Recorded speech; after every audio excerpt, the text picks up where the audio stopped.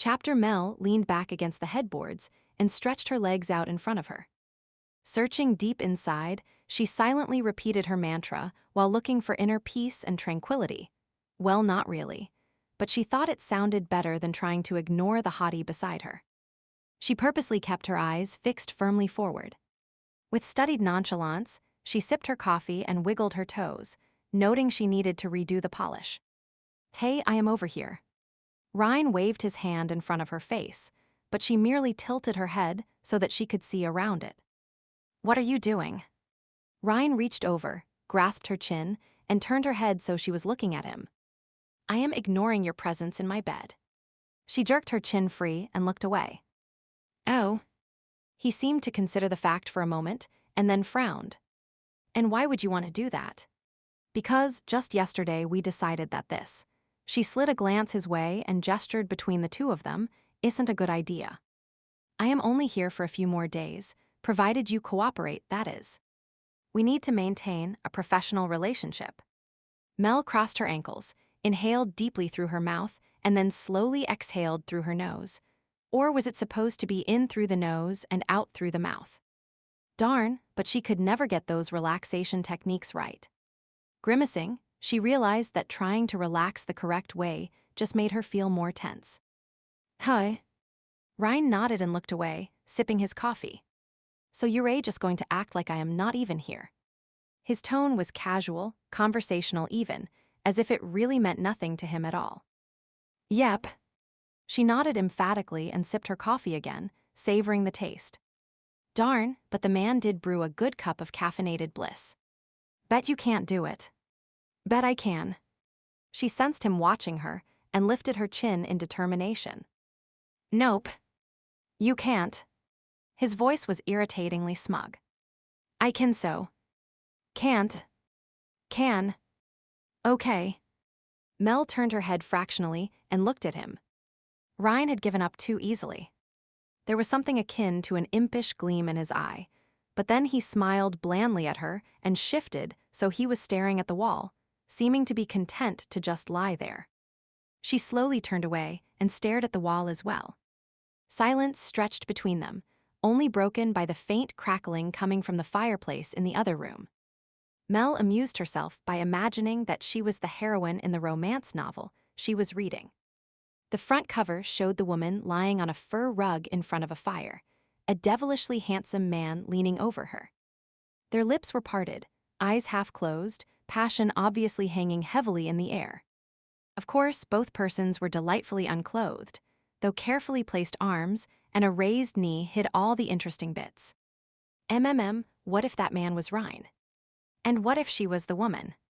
Mel recalled the feel of Ryne's body pressing down on hers, how her legs had wrapped around his lean hips while her hands skimmed up and down his muscular back. How would he look stretched out in front of the fire, the flickering light emphasizing his sculpted muscles? She felt herself growing warm at her musings and snuck a peek sideways to check out what the man beside her was doing. Shockingly, Mel discovered that Ryne was staring right at her, a wicked grin on his face, as if he knew the erotic direction her thoughts had taken. Mel jerked her eyes away and stared straight ahead. With her peripheral vision, she was sure she could see Ryne's nostrils flaring as he inhaled deeply. Pressing her legs closer together, Mel had the uncanny feeling that he could scent the arousal that her imagination had conjured up, which was ridiculous, of course. He had no idea how she was feeling. Licking her suddenly dry lips, she forced her mind to abandon that oh-so-interesting train of thought. It wasn't prudent when they were lying half-naked in bed together. Mel wiggled her toes again, trying to focus on mundane matters and not on the man beside her. A lock of hair was falling in her eyes, and she brushed it away, then began twirling the hair around her finger. Hair. That was a safe, distracting topic. Shed trimmed the bangs herself a few weeks ago, but all in all, it was getting way too shaggy. A good cut was what she needed, maybe even a new style. Highlights. Or a totally different color. Shifting a bit so she could see Ryne better, she sought his opinion. "What do you think I should do with my hair?" My hair. It's really getting long, and there's no style left. Do you think I should just get new layers put in it, or go for a complete change. I could dye it red or even black. Maybe cut it really short, a bit spiky on top. I don't want anything that requires too much work, though. You know, it needs to be something simple so I can just wash, add a bit of product, dry, and go. She knew she was babbling, but the silence between them was too hard to handle. Setting her cup of coffee down, then shimmied around so that she was sitting cross-legged, facing him. I think it looks fine. Mel noted he had a sort of dazed look about him. Hairstyles probably weren't his cup of tea, but since he was man, Shed figured his opinion was worth exploring. I've done it all, you know. Short, curly, straight, streaked, long. I've always heard that men prefer longer hair, but I don't know why exactly. What's your opinion? He stared at her for a moment, then shook his head. His lips were twitching, as if trying to hold back some form of emotional expression. It's sexier. Really? How so? Ryne set his coffee cup down and turned so that he too was facing her, a mischievous grin on his face. Because you can run your hands through it. He demonstrated. And use it to pull a woman closer. Which he did, and then leaned in close to whisper against her lips. And when you're having sex and the woman's trailing her lips all over your body, the feel of her hair brushing softly against your skin drives you wild.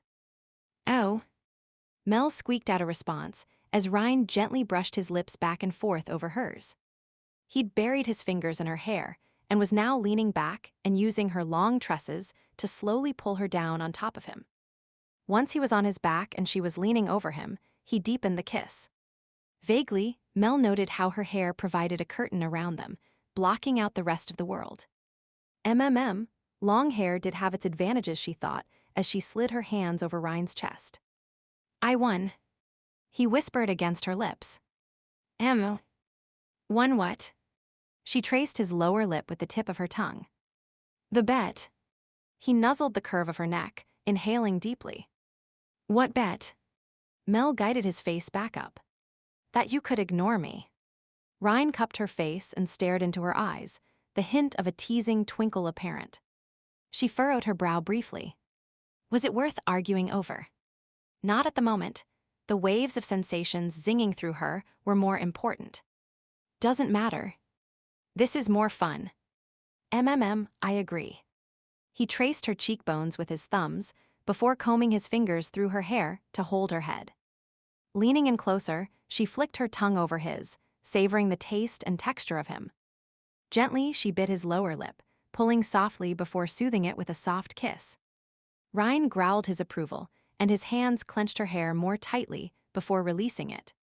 He kept one hand on her head while sliding the other down her neck.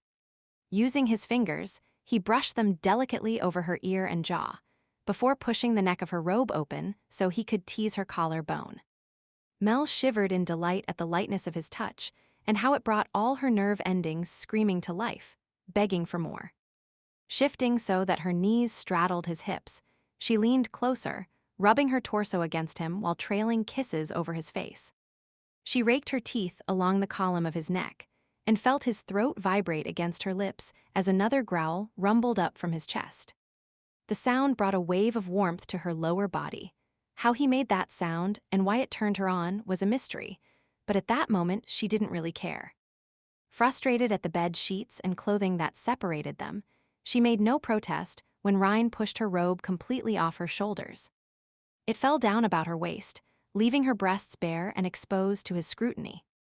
A combination of the cooler air and the heat of his gaze had her nipples pebbling, and she whimpered with the need to feel his mouth around them. As he cupped her breasts in his hands, she pulled at the sheets covering him, muttering in frustration as she realized she was sitting on them and they wouldn't move any farther until she moved. Rising up on all fours in preparation for doing just that, Ryne reached up and held her upper arms to still her movements.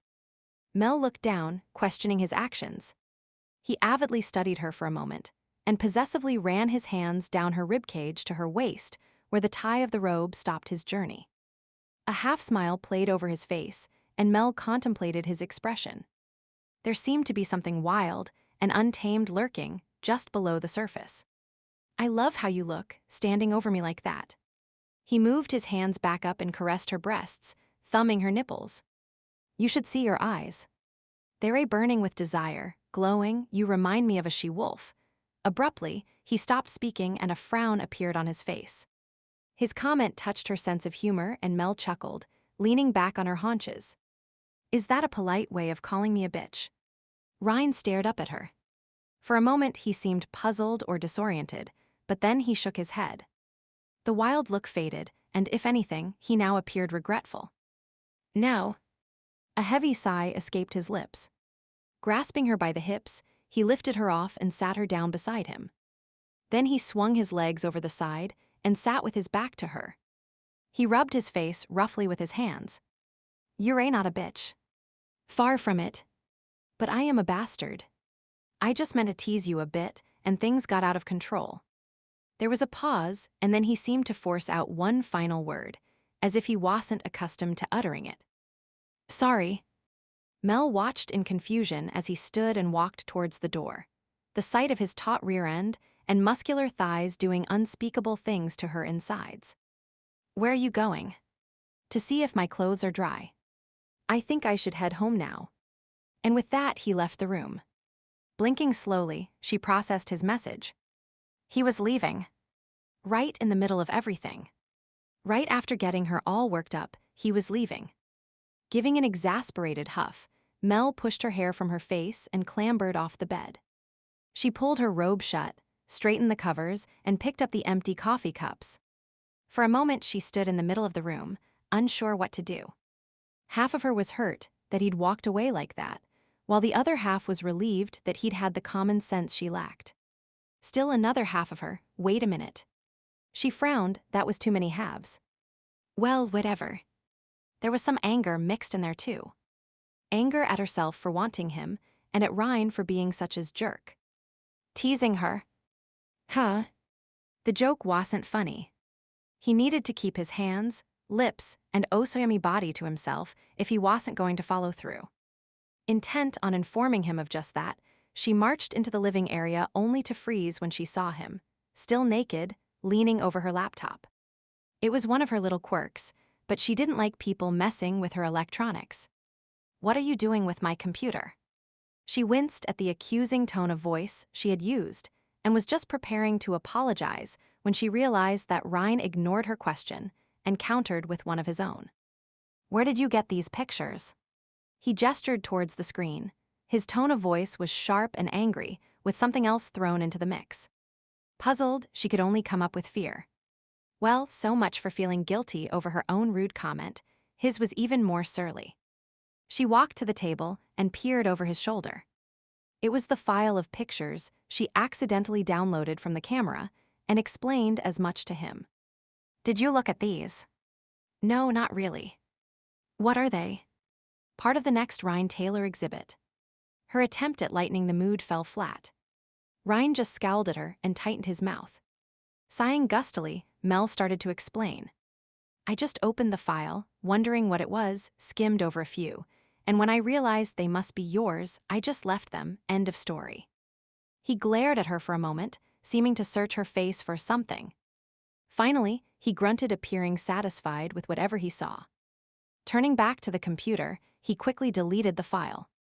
Mel held back her initial indignant reply that he had no right to just delete things from her computer. They were his pictures after all, and she should have erased of them right away. Seeking to keep the peace, in the spirit of ensuring a future interview, she apologized. I am sorry. I didn't mean to snoop. I was just downloading the pictures I took, and I didn't think to see if there were other photos there. Your pictures are still on the camera, though. I didn't erase the chip. She looked around, grabbed the camera from the table where Shed set it upon returning home, and handed it back to him. Here, you can have it back. Taking the camera from her outstretched hand, Ryne looked as if he were about to say something, but then thought better of it. Instead, he turned and headed towards the door. Didn't you forget something? Despite the tense mood that had filled the room, Mel couldn't keep a tinge of amusement from her voice. What? He had his hand on the doorknob, his back to her. Clothes. A snicker escaped her lips, despite her best efforts to keep it back. His whole body went rigid and he turned, shooting her a filthy look before grabbing his clothing from in front of the fire. "I'll get dressed outside." With that, he left carrying his clothes in his arms. Well, Mel wasn't sure what to think about that. At least there were no neighbors nearby to wonder why a naked man was getting dressed in front of her cabin. She giggled again. It sure beat the traditional gnomes and pink flamingos as far as lawn ornaments went.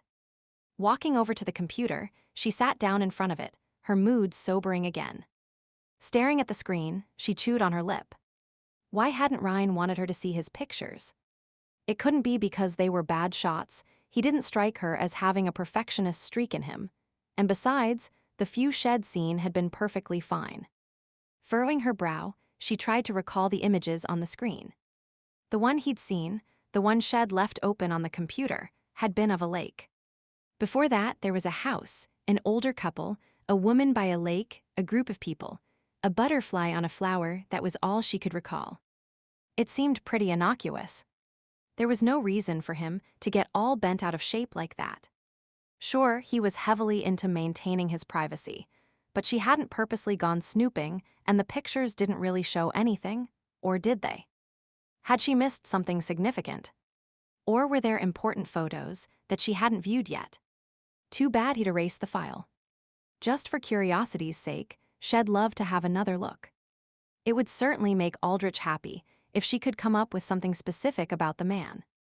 She winced, thinking of his disparaging comments when Shed reported Ryne's "I didn't exist before photography" answer. He'd been even less impressed than she was, insisting she needed to be more pushy when delving into Ryne's background. Even worse, Aldrich threatened to have Mr. Grayson cancel her contract and demand the money back. That had sent a wave of fear down her spine. His cold, accusing voice echoed in her head. "Excuse me if I am mistaken, Ms. Greene, but isn't an investigative reporter supposed to actually investigate?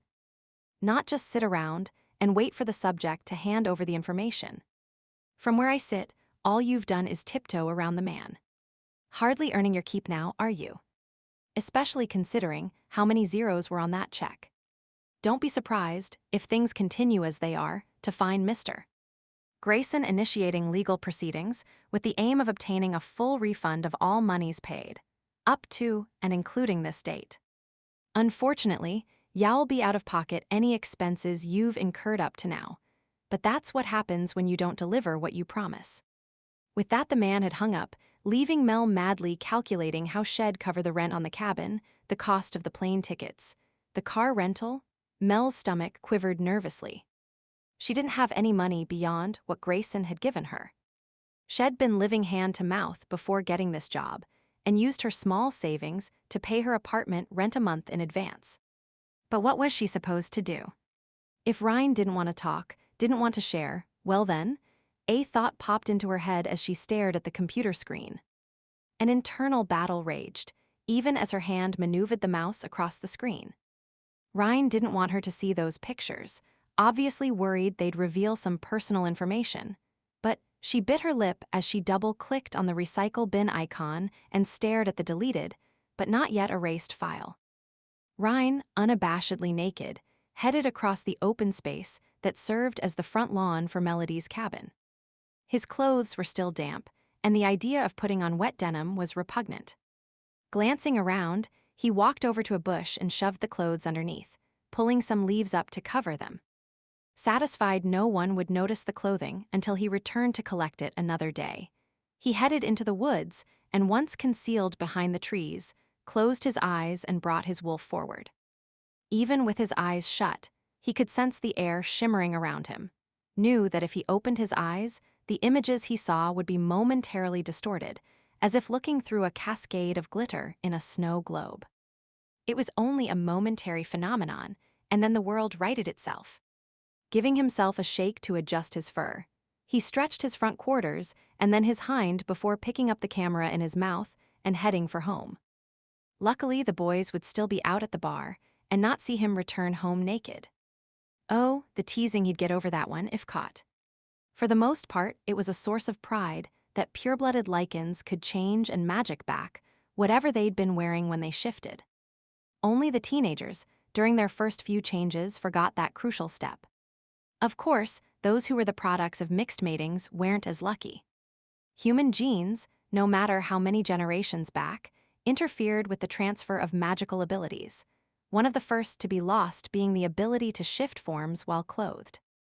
Other tricks, such as sensing auras and mind-reading between mates, varied considerably depending on the purity of the bloodline. A few of the aristocracy had supposedly even been able to appear and disappear, though Ryne had yet to encounter anyone who had actually seen the phenomenon occur. Ryne knew his mother was pure-blooded, but hadn't seen his father since he was 2 and had little knowledge of that side of his heritage, though the man must have been of relatively good stock, given Ryne's own abilities. The pack was somewhere in the southern states, but his mother had never spoken of what happened there between herself and his sire.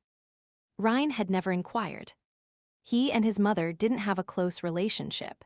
His bastard of a stepfather had seen to that, dragging them all over the country from pack to pack, neglecting them, and flying into fits of raging memories from the past brought a snarl to his lips.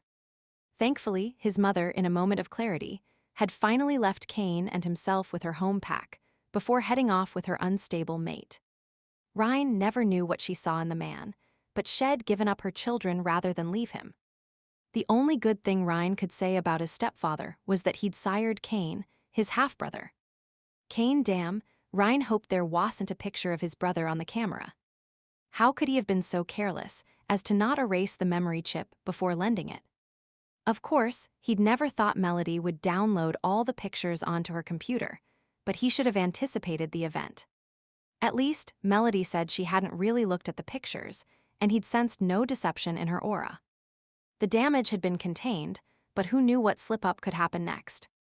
He really needed to send the woman packing before she stumbled on to something she shouldn't. Chapter Grayson stared at the wolf picture, making a show of being lost in thought. He knew Aldrich was waiting for an answer, but he wasn't inclined to hurry. The damned man could wait. It didn't matter that time was money. Money was the least of his worries. He had too much of the filthy stuff as it was.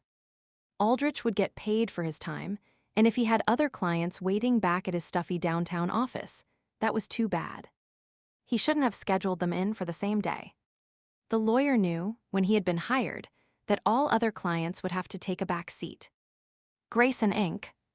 didn't pay out the exorbitant fees that Aldrich demanded just to be told they didn't fit into the lawyer's schedule. He listened to the faint sound of creaking leather. Good. Aldrich was shifting in his seat. The man was getting impatient, but didn't dare say so. Suppressing a chuckle, Grayson kept his back turned. Aldrich was becoming too full of himself. It was time to put the lawyer back in his place and show him who was really in charge. Another minute or two, and maybe he'd put the man out of his misery. In the meantime, Grayson amused himself studying his picture. The animal held its head regally, challenging the onlooker. Its amber eyes conveyed an intelligence that no normal wolf could possibly possess. But then it was no normal wolf. He knew that, and now he suspected Mr. Taylor did as well. This no longer appeared to be a case of an unwitting photographer snapping an idle picture that turned out to be one in a million. Taylor's evasive answers, his reticence to be interviewed, all pointed to one thing. He knew. Suddenly swiveling his chair around, he caught the lawyer off guard, surprising a sour look on the man's face. A perverse thrill filled him. Huh? I caught you, Leon. Sneering at me behind my back. He had to give Aldrich credit. The man's features were now as bland as oatmeal. Of course not, sir. A slight case of allergies. I was merely attempting to discreetly sniffle.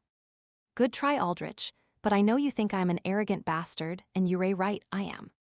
So sneer if you want, and I'll keep you waiting as long as I want.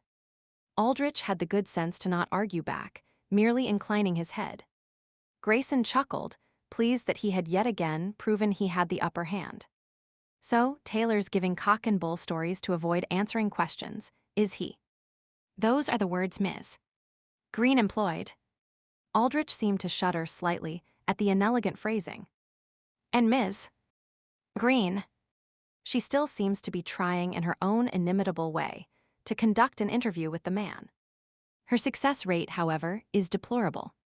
A more seasoned reporter, Grayson cut the other man off. A more seasoned reporter would be asking too many questions, both of us and Taylor. No. Ms. Greene's perfect for the job in more ways than one. If you'd inform me of her unique qualifications, as I believe you called them, then I might feel more comfortable with her completing the job.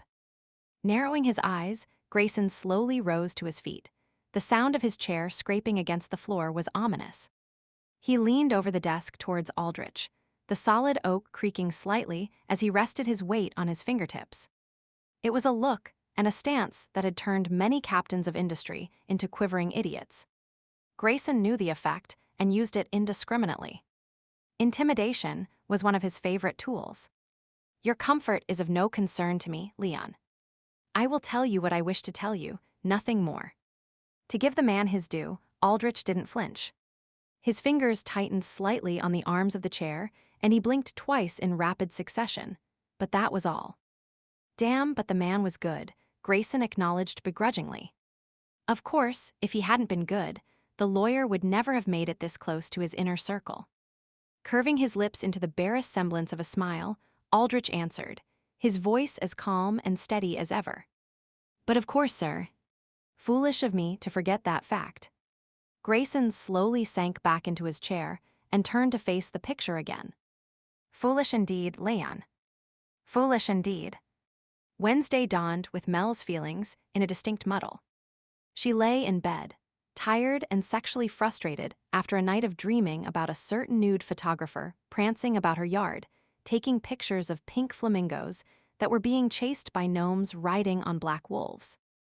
In between each photo shoot, he'd pull her clothes and kiss her senseless, only to walk away because she wasn't a she-wolf.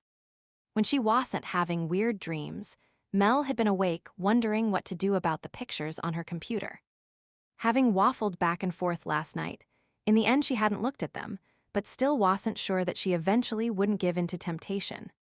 She supposed it all depended on how reticent Ryne proved to be during their interview.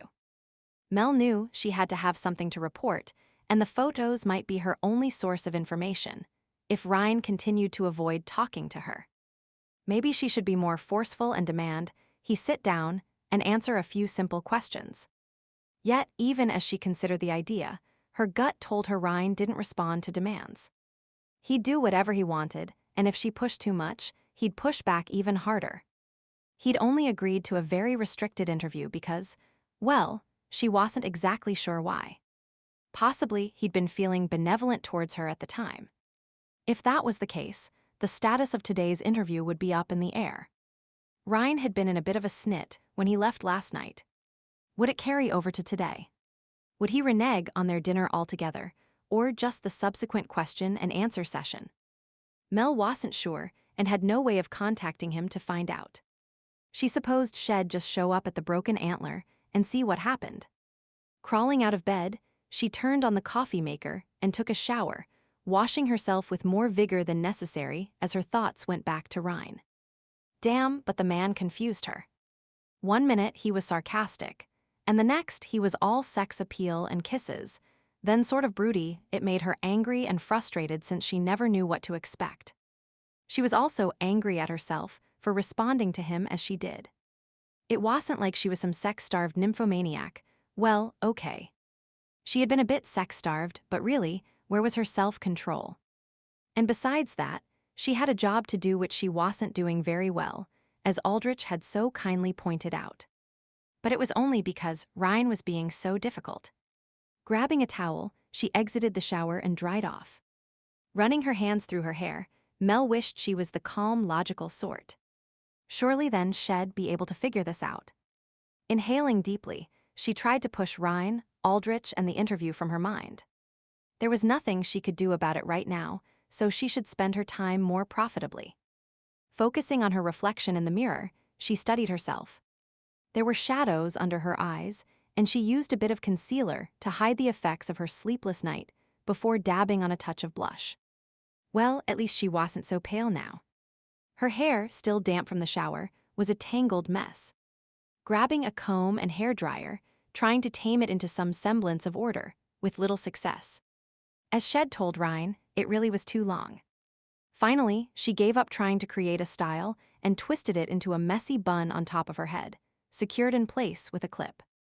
A few stray strands fell about her face in soft curls, so she tucked them behind her ears, knowing they would probably work free before she even left the cabin, but not really caring that much.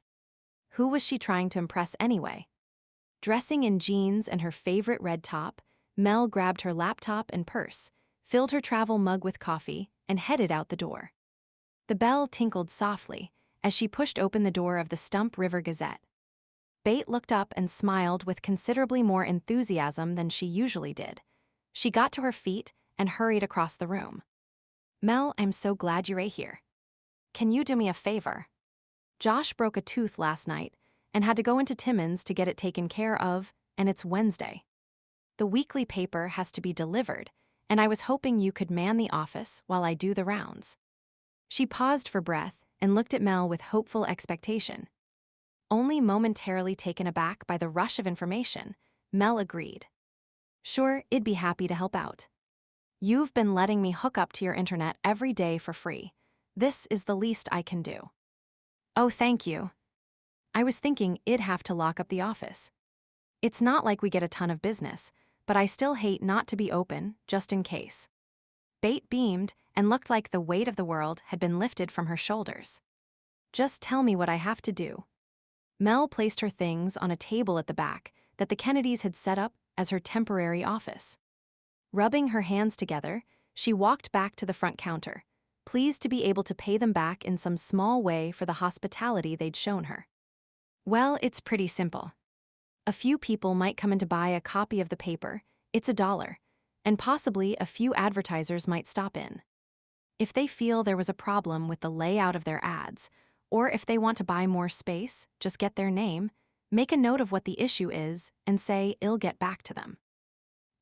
She looked around for a minute, obviously thinking if there were any other jobs. "Answer the phone and take any messages, and of course, if a really big story happens, grab a camera from my desk drawer and go take a picture of it." Bate laughed. "Not that we ever have any real news, but you never know." With that, she gathered up a bundle of papers and left. Shoving her hands in her pocket, Mel looked about the office.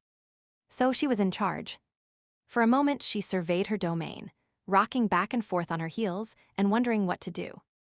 Since there really was nothing to keep her busy, she headed to her own table to set up her laptop. From what Shed observed over the past week, life was pretty calm at the paper. She could easily do a bit of work while simultaneously watching the front counter. In no time at all, she had her word processing program up and running, the outline of her article on Ryne before her. Hovering her fingers over the keys, she wondered what to type. She knew so little about the man. Racking her brain, she decided she could include a bit about how he was renovating that big old house. Mentally, she formed a picture of the place and began to record some ideas.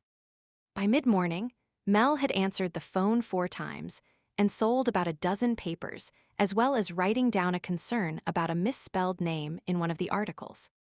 Shed also exhausted her meager knowledge of Ryne's home renovations and had even listed the names of some of the books Shed found on his library shelf.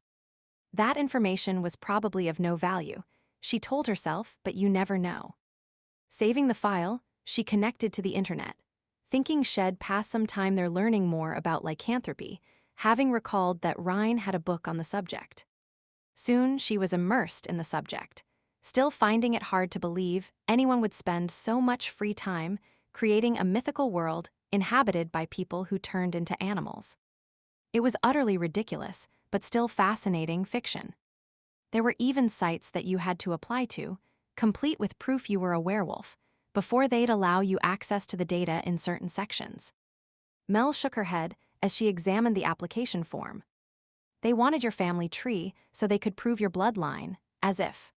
Still, it was a cute gimmick. She wondered if anyone ever actually applied and what would happen as a result. On a whim, she decided to fill one out. If nothing else, it would give the webmaster a chuckle that someone had actually tried. She just finished pressing send when Bate returned. She plopped down beside Mel with a happy, satisfied look on her face. Hi. How'd you make out? Just run off my feet. Mel winked. Did you get all your deliveries made? Yep. No problem, though I did have a few people standing by their mailboxes, wondering why I was late. The delivery of the Gazette is the high point of the week, after all. Bate laughed and then leaned forward to look at Mel's computer screen. Lycans. You're interested in shapeshifters? Not really. Mostly, I am just fooling around, seeing what's out there on the topic. I saw a book on it and thought I'd check it out. This site, Lycan Links, is the most realistic I've found yet. Not only does it list all these great fictional stories featuring Lycans, but there's a myths and facts area and FAQ.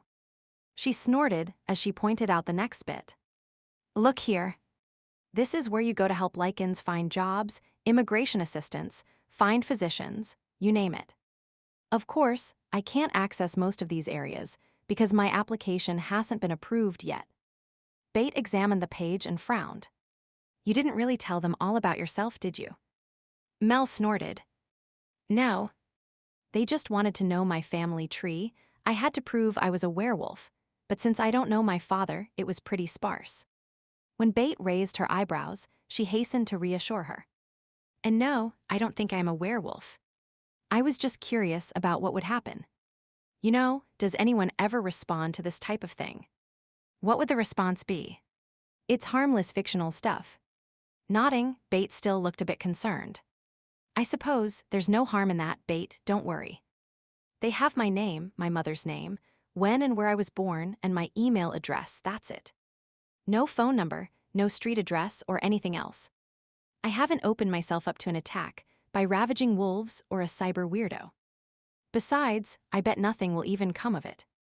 There are tons of sites like this, created by avid fans of paranormal stories. It's all just for fun. No one really believes in it. Mel helped Bate around the paper until noon, then went for her daily walk that was fast becoming a habit. As she passed by Miller's service station, she tried to see if Ryne was working. If he was, she could stop in and ask about tonight. Unfortunately, she saw no sign of him.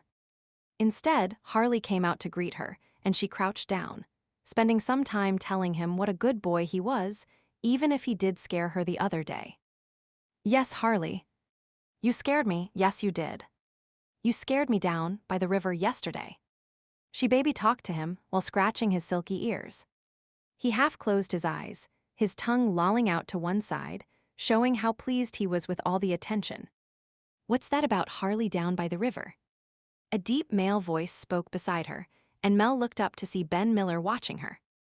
They hadn't been introduced yet, so she got to her feet, stuck out her hand, and went through the formalities.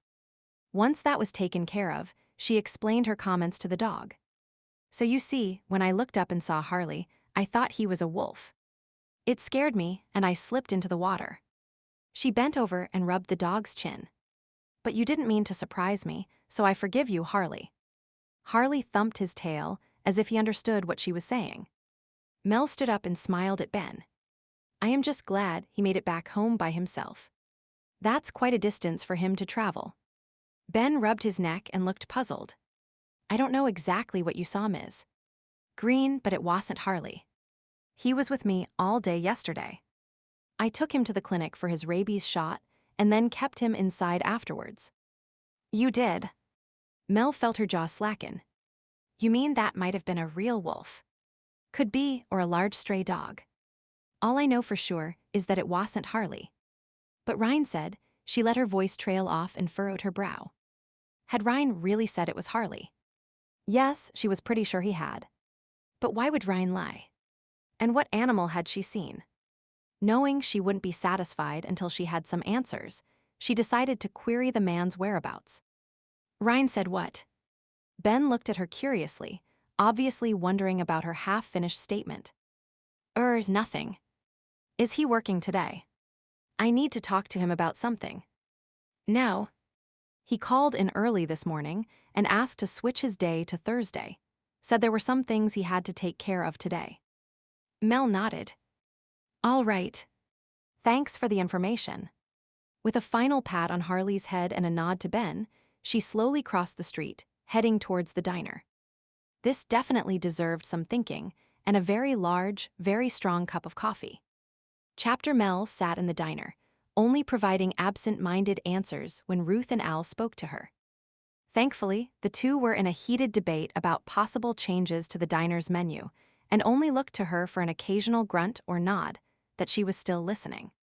"We need to diversify, Al. We've been serving the same thing for the last 10 years. Tastes change. People want fancier food with sauces and exotic names. Isn't that right, Mel?" "Uh-huh." She nodded while wondering why Ryne would want to pretend that there wasn't a wolf, or at least a wild dog present, when there really was. It made no sense. "Our customers are the same ones we've always had, Ruth. They like the food, they know what we have to offer, and that's why they keep coming back. You like what we serve, don't you, Mel?" "Yep." Mel gave Al a smile, and then returned to her musings. Was Ryne hiding something, beyond his I didn't exist before photography background? Or had he somehow arranged something that looked a bit like a wolf and set it there to scare her? But why would he do that? And what had he used? And where had he hidden it afterwards, because there hadn't been anything there when she got up out of the water? Maybe he was some type of witch and had conjured up a wolf. Mel snorted at the idea. There was no such thing as magic. She rubbed her forehead, trying to massage away the beginnings of a headache, while ignoring the great menu debate that was going on around her. Thankfully, Ruth and Al finally moved their argument into the kitchen, and she no longer had to feign interest in what they were saying. Unfortunately, Lucy arrived to take their place. Apparently, the waitress was more observant than her employers, for she plunked down beside Mel and looked at her earnestly. "So what's wrong with you, hun? You look like you're miles away. Not still brooding over me and Ryne, are you? 'Cause if you are, there's really no need." "No. It's not that, at least not much." Mel glanced up at Lucy. "Even though you say you don't care, I still feel sort of weird about it." Lucy scrunched her forehead, as if thinking hard for a moment. Then her face cleared and she smiled. "Have you ever found a pair of jeans or shoes that you really liked?" "Yes." Mel answered slowly, not at all sure where this was going. "Well, you like them and try them on, only they're a bit tight, but you like them so much you buy them anyways. Then, when you get home, what do you do with them?" I put them in the closet. And, well, sometimes I try them on at home, just to see if, by some miracle, they finally fit." Mel gave a self-deprecating laugh. "Of course, they never do, so I just stick them in the back of the closet." "So, what happens eventually?" Mel thought of her jam-packed closet at home and the annual spring purge that she always performed. Items that were too worn were discarded, while clothes that she didn't like or that no longer fit were given to friends or charities. "Eventually, I admit they'll never fit and give them away to someone." "Exactly." Lucy leaned back in her seat, folded her arms, and smiled in a smug, self-satisfied way. Blinking, Mel pondered what her friend had just said, but finally admitted defeat. "Lucy, I have absolutely no idea what my bad shopping habits have to do with you and Ryne, or me feeling guilty." An exasperated look passed over the waitress' face. "But don't you see? Ryne is my pair of shoes that don't fit. He's gorgeous and I like having him, but he's not really made for me. So rather than hanging on, I am giving him to a friend so she can see if he's right for her or not. Understand?" Mel stared at the other woman and then chuckled. "You know, Lucy, that's a very good analogy." Lucy made a show of buffing her nails against her chest, nose in the air while attempting to look superior. "I thought so." Gently nudging the waitress with her shoulder, Mel smiled at her. "Thanks for trying to make me feel better." And did it work? She considered the situation she was in. Yes, she felt more secure in the fact that being involved with Ryne would not hurt her friend's feelings. However, Ryne and his behavior still had her in knots. She forced a smile, though, not wanting Lucy to think her efforts were wasted. "Yeah, I guess I feel a bit better." Lucy gave her an assessing look. "You feel a bit better, but not great. So what's still bugging you? Maybe I can help with that, too." Mel traced a pattern on the tabletop with her finger, hesitant to speak her concerns, but really wanting another opinion. Lucy had just proved she was the sensible sort, so Mel decided to take the plunge. Do you think Ryne is honest? I am not talking about stealing or something like that. I mean honest as in telling the truth. Ryne. Well, I suppose I consider him honest. He's always been upfront about relationships, never promising me, or any of the other local girls, anything beyond great sex as far as I know. Why? Do you think he's stringing you along? Lucy frowned at her. No. It's nothing like that. He was very blunt about our encounter. I mean honest as in telling the truth or making up stories. As far as I know, he's never told me an outright lie. Well, except about coming to fix my leaky faucet, but that's more of him being busy and forgetful than lying, I think. So what's going on? Mel sipped her coffee before answering. I am not sure. The other day he told me something, and I am pretty sure he knew it wasn't true. Was it to, protect your feelings? Like when a guy says you don't look fat in a sweater, but you know damn well that you do. Mel snorted, but considered the situation. Would lying about Harley being there have protected her feelings in any way? No, not really. She shook her head at Lucy, and the other woman continued. Well, was it a lie of omission?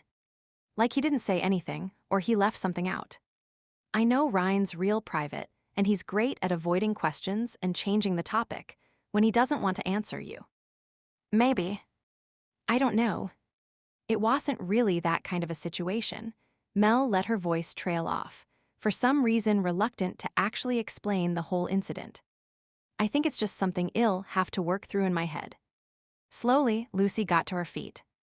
All right, but if I can do anything for you, just let me know, besides more coffee, that is. She tagged on the last bit because Mel raised her cup hopefully.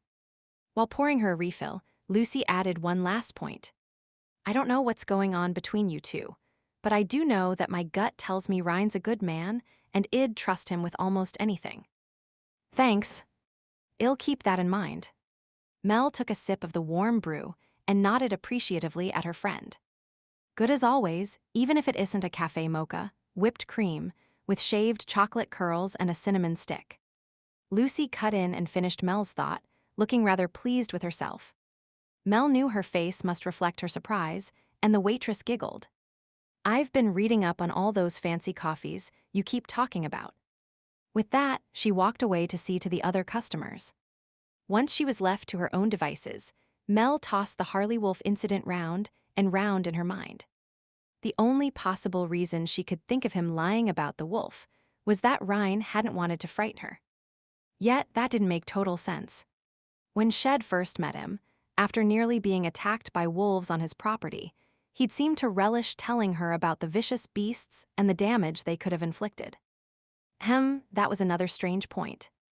Ryne had shown absolutely no concern over the presence of a wolf, and a thought just popped into her head. How had he saved her from the wolves on his property? Just before Shed knocked herself out, they'd been howling and snarling, yet Ryne never mentioned chasing them away. And how did one scare off two wolves anyway? Furrowing her brow, Mel wondered once again why, all of the sudden, wolves were figuring so prominently in her life. Draining her cup of coffee, she decided to head back to the Gazette and do a bit more work on her laptop. She'd compile a list of everything wolf-related that had happened lately and see if any pattern appeared.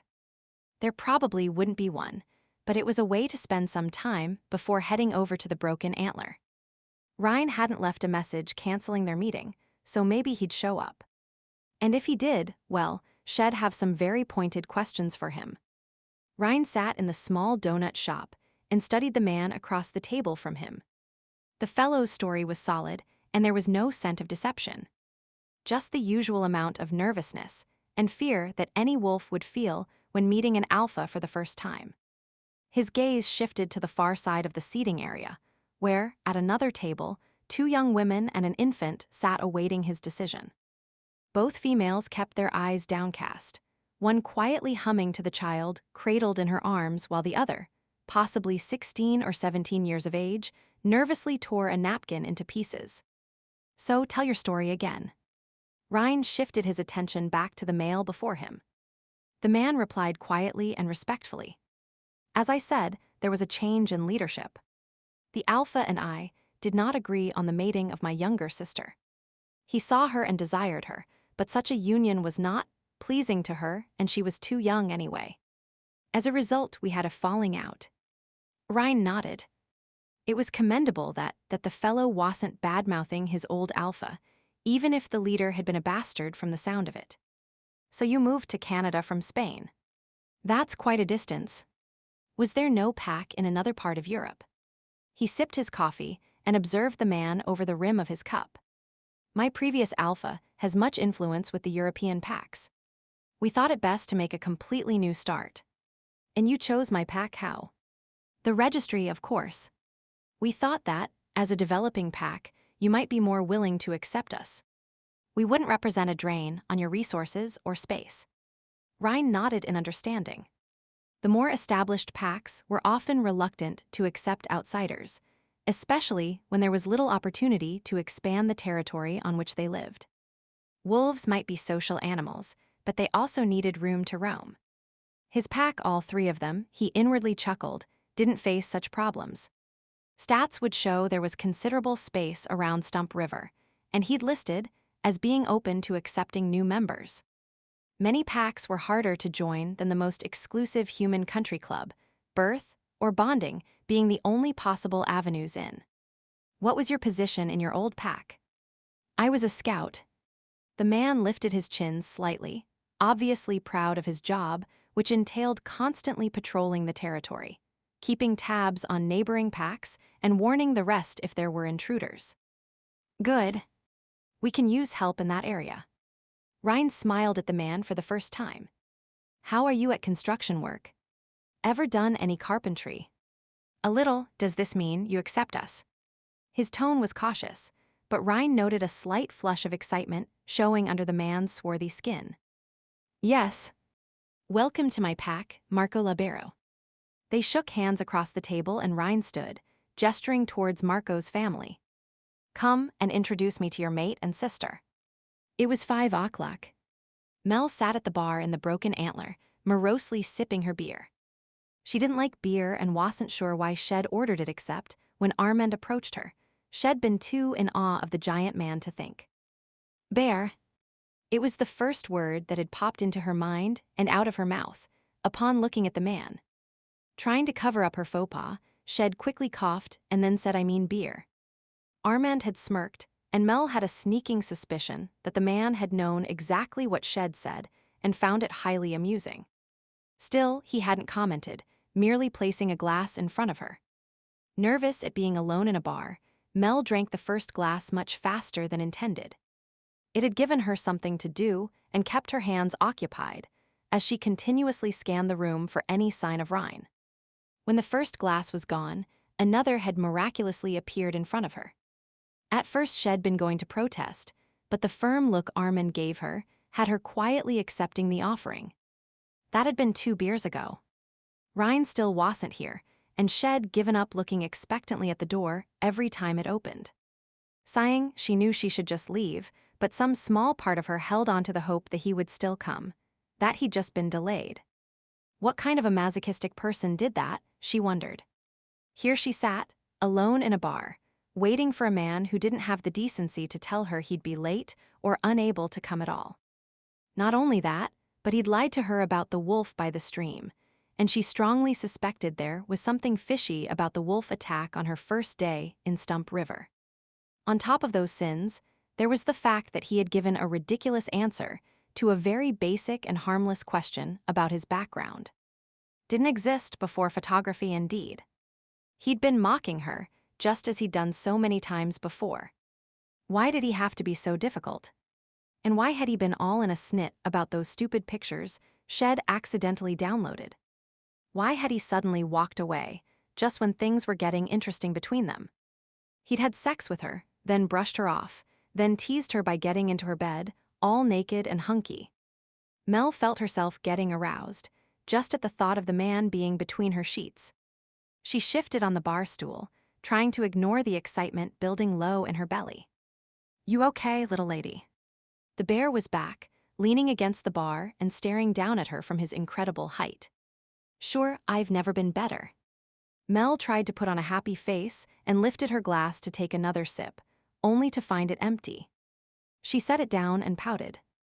Darn, it was all gone, just when she was starting to actually like the stuff. No problem. Have another. The bartender placed another beer in front of her, and Mel smiled up at him. What a nice man, even if he did look like a bear. She told him so, and he laughed. It was a booming sound that filled the whole room, causing several patrons to turn and look their way. Thank you. So if I am a nice man, care to tell me all your troubles? I am a good listener. Mel considered the idea while eyeing him up and down. He was big and hairy, but in a friendly, overgrown teddy bear kind of a way. Well, you see, Mel. A friendly voice spoke behind her, and an arm encircled her shoulders. Mel looked up wondering who was behind her and saw Brian grinning down at her. Hey, Brian. She peered around him, spotted Daniel as well, and waggled her fingers at him. Brian slid into a seat beside her. What are you doing here all by yourself? Mel felt her mouth droop. She didn't want to badmouth his friend, so just shrugged. That's what I want to know. Armand added. She's been sitting here for over an hour, all alone and drowning her sorrows. An hour? You mean you didn't read Ryne's message? Brian stared at her quizzically. Message? Yeah. I left it at the Gazette for you when I went to pick up a copy of the paper. Bates said you weren't in yet, so his voice trailed off and he got a funny look on his face. Oh man, I am in deep trouble now. Why? What's wrong? Mel, Daniel, and Armand spoke simultaneously as they watched Brian dig frantically in his pocket, finally pulling out a crumpled bit of paper. He handed the paper to Mel, then folded his arms on the bar and buried his head in them. I am so dead. Mel opened the note and blinked at it. The scrawl that passed for writing was hard to read given the dim lighting and the wrinkled state of the paper. Nor was the legibility improved by the way her eyes kept going in and out of focus, as the effects of the beer shed drank took further hold. Armand plucked the note from her hand and read it out loud. Melody, I have to go out of town. Meet me at 6. Oh, well, that explains it. Mel glanced at the clock on the wall and frowned. It was a typical round-faced timepiece, except for the fact that all the numbers were a 5 rather than the accepted 1 to 12. Underneath, there was a caption declaring this bar opens at 5. Huh? She supposed that was funny. Right now, however, it was just annoying, because it really was 5, or at least she thought so. Scrunching her face, she studied the clock carefully. The big hand was at the obviously noticing her confusion. Daniel reached over and patted her shoulder. Yes, it really is 5 o'clock, so Ryne won't be here for another hour. Well, that's just great. I've sat here for a whole hour for no reason, and now I have to wait an hour more. Mel growled in frustration and lightly smacked Brian on the back of the head. Hey, that's not nice. He lifted his head and glared at her. Neither was forgetting to tell me. She propped her chin on her hand. Well, make it up to you, won't we, Daniel? Brian sat up straighter and glanced at his friend. Sure, but just remember when Ryne shows up, none of this was my fault. Daniel threw up his hands, indicating an abdication of responsibility. Brian scowled. Glad I have your support. Anytime. Daniel grinned and then guided Mel off the bar stool. Come on, Mel. Let's go wear off some of that beer and play some pool. Armand, can we have some food? Chapter Ryne hummed under his breath as he approached the broken antler. Damn, but it had been a good day. New pack members, what more could he want? They seemed like a nice family and were staying in Timmins for a while, until temporary housing could be found in Stump River. Marco's mate was Olivia, and the baby was Angelo. The sister, Tessa, seemed quite nervous, but Ryne supposed given the fact that the last alpha had been trying to force a union, it was understandable.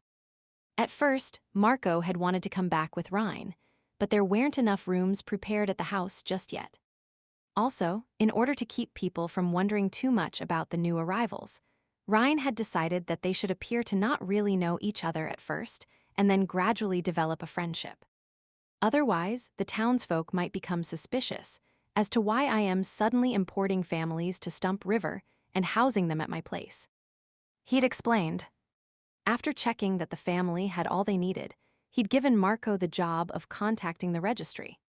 Soon, the underground Lycan network would be in motion, working on the necessary documentation to smooth over immigration laws.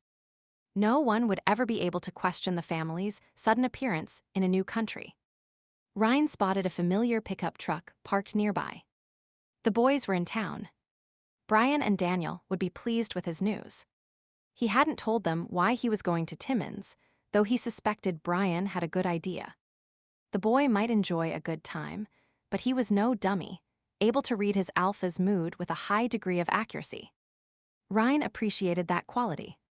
It saved time, not always having to explain himself. Pausing outside the Broken Antler, Ryne went over his plan, if you could call something so simple a plan. He was going to explain to Melody he'd changed his mind, and the interview was now cancelled. She'd protest, but he was sure he'd be able to get her to comply. For some reason, she bowed to his alpha will almost instantaneously. He felt a tinge of regret at having to cut off their relationship this abruptly, but it was for the best. Now that he had even more pack members to watch out for, the need to remain out of the limelight had intensified. As he contemplated Melody leaving, he felt a wash of anger flow through him, strong enough that he stopped in his tracks. What the? Giving his head a shake, he leaned against a nearby building and rubbed his hands over his face in frustration. This was happening too often. His wolf was forgetting its place, which meant lurking in the background and only coming out when called. The rough texture of the wall dug into this back, and he welcomed the feeling and the distraction it provided. Keeping his senses busy kept his wolf busy. If the beast was sufficiently occupied with assessing the sensations around it, his logical human self could regain control. Slowly, he felt himself calming and relaxed his tightly coiled muscles. He took a deep breath and began to analyze the situation. Okay, what was upsetting the balance inside him? This had been happening on and off all week. His inner wolf fighting for dominance, affecting his moods, leading him into actions he would normally think twice about, such as betting Melody even though he knew she was a potential threat. If he didn't know better, he'd think his wolf was a tad lovesick, all moody emotions and more randy than ever. But Mel wasn't a werewolf, so that explanation fell short. To be sure, Wers and humans occasionally met and fell in love, but it followed a more slow, mushy, human pace. When werewolves met, the attraction usually grew quickly, though not always. He recalled that his brother, Cain, claimed he and Elise took a while to form a bond. Mind you, that was an arranged mating, so Ryne suspected that circumstances skewed events a bit. Of course, in the end, the two fell in love and were now inseparable. A car passed by and honked its horn. Automatically, Ryne raised a hand and waved, not really knowing who he was waving at, but Stump River was friendly that way. The noise had brought his focus back to the immediate situation, Melody, and his wolf's attachment to her. It wasn't safe. It made no sense. There was no future in pursuing a relationship with the girl, so his wolf might just as well give it up. They were not having Melody, not anymore, no matter how much growling and protesting went on. An unsettled feeling roiled around inside him, but he set his jaw and pushed off from the wall. Covering the remaining distance to the bar in a few steps, he grasped the door handle and entered. All the usual scents and sounds swirled around him. Sweat and beer, oil for frying, colognes, the room was dimly lit, the glow from the big screen TV casting a bluish hue over the people and furniture near it. It was a typical Wednesday night crowd, not packed, but still sufficient bodies that it took a few minutes to find whoever you were looking for. Ryne narrowed his eyes, scanning the crowd and searching the scents. Was Melody here yet? He was a few minutes late, and she'd been prompt last time. She was by the pool table with Brian and Daniel. Pushing his way through the crowd, he made his way over to his friends. As he drew nearer, he could hear Melody's excited voice accompanied by Brian's laughter and the guffaws of other males. He frowned. What was going on? Quickly covering the last few yards, he shoved between the shoulders of the gathered crowd and stopped short. Melody was playing pool. That in itself was not so shocking, but her appearance was. With a practiced eye, Ryne scanned her and concluded that she was more than a little tipsy. Her face was flushed, her eyes a bit unfocused. She was giggling away, as if there had never been anything funnier than leaning on a pool cue and wobbling back and forth with a distinct lack of balance. Before he could move, Melody leaned over the pool table to take a shot, and the crowd erupted in approving catcalls. She looked up at her fans and smiled, batting her long lashed and giving her ass a little wiggle, which elicited even more cheers. Then, frowning in concentration, she stuck the tip of her tongue out of the corner of her mouth and lined up her shot. Ryne took in the angle and arrangement of the balls. It would be difficult, but a skilled player could feasibly clear the board. Somehow, he doubted Melody fell into that category. Ignoring the game, he looked at her instead. Her hair was pulled up on top of her head, in some form of knot, though quite a few strands had escaped and fell about her face in interesting little ringlets. She exhaled, arranging her mouth so that the poof of air went upwards, and lifted the curls for a moment before they settled back in place. Ryne noted that she wet her lips as her arm drew back, ready to strike the ball with the cue. She was wearing that red top he'd admired the other day, the one with the draw string around the neck. He shifted his gaze to the neckline and stiffened. The tie was undone, and the top was gaping open, giving everyone assembled an unrestricted view of her bountiful assets. Little wonder they were cheering. A rumble rose in his throat. No one should be looking at her, except him. Stepping forward, intent on hiding her from prying eyes, Ryne didn't even notice that Shed made her move, and the balls were rocketing across the pool table before tumbling into the pockets. The crowd had cheered and Melody stood up grinning, raising her arms in victory. Way to go, Mel. Brian whooped in obvious delight. All right, everybody, time to pay up. He pulled a piece of paper and pencil from his pocket and looked expectantly at a disgruntled-looking group of men. Daniel grabbed Melody by the waist, gave her a congratulatory peck on the cheek, and then spun her around. I knew you could do it, Mel. 3 games in a row. Daniel. Ryne's voice cut through the general air of jubilation like a knife, his fury a tangible thing. Despite the noise of the crowd, Daniel seemed to have no difficulty hearing his alpha's voice. His response was immediate. The boy froze and unceremoniously let go of Melody, who stumbled at the sudden lack of support. Ryne. You're here. Daniel winced even as he spoke and took a step back, his expression wary. And not a moment too soon. Did you forget my instructions? Ryne snarled and flashed his eyes towards Melody before staring at his pack mate again. Daniel gulped and nudged Brian, who was busily collecting money from one of the patrons, not having noticed the general stillness that fell around the pool table. Brian looked up, paled, and backed away. Good. Get away from the girl. Ryne nodded in a brief acknowledgement of their obedience before focusing his attention on Melody. She was still looking a bit tipsy, but smiling happily nonetheless at the small group of men gathered around her. One was shaking her hand, while another congratulated her, patting her on the back. Someone pressed a kiss to her cheek. No. They had no right. Without caring what the crowd might think, Ryne reached out and grabbed her by the arm, yanking her to his side. Despite the protests of those gathered, he strode across the bar, hustling Mel along with him. He moved swiftly down the long, dark hallway that led to the employees' washroom, but when he reached the door, his hand hovered over the handle. No, not here. Moving farther along, he opened another door and stepped inside. The sign proclaimed it to be Armand's office, but he didn't care. Kicking the door shut, he flicked the lock and turned with a growl to face the surprised woman by his side. What the hell do you think you're doing? Melody blinked at him owlishly and then frowned. Are you angry with me? Angry? I am. He clamped his mouth shut, unable to put into words the multitude of emotions he was feeling at that moment. Shed put herself on display, let other men touch her. On top of that, Shed been drinking, and who knows what might have happened with her inhibitions all uninhibited. Breathing heavily, he fought to remain in control. Ryne, don't be upset. I didn't lose any money. I won all the games. She was sliding her hand up his chest while staring up at him earnestly.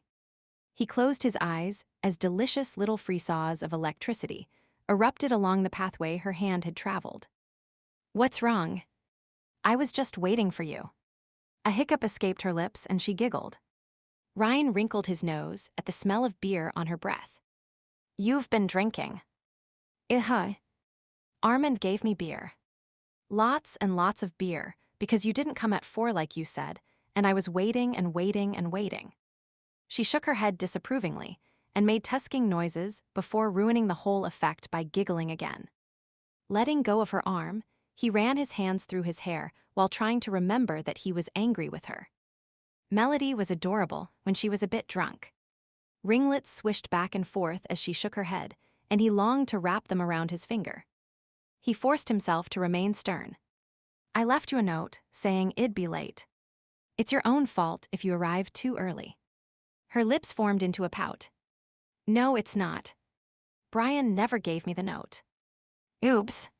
She clamped her hands over her mouth and stared up at him wide-eyed. Whispering between her fingers, she continued. I wasn't supposed to say that, 'cause we don't want you to be angry. You won't yell at him, will you? Suppressing a growl, Ryne agreed. No, I won't yell at him. Kick him in the ass maybe, put him on the night watch for a month possibly. But yell at him? No. That's good. She grinned at him, happy once again. See, you can be nice when you want. You're not always an asshole. Oh, really? He folded his arms and stared down at her. If she wasn't acting so cute, he'd have ripped a strip off of her for that comment, even if there was a grain of truth to it. And how have I been an asshole? Well, you won't talk to me about your work, and when you do, you give stupid answers. Then you lied about Harley, and you keep getting me all worked up by being nice and sexy, and then suddenly you're cold and sarcastic. And you left me sitting in the bar by myself for hours and hours. By now Melody's happy mood seemed to have faded, and she was scowling at him. She ended her statement by shoving against his chest and turning to leave. Oh, no you don't. Ryne grabbed her arm and hauled her back. You're not leaving yet. We have to talk. We have talked. Now I remember why I was mad at you, and I want to go. She huffed and blew a strand of hair out of her eyes. No. His wolf was stirring restlessly again. The female was defying him, trying to leave. He pulled her closer to him so that their bodies were touching. Stop that. Melody squirmed in his arms, and he chuckled at her feeble attempts to escape him. The sound apparently pissed her off because next thing he knew, Shed kicked him in the shins. Hey. Instinctively, he moved back and she kicked at him yet again. Ryne lost his balance and fell backwards, but not before grabbing Melody and pulling her down with him. They landed on an old couch that creaked in protest at the sudden application of weight. Why, you little. Ignoring his throbbing leg, he wrapped his lower limbs around hers, stilling her movements. When she began hitting against his chest, he held her even tighter.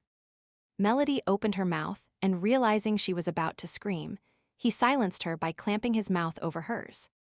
Her struggles pleased his wolf, and he began to kiss her thoroughly, plunging his tongue into her mouth while molding her body against his with his hands. He pulled her hips into firm contact with his while holding her head in place with the other. Melody's struggles lessened, and he sensed a change in her. No longer was she fighting against him, she was struggling to get closer.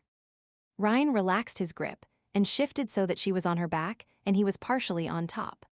She ran her hands up and down his chest, tugging at the bottom of his shirt. He obliged her by sitting up and pulling off the offending piece of clothing, tossing it over his shoulder. As he leaned over her again, she used her fingers to explore the exposed skin. Melody flicked his male nipples before raising her head slightly and licking at them, eliciting a groan from deep inside him. For a moment he stilled, enjoying the sensation of her hot, wet tongue lapping at him. Softly, she skittered her fingers down to his stomach, and he quivered from her gentle touch, feeling his manhood springing to life in response. Suddenly, something inside of him roared, spurring him to take action. With quick precision, he stood and stripped off his clothing. Melody gasped as his throbbing erection was revealed, and he smiled at her obvious appreciation of him. He reached down and tugged off her boots before easing her jeans over her derriere and down her long, slender legs. At his urgings, she sat up and tugged off her top, then moved to unhook her bra. Ryne noted how her hands slowed when she saw him watching her avidly. A blush of pink swept over her, and she lowered her eyes. Ryne, giving her no time to think or worry, he placed on finger on her lips. "SHH, let me." He sat beside her, his hips brushing hers on the narrow couch. Cupping her neck in his hand, he kissed her tenderly while brushing the curves of her breast with the back of his other hand. Obviously wanting more, Melody pushed herself against his hand, and he caressed her through the silken cups of her bra. She purred her delight. "Do you like that?" He smiled against her lips, and she nodded her head enthusiastically. She clutched his shoulders tightly, her fingers digging deeper into his flesh. A rumble of approval echoed in his chest at the sensation. Yes, she is clinging to him, just as she should. Continuing to kiss her languorously, he released his grip on her neck and used his other hand to deal with the back clasp of the bra, all the while stroking and teasing her exposed flesh. The material loosened, falling forward, and Ryne drew back, ending the kiss. He watched with avid interest as the cup slid downward, revealing her lush curves. Already her nipples were peaked with arousal, and he longed to feel their stiffness against his palm, in his mouth. Making quick work of the bra, he palmed the soft flesh, rumbling his approval of the warm weight. He flicked the nipples with his thumbs, then bent forward to suckle first one and then the other. Melody whimpered in appreciation, digging her fingers into his hair and lifting her hips towards him in an age-old invitation. A rush of pride swept through him. She wanted him. He made short work of her panties, then brushed his hands over her lower curls. There was moisture seeping out, ready to receive him. Pressing between her lower lips, he flicked her sensitive flesh, and she moved against him, moaning with need. Delving further, he tested her opening, finding it hot and wet, begging for his possession. "Ryne, please." Melody panted her appeal, clutching at him, trying to pull him to her. Needing no further invitation, he shifted so that he was between her legs.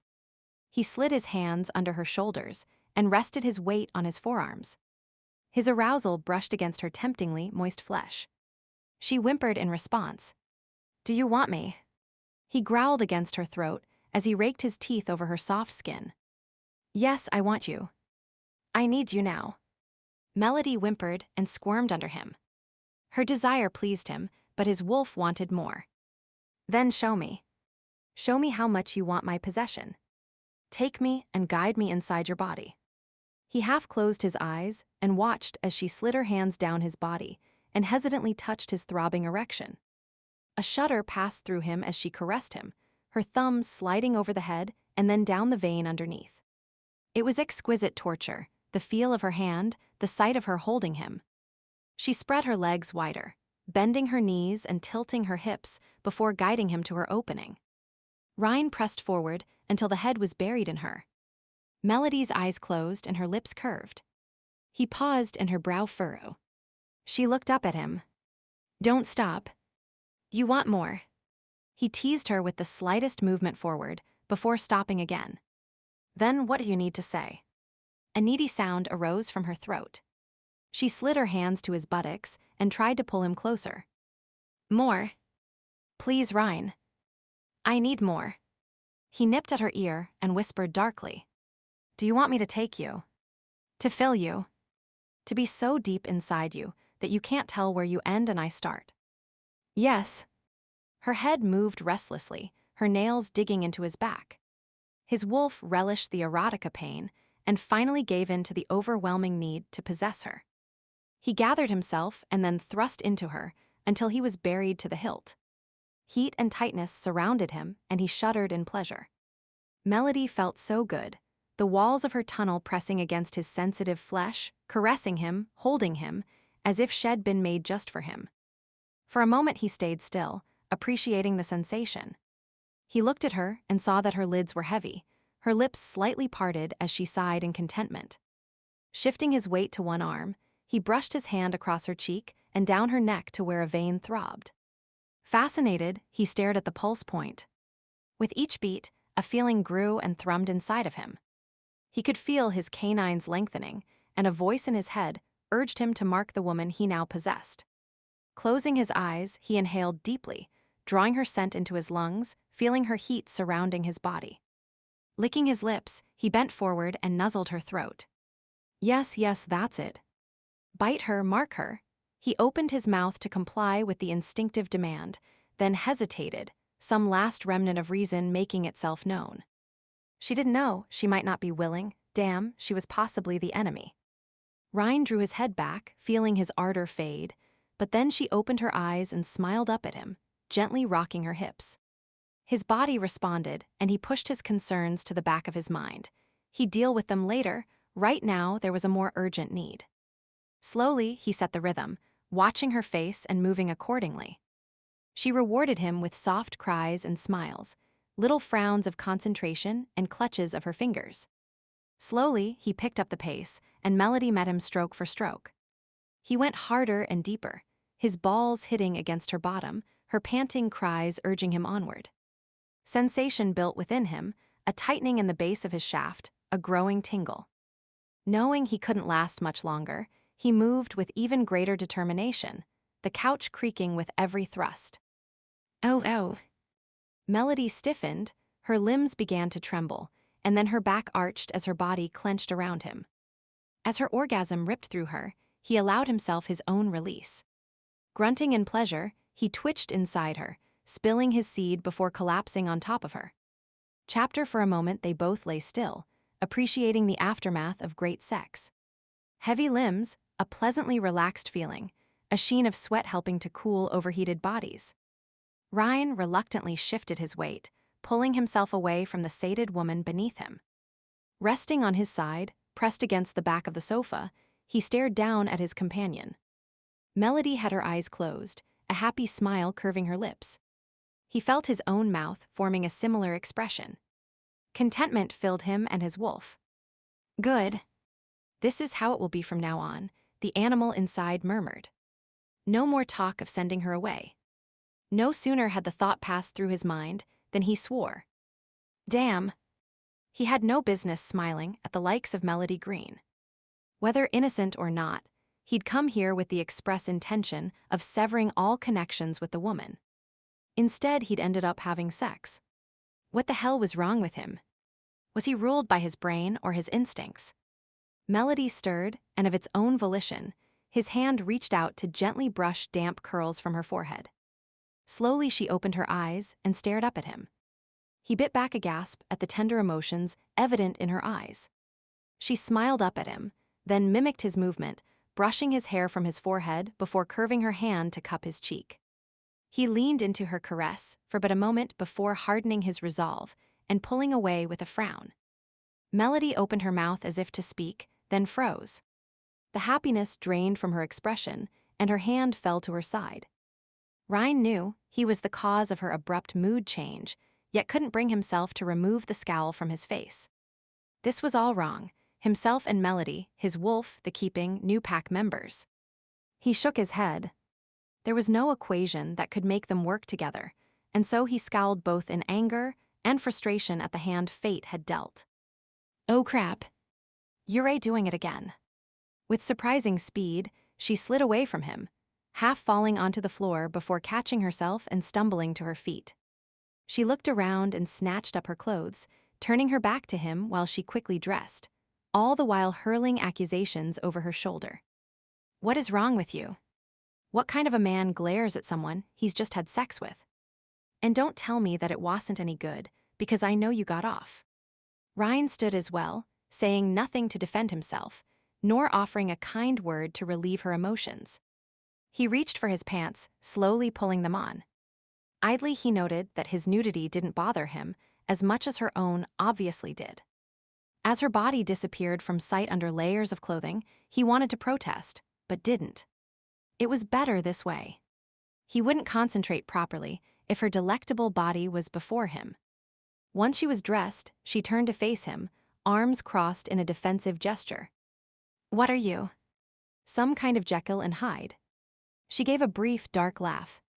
"Do you enjoy messing with my mind this way?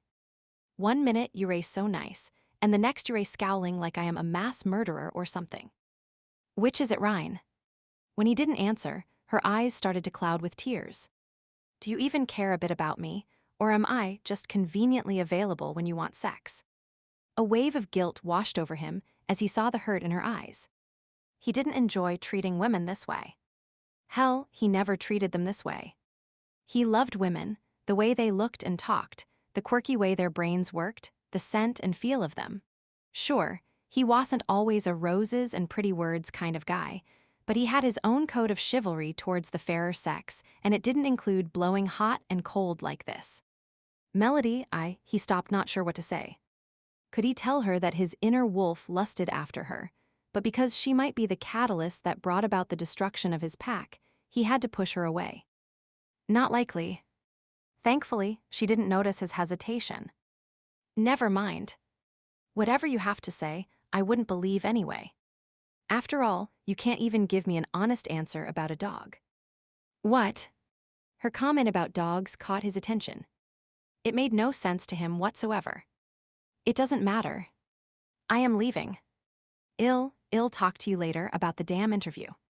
She turned on her heel, grabbed the door handle to throw the wooden panel open, or at least that's what it looked like Shed planned on doing. Unfortunately, she hadn't noticed the door was locked and merely succeeded in wrenching her arm by pulling on the unyielding handle. Muttering under her breath, she dealt with the lock and stormed out of the room. "Wait. She can't leave. She just did, so deal with it," he snarled at himself. Pulling his shirt over his head, he dropped onto the couch and leaned back, exhaling loudly. Staring at the ceiling of Armand's office, he noted the spider web in one corner and a few stained ceiling tiles. There must be a leak on the roof, he thought idly. Maybe he'd offer to fix it as a sort of a payment for using the man's couch without asking, not that Armand probably cared. No doubt the bartender had used the couch for similar purposes a time or two. Damn, but he'd screwed up big time. Ryne scolded himself, not even cracking a smile at the bad pun he'd unintentionally made. Whether she knew it or not, Melody had a thing for him, and it was more than just the fact that he was a sexy, handsome devil. He was sure of it. For some reason, she actually seemed to like him, and now he'd hurt her feelings. The worst part was that there'd be no making up. In fact, he had to figuratively kick her again, by canceling the interview and sending her on her way. It was for her own good, as well as his pack's. There was some alternative agenda associated with the interview, he was sure of it. And whatever it would likely endanger her, as well as his people, if he let this continue. He was being cruel to be kind, he told himself. Sure, she'd be angry, but if she left, everyone would be safer, and that was more important than her hurt feelings. Well, sitting here wasn't solving anything, and the ambience wasn't going to improve his mood. Ryne took in the dark paneling, overfilled filing cabinets, and truly bad paintings on the wall. He chuckled wryly as he studied the landscapes. Armand might have the soul of an artist, but his talent was better suited to serving beer. Heaving himself to his feet, Ryne went in search of just that. Back into the main part of the building, Ryne immediately headed for the bar. He leaned against the wooden structure and stared at himself in the cracked mirror that backed the liquor shelves. His face appeared to be set in stone, cold and unfeeling. It wasn't how he felt inside, not even close, but it was a suitable mask to present to the world. Allowing anyone to know how he really felt at this moment was unacceptable. Alphas did not show weakness. Armand set a beer in front of him and quirked an eyebrow. "What gives, my friend? You came in looking happy enough, and in less than 5 minutes you were taking the little lady out back. That usually results in a happier expression than the one I see. Was she not cooperative?" Ryne gave a dry laugh. "No, she cooperated. We had a falling out afterwards." "Ah, clingy was she. She didn't listen to your warnings beforehand." Armand nodded wisely. The barkeeper and he had shared numerous conversations about women, so the man knew Ryne's policy. It wasn't the case this time, but Ryne wasn't about to correct him. Something like that. Glumly, he took a swig of beer and turned to face the room. Near the pool table, Brian and Daniel were racking the balls, preparing to play another game. They were showing no ill effects from his earlier growling. In the far corner, a few men were playing darts while half watching a rerun of last week's hockey game. There was nothing to hold his interest, so he returned to brooding. Was Melody still here? He really should tell her the interview was off. That way she could pack up her things tonight and leave first thing in the morning. A quick break would be safer for everyone involved. He closed his eyes and discreetly sniffed the air. Her scent lingered, indicating she was probably still in the building. Good, he could say his piece here rather than driving out to her cabin. Scanning the length of the bar, he searched for signs of her. Armand gave him a nudge. The little lady is at the far end of the bar, if that's who you are looking for. Nodding his thanks, Ryne started to get to his feet, but Armand placed a restraining hand on him. What? It might be best if you gave her some time to cool down. She looked angry when she came back from your little encounter, and my friend, I do not believe her mood has improved substantially. This might not be the best time to approach. An upset woman is not to be taken lightly. Normally, I'd agree with you, but the sooner I make this break, the better. He glanced at the barkeeper, then looked away. Armand was studying him with a puzzled expression. You are brushing her off so quickly. Why? Sighing heavily, Ryne tried to avoid the question. Armand, maybe I'll be able to later, but not now. It's too damned complicated. The large man scowled at him before shrugging. It is your choice. It is wrong, but it is your choice. With that, he grabbed a bottle of whiskey and went to serve another customer. Huh? Armand had certainly made his feelings known. Shit, the barkeeper didn't know all the facts and had no right to judge. Ryne turned his attention back to the spot where Melody sat. She was tracing rings in the spots of water on the bar, occasionally nodding in agreement to the men who stood around her chatting. Obviously, her success at the pool table had made her a bit of a local celebrity. For a moment, he pondered the irony of the fact that getting tipsy had probably improved her game. A light was almost directly over her head, and the beam illuminated the gold in her hair. It seemed to glow as did her skin, giving her an almost ethereal quality. With his keen sight, he was able to detect how her lashes swept down over her cheeks. They appeared a bit darker and spikier than normal, as if tears had recently pooled in her eyes. An ache in the region of his heart was accompanied by a wave of regret. While the logical part of his brain told him that the present situation was no cause for guilt, the other half was heaping chastisements on his head. Something one of her groupies said had her to looking up, and Ryne could see the sadness in her eyes. Oh, she was trying to hide it, laughing politely at the man's comment, but it was there and he was the cause. And now he was going to add to her misery. With great reluctance, he pushed off from the bar. Walking over to where she sat, he shouldered his way in beside her, ignoring the protests of the men gathered there. Melody, hey man. You can't just barge in here. Me and the boys were talking to her. A rough voice spoke to him, and someone pulled at his arm. Ryne didn't even turn around, merely shrugging the hand off. He tried again. Melody, not even looking his way, Melody responded. Just go away, Ryne. I have nothing to say to you. He leaned his elbow on the bar, bending a bit in an attempt to see her face more clearly. Well, I need to talk to you. Too bad. Melody looked up at him this time, and he saw the anger and hurt in her eyes. He reached towards her instinctively, but she leaned away, avoiding him. Her obvious rejection of him cut deeply, even if it was what he deserved. See? She doesn't want to talk to you. Now get away from her. A burly man sidled up, placing his arm around Melody's shoulders and glaring at Ryne. A look of discomfort passed over her face, and she shrugged out of the man's grasp. I don't think she's too keen on you either. Ryne pointedly stared at the man's arm that now lay limp at his side. Will both of you just leave me alone? Melody's cheeks were flushed, and there was a tinge of desperation in her voice. Armand must have noticed it too, for Ryne saw him begin to move down behind the bar towards where a small crowd had started to gather. The possibility of a fight always spread like wildfire through the establishment. Tonight was proving no different.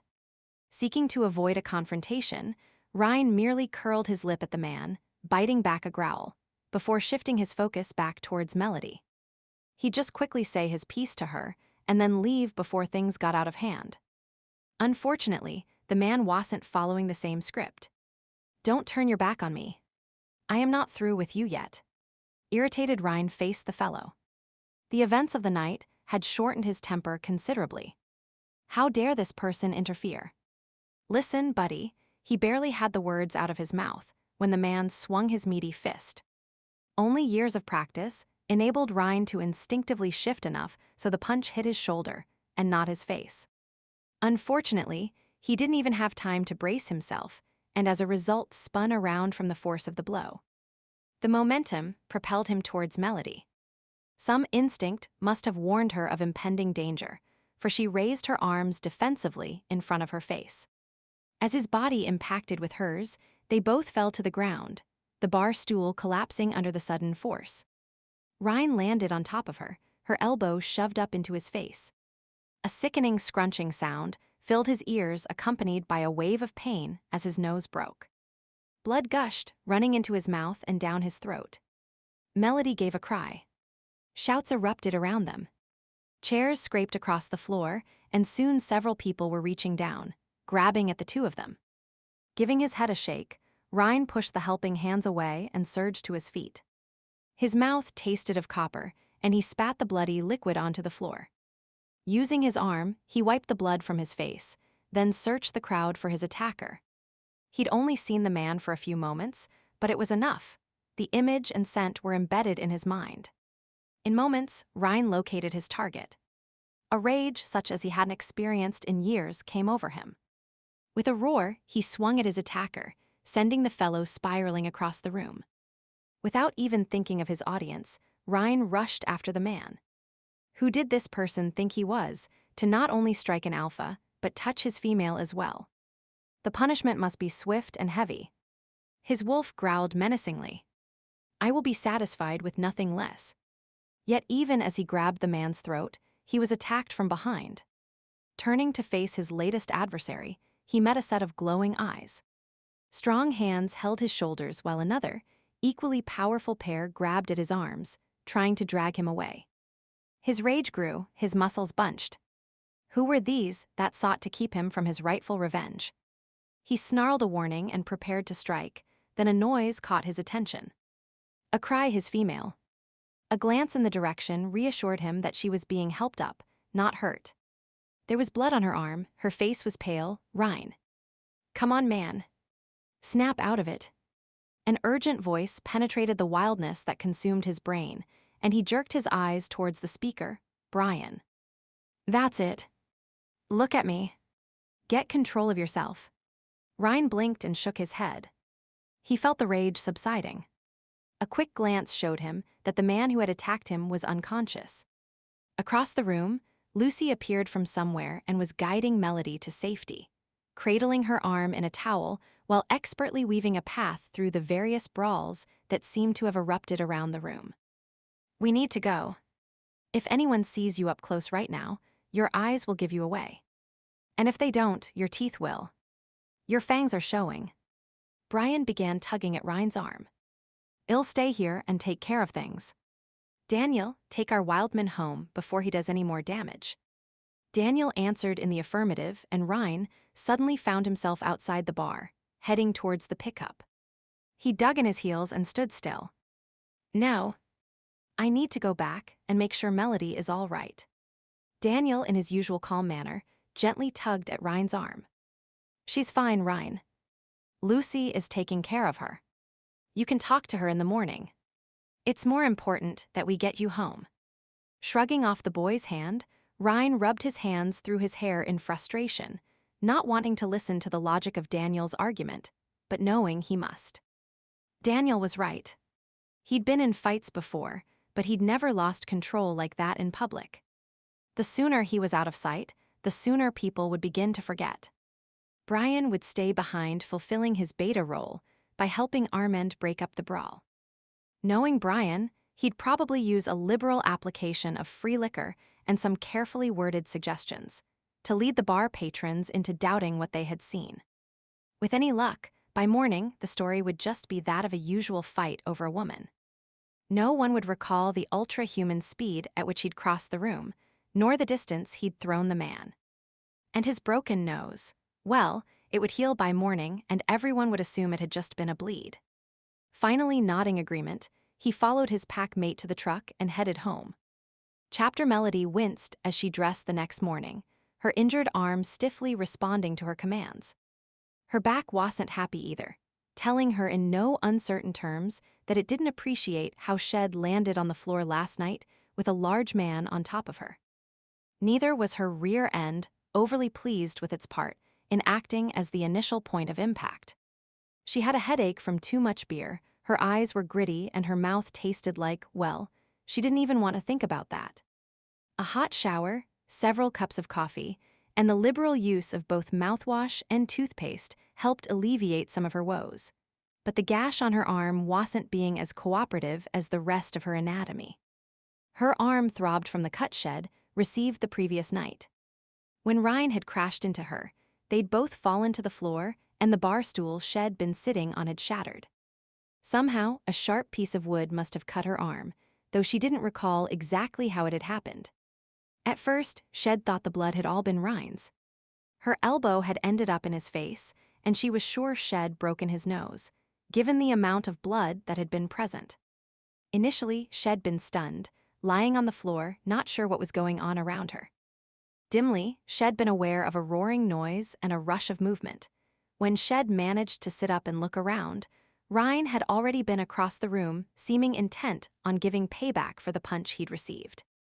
Meanwhile, fights were breaking out all over the room.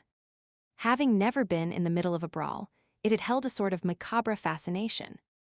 Fists were flying, furniture was being knocked over and thrown about. Grunts and shouts, blood and saliva, spilt drinks. The sights and sounds had been overwhelming and Shed done her best to scuttle backwards towards the relative safety of the bar. Searching the sea of angry faces, Shed spotted Brian and Daniel. They were making their way over to Ryne, probably planning on restraining him. Unfortunately, she lost sight of them when Armand had stepped in front of her. The bartender must have watched the whole incident start and was aware that she was on the floor somewhere. He'd pushed the crowd away from her, effortlessly lifting her to sit safely on top of the bar before wading into the various skirmishes, yanking the participants apart by the scruffs of their necks. Mel was so engrossed with what was going on around her that it had taken a few minutes before she noticed the nerve endings in her arm had started to protest. Glancing down, she saw her arm was covered in fresh blood, much of it hers, not just Ryne's. The cut had begun to throb and burn painfully. Tears pricked her eyes and were sliding down her face by the time Lucy, who just arrived for her shift, rushed over to check on her. Grabbing a towel from behind the bar, Lucy had helped stem the bleeding and then led her to a relatively quiet area near the back. Once there, Shed cleaned the cut before applying bandages and then offering a ride home. Mel declined, not feeling up to answering the slew of questions that were probably percolating in the waitress' mind. As Shed made her way towards the door, Shed paused once to scan the crowd. Most of the fights had wound down, and many of the former participants were helping to tidy up, merely avoiding the few who were still pushing and shoving each other. Surprisingly, there had been laughter coming from various locations, as if it had all been in good fun. Even Armand had chuckled once or twice, though his expression soured when he spotted the cracked frame on one of his paintings. Shed watched as Brian approached Armand and placed what appeared to be a consoling arm on his shoulders, while talking quietly. Armand nodded and took the painting down, tenderly cradling it in his arms. As he headed towards the bar, he'd called out a crowd-pleasing statement. "A free drink for everyone.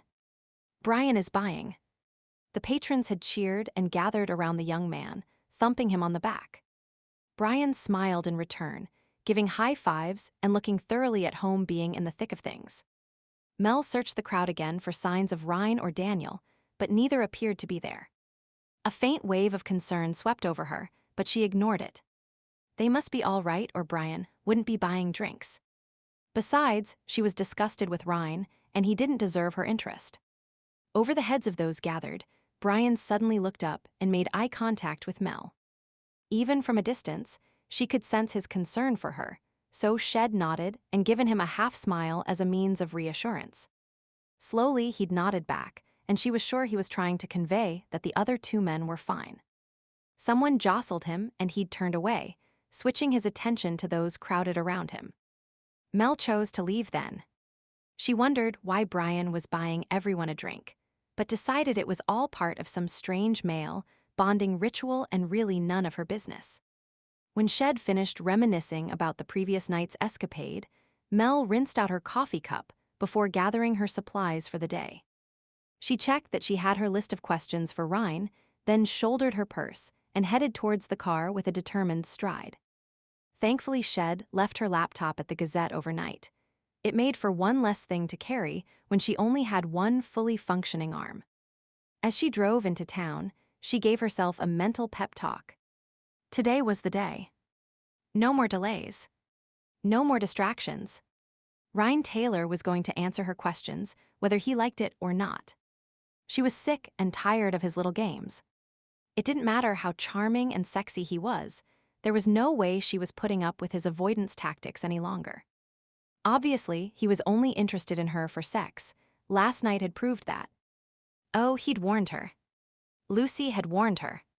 Shed even warned herself. Shed have to give the devil his due. He excelled in the love-making department, but he was definitely not interested in anything deeper. But some crazy little corner of her mind had hung on to the hope that Ryne really did have feelings for her. Well, she thought, that certainly wasn't the case. So Shed do her interview, pack her bags, and head back to Chicago. Aldrich might not be pleased that it wasn't as in-depth an interview as his employer wanted, but if Ryne was going to be difficult, there was no way she could force him to talk. If Grayson was unhappy, Shed give him some of the money back. It had been a healthy sum, and even if she returned a couple of $1,000, there would still be sufficient left over for her needs. She parked in front of the Gazette and gathered her purse and notepad. First, Shed check her emails, and then see what flights were available. At noon, she would call Aldrich to tell him Shed be back in a few days. The man would press for a specific date and time, but she wasn't feeling inclined to tell him since he'd probably demand she visit his office the minute she stepped off the plane. Well, too bad for him, because it wasn't going to happen.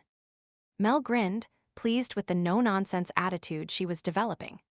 It would serve her well when she hunted down Ryne. No more, Miss. Nice guy. Okay. Bate looked up from her computer when Mel entered. She stood up and began talking like a circus ringmaster. And here she is, the star of last night's brawl and the queen of the pool table, Melody Greene. Mel winced, feeling the heat of embarrassment flood her cheeks. So I guess that means you heard about what happened at the Broken Antler. Bate walked over to the counter and propped her chin in her hand. Nope. Don't know a darn thing about it. Then she winked. Rolling her eyes, Mel plopped down in one of the chairs near the front of the office, absent-mindedly wiping a bit of dust from the leaves of the neglected philodendron that was on the table beside her. I suppose the rumor mill has been working overtime since last night. Tell me the worst, Bate. What are they saying about me?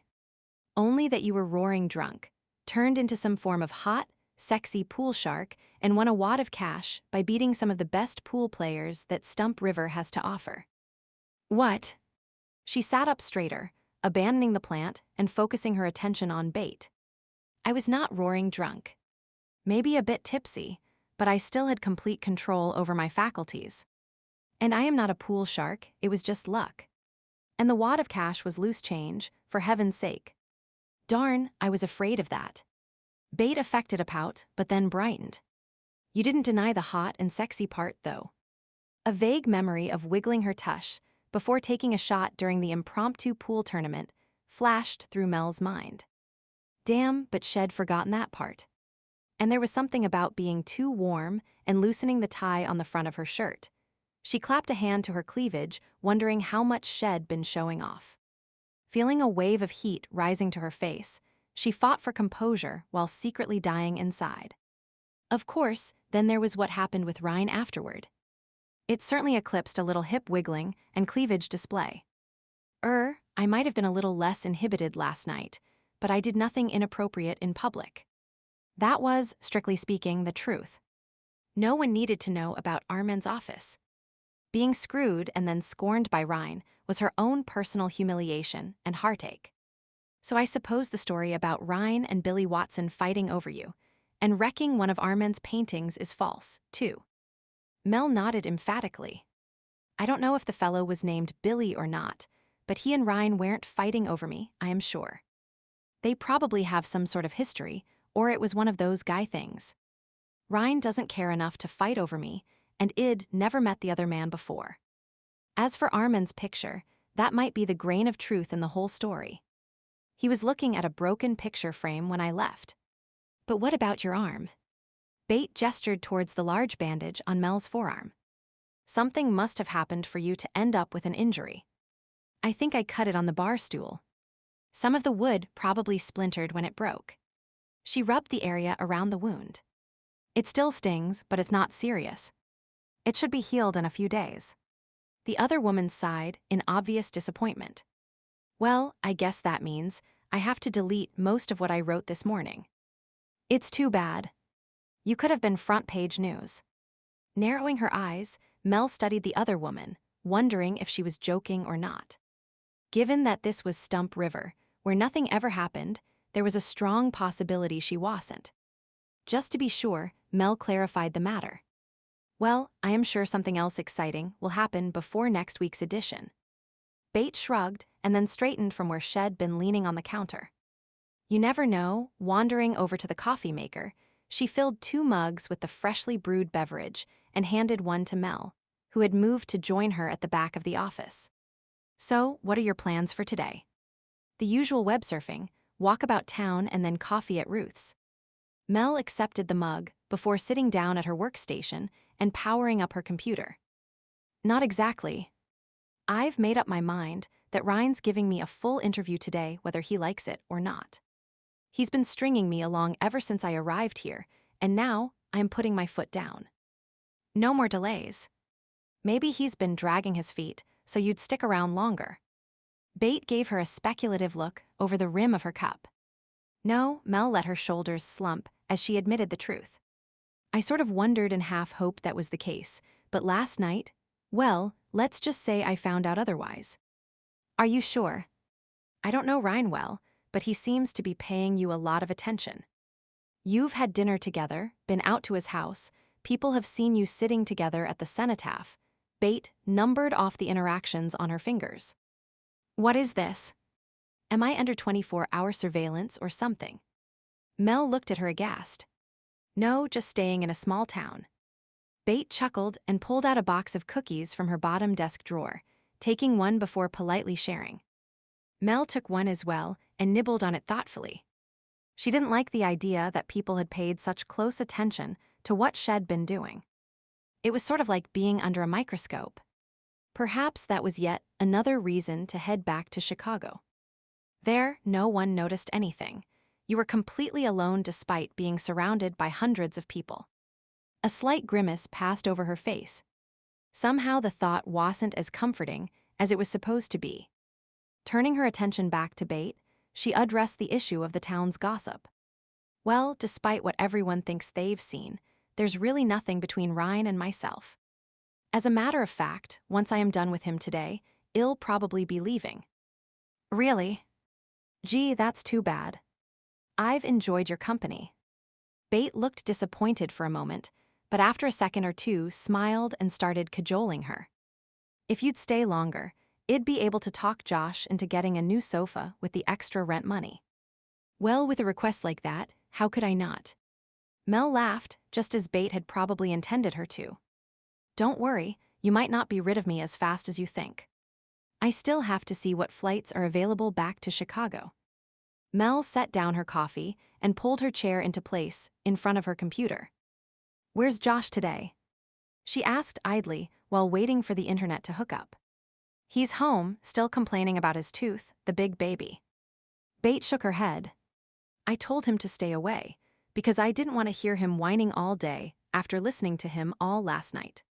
He said if it quit hurting by noon, he'd do a bit of work around the cabins, trimming bushes and doing few repairs. Mel nodded in acknowledgement of the information and went to her email account. She'd check for any messages and then try to book a flight home. Will you be heading out to Ryne's when you're done here? Bate finished her snack and put the box of cookies away. Actually, someone told me last night that he was working at Miller's today to make up for being away yesterday. I wonder why he was out of town. Bate's eyes sparked with interest. Maybe it's something worth reporting. I have absolutely no idea, but let me get my interview out of the way before you start to question him. Mel answered distractedly while staring at the computer screen. Now this is funny. What's that? Bate scooted her chair over to take a peek. That website I applied to yesterday sent me a reply. They're considering my status as a Lycan once more research on my background is completed. I can expect to hear back from them in 2 to 4 weeks. Mel sat back in her chair feeling perplexed. Now that's just weird. I thought it was all a hoax. Bate giggled. So you might become a card-carrying member of the Lycan community. I guess so. Both women shook their heads at the utter ridiculousness of the idea and then turned back to more important matters. Bate tapped away on her keyboard, writing articles about local happenings while Mel checked out flight information. After a few searches, she discovered there was a flight out of Toronto with seats available Friday night and another on Saturday. Mel chose the Saturday one, thinking that she'd like to spend part of the day in Toronto shopping at the Eaton Centre, a large shopping mall in that city's core. If she had time, she might even go to see a show. She hovered the cursor over the accept button, feeling a moment of regret. Once she clicked on the icon, she was effectively saying goodbye to Stump River forever. There was little chance that she'd ever return to see Lucy or Bate or Al or Ruth or Armand. When she thought about it, it was surprising how many people she'd come to know in such a short time. Back in Chicago, she didn't even know the name of the people who lived next door, and they'd been there for months. Her mind had purposely skirted away from thinking about Brian and Daniel. She hadn't seen them that often, yet in some ways she viewed them as the brothers she had never had. It had been fun hanging out with them last night, well, at least until Ryne appeared. Would she miss him? Firming her jaw, she gave an emphatic mental no. The man was to be trusted, and the sooner she was away from him, the better. Before she could change her mind, she clicked the accept button and watched the screen flash her confirmed flight. The ticket would be waiting for her at the airport. Mel wondered why that fact made her feel slightly ill. Checking her watch, she pushed her chair back. It was time to find and confront Ryne. There was no point in putting it off. They'd parted badly and she really didn't want to see him, but getting it over and done with was the best plan. Sort of like removing a bandage, fast and clean. Once she stated that the interview had to be done today because she was leaving, he'd see that she was no longer willing to play along with his little games. Oh, he'd probably protest and make excuses, but she wouldn't stand for it. Even if he was working, he could still answer her questions while he pumped gas and changed tires. With her steno pad of questions firmly clutched in her hand, she bid farewell to Bate and headed out the door. Aldrich leaned back in his leather chair and stared out his office window. His feet, encased in highly polished designer shoes, were propped up on his desk, while the fingers of one hand idly twirled an engraved, gold-plated pen. His other hand held a receiver lightly to his ear as he listened to Grayson's instructions. The view from his 15th-story window was impressive, though Aldrich hardly ever bothered to notice it. This type of location was just one part of the prestigious perks that came with working for such a wealthy man like Grayson. He was, after all, one of the wealthiest men in the country. It was a far cry from where he had started his legal career, a small office in a rundown 3-story walk-up.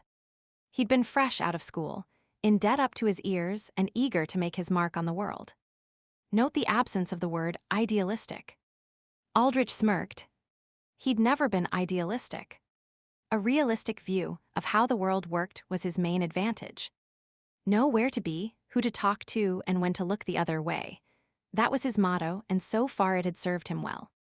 Hence, his job with Grayson Inc. A few drops of rain fell on the glass, drawing his attention to the weather.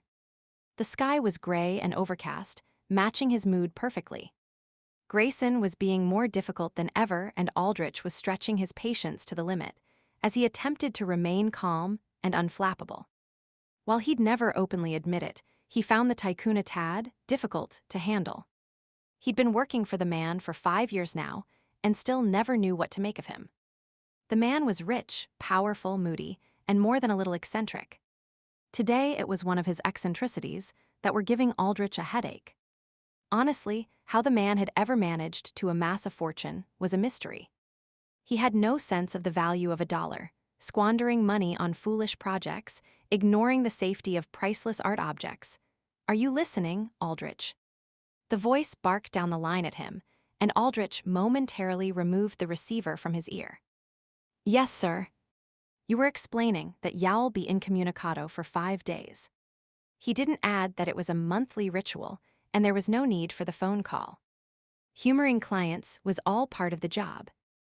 "Good. Thought you dozed off in that cushy office I pay for." "No, sir. I am just taking note of your instructions. You will be unavailable for the usual 5 days. The west wing of the house is sealed, and all but a skeleton staff will be given a long weekend. No one is to enter the estate, except emergency personnel in the event of a fire or some other such tragedy. If that is the case, the Ryne Taylor photograph is to be saved first." He hesitated to speak what was on his mind, but given that Grayson was on the other end of a phone line and not in the room, Aldrich decided to be bold. "Sir, the chances of a fire are negligible, and if such an event were to occur, other pieces of your collection are worth considerably more than that one picture." "I don't care. They belong to me, and like everything that I own, I decide their fate." "Of course, sir." Aldrich allowed himself the luxury of rolling his eyes. "Is there anything else, sir?" "The girl, Melody, make sure she does her job. I'll expect an update on her progress the next time I call." Aldrich bit his lip. He'd like to say progress. What progress? But knew better. Grayson seemed to feel she'd do the job to his satisfaction. It was best to let the man have his way. If Greene messed up and blew the assignment, well, Aldrich would be able to whisper "and I told you so" once his employer was out of earshot. "And Aldrich, I am holding you personally responsible for the success of this project." "But..." Aldrich sat up straight, his feet hitting the floor and the chair squeaking in protest at the sudden movement. The injustice of the statement had him almost sputtering. It wasn't fair. He hadn't chosen the woman. If she failed, it wasn't his fault. "Huh? Made you sweat, didn't I, Leon?" Settling back in his seat, Aldrich sneered before answering, but his voice held no evidence of the fact. He hadn't come this far without being able to exercise considerable self-control. "Another of your jokes, sir?" "Maybe. I'll let you think about it while I am gone." The phone went dead, and Aldrich slowly set the receiver down. Grayson had to have been joking. There was no way he could be held accountable for that girl's incompetence, especially since Grayson himself had hired her, despite his advice to the contrary. Aldrich sat back in his chair and steepled his fingers. Grayson liked to play games with him, and this was, quite likely, one of them. Still, the old codger was unpredictable. Just in case, he'd better pay extra attention to Ms. Greene and her assignment. She couldn't be allowed to mar his impeccable record of service. Chapter Ryne glanced at himself in the side view mirror as he bent down to accept payment for the gas he just pumped into the car. There was no sign that his nose had been broken the previous night. No bruising or swelling, and the bridge was as straight as it had ever been. Thank goodness was healed quickly. Daniel had done a good job dealing with him last night. His packmate's calm and logical manner had been what his angry wolf had needed. Ryne made a note to commend the boy. No, make that man. Daniel was maturing, and Ryne knew he needed to quit treating him as a kid, give him more responsibilities. As a matter of fact, both Brian and Daniel were quite competent. The problem was, being a small pack in a quiet town, there really wasn't a lot that needed doing, and so they tended to slack off. Their occasional shifts at the lumberyard left them with a lot of free time. Maybe with the arrival of the new members, he turned his attention back to the occupant of the car, Mrs. Swain, and accepted the money she handed him. She was 80 if she was day and the personification of a sweet old lady, down to her silvery gray hair, bifocals, and floral print dress. He always spent extra time chatting to her since he knew she lived alone. "I heard all about you, you bad boy." She smiled up at him, her eyes twinkling with merriment behind her thick glasses. "And what did you hear?" He played along, knowing full well what was coming since every customer so far had said the same thing. "You were fighting over that new girl in town." She shook her head and tusked at him. "And here I thought you only had eyes for me." "Mrs. Swain, they are rumors, nothing but vicious rumors. You know I'm waiting for you to turn 16 so I can start courting you." He pressed a hand to his chest and tried to look besotted. It must have worked, for she giggled girlishly and patted his cheek before leaving.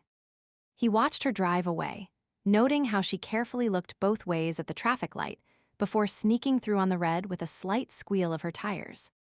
"What a little rebel," he chuckled to himself. After depositing the money from the sale in the till, he returned to the service bay where he'd been changing tires. He'd only taken 2 steps into the workspace when he froze. Over the smell of oil, tire rubber, and exhaust, he detected something else drifting in through the open bay doors. Melody. Her scent was sweet and feminine, with just a hint of green apples. Turning, he saw her determinedly walking across the parking area towards him. Her jaw was set and tilted upward. In one hand, she was tightly holding a steno pad, while the other seemed to have a death grip on the shoulder strap of her purse. Damn. He'd been hoping to avoid this for a few more hours, though why he didn't know. It wasn't going to be pretty, no matter when it happened. Steeling himself for what must be done, he walked to the entrance and leaned against the door frame. When she was a few feet away, she caught sight of him and stopped. "Ryne." "Melody." They stared across the open space for a few moments, assessing each other as one might before entering a battle. He wondered what she was thinking. Her eyes were narrowed, her lips compressed. An aura of determination surrounded her. She'd definitely come here expecting to kick his ass, he decided. "I am not here to talk about yesterday. That's over and done with. All I want is to finish this interview, and then I'll leave you alone." She waved the steno pad at him while delivering her message in clipped tones, with no emotional undertones. He mentally congratulated her on her self-control. Shoving his hands in his back pockets, he shrugged and set out to be as obnoxious as possible. "What interview?" "The one you agreed to give me about your work." "Yeah, well, I've changed my mind." Ryne let his gaze slide away and feigned interest in the truck that was parked across the street. He detected a slight change in her breathing pattern and wondered how she would respond. "You've changed your mind." "Just like that. Can I ask why?" "Ask away." "I may or may not answer." He looked at her blandly. "But we had an agreement. You said I had complete control, and I am exerting it. I've decided I don't want to be interviewed. I don't want or need the publicity, and you're not paying me, so it's off. Sorry you wasted your time." He shoved away from the door frame and stood straight. "If you don't mind, go home. I have work to do." "But that's not fair. I've done nothing to warrant you canceling our agreement. In fact, I've been very patient and spent a lot of time waiting for you. Humoring you, I've never complained about all your teasing and innuendo. It's only fair that you give me a bit of your time in return." He could tell she was close to losing control. Her breathing was rapid, the color rising in her cheeks. "Life's never fair, sweetheart. You were moderately entertaining, but now you're bordering on boring. It's time for you to leave." "I am not leaving until I get my interview." She stepped into his personal space, poking him in the chest with her finger. He had to give her credit. Very few people were brave or foolish enough to do that. It was fortunate that he had a soft spot for her. The last person to poke him in the chest like that had ended up with cast on their hand. Ryne loomed over her, keeping his eyes narrowed, his expression cold. Even before he spoke, he saw how Melody responded to his aura. There was a faint tremor running over her, and she had difficulty maintaining eye contact. Good. She was nervous and unsure of him. He pressed his advantage, delivering his message in icy, clipped tones. You're very lucky that I have such good control over my temper. Most people wouldn't be walking away from an encounter like this. Casually, he reached forward and chucked her under the chin, causing her teeth to click together. Now, run along, little girl, before my benevolence disappears, and I take exception to your attitude. He heard her gulp and gave a minute nod of satisfaction. She was definitely getting the message. Feeling he had done his job, he turned and went back inside, completely ignoring her. Even with his back turned, he was aware of her continued presence. He bent over to pick up a ratchet and glanced behind him. She stood there gaping at him, no doubt processing what had just happened. Out of the corner of his eye, he saw her snap her jaw shut, then toss her hair back from her face before striding inside. Oh great, he muttered under his breath. Now she's going to try and show off the fact that she had a backbone. Why couldn't women be meek and obedient, running the other way when a wolf growled at them? He kept working, resolved to ignore her, even when she stood directly behind him. Where did you grow up? Ryne didn't answer. What schools did you go to? Do you have any family? Do you see them often? What do they think of your work? Clenching his teeth, he yanked the rear wheel tire off the car he had up on the hoist, and then sent it rolling towards a pile destined for recycling. Turning, he grabbed a new tire, forcing Melody to step back in order to not get hit. Appearing unfazed, Melody continued her barrage of questions, waiting only a moment after each before asking a new one or rephrasing an older one. Where had he lived previously? What were his favorite colors? Did he have a favorite artist who he admired? Where had he sold his art? What was his first camera? Where had he taken most of his pictures? What was his favorite picture? Did he plan on another exhibit in the future? Finally, Ryne had enough. He turned with a snarl and grabbed her upper arms. I said there would be no interview. He accompanied each word with a little shake. Her hair swished back and forth as her head bobbed, the scent of her shampoo wafting around him. He steeled himself against its enticing effects. Now get it through your stubborn head, before I do something ill regret. The last word was accompanied by a backwards shove, and he released her arms. Without the support of his hands, she stumbled, and he restrained himself from reaching out to steady her, despite the fact that his wolf was growling angrily at him. Brushing her hair from her face, she glared at him, but stepped right back up to confront him once again. This interview is important to me. Her chin was stuck out, her face belligerent. And it isn't to me. There's a lot riding on it. Finishing my education, he snorted. Do I look like I care? If it's money you want, maybe I could work something out. Her tone changed. Ryne could see her mind racing and wondered what Shed come up with. From things Shed told him earlier, he assumed she had no cash reserves. He could use that against her right now. Forget it. You don't have enough money to cover what I'd want, and if you think the sex weave head can be used as a down payment, forget it. You weren't that good. It wouldn't buy you 5 minutes of my time. She gasped at the spitefulness of his statement, and for a moment he thought Shed slap him, but he had to hand it to her. His Melody was never predictable. Instead, she tried to kick him. Ryne easily sidestepped the blow that was aimed at his groin. In response, he grabbed her wrist and twisted her arm behind her back.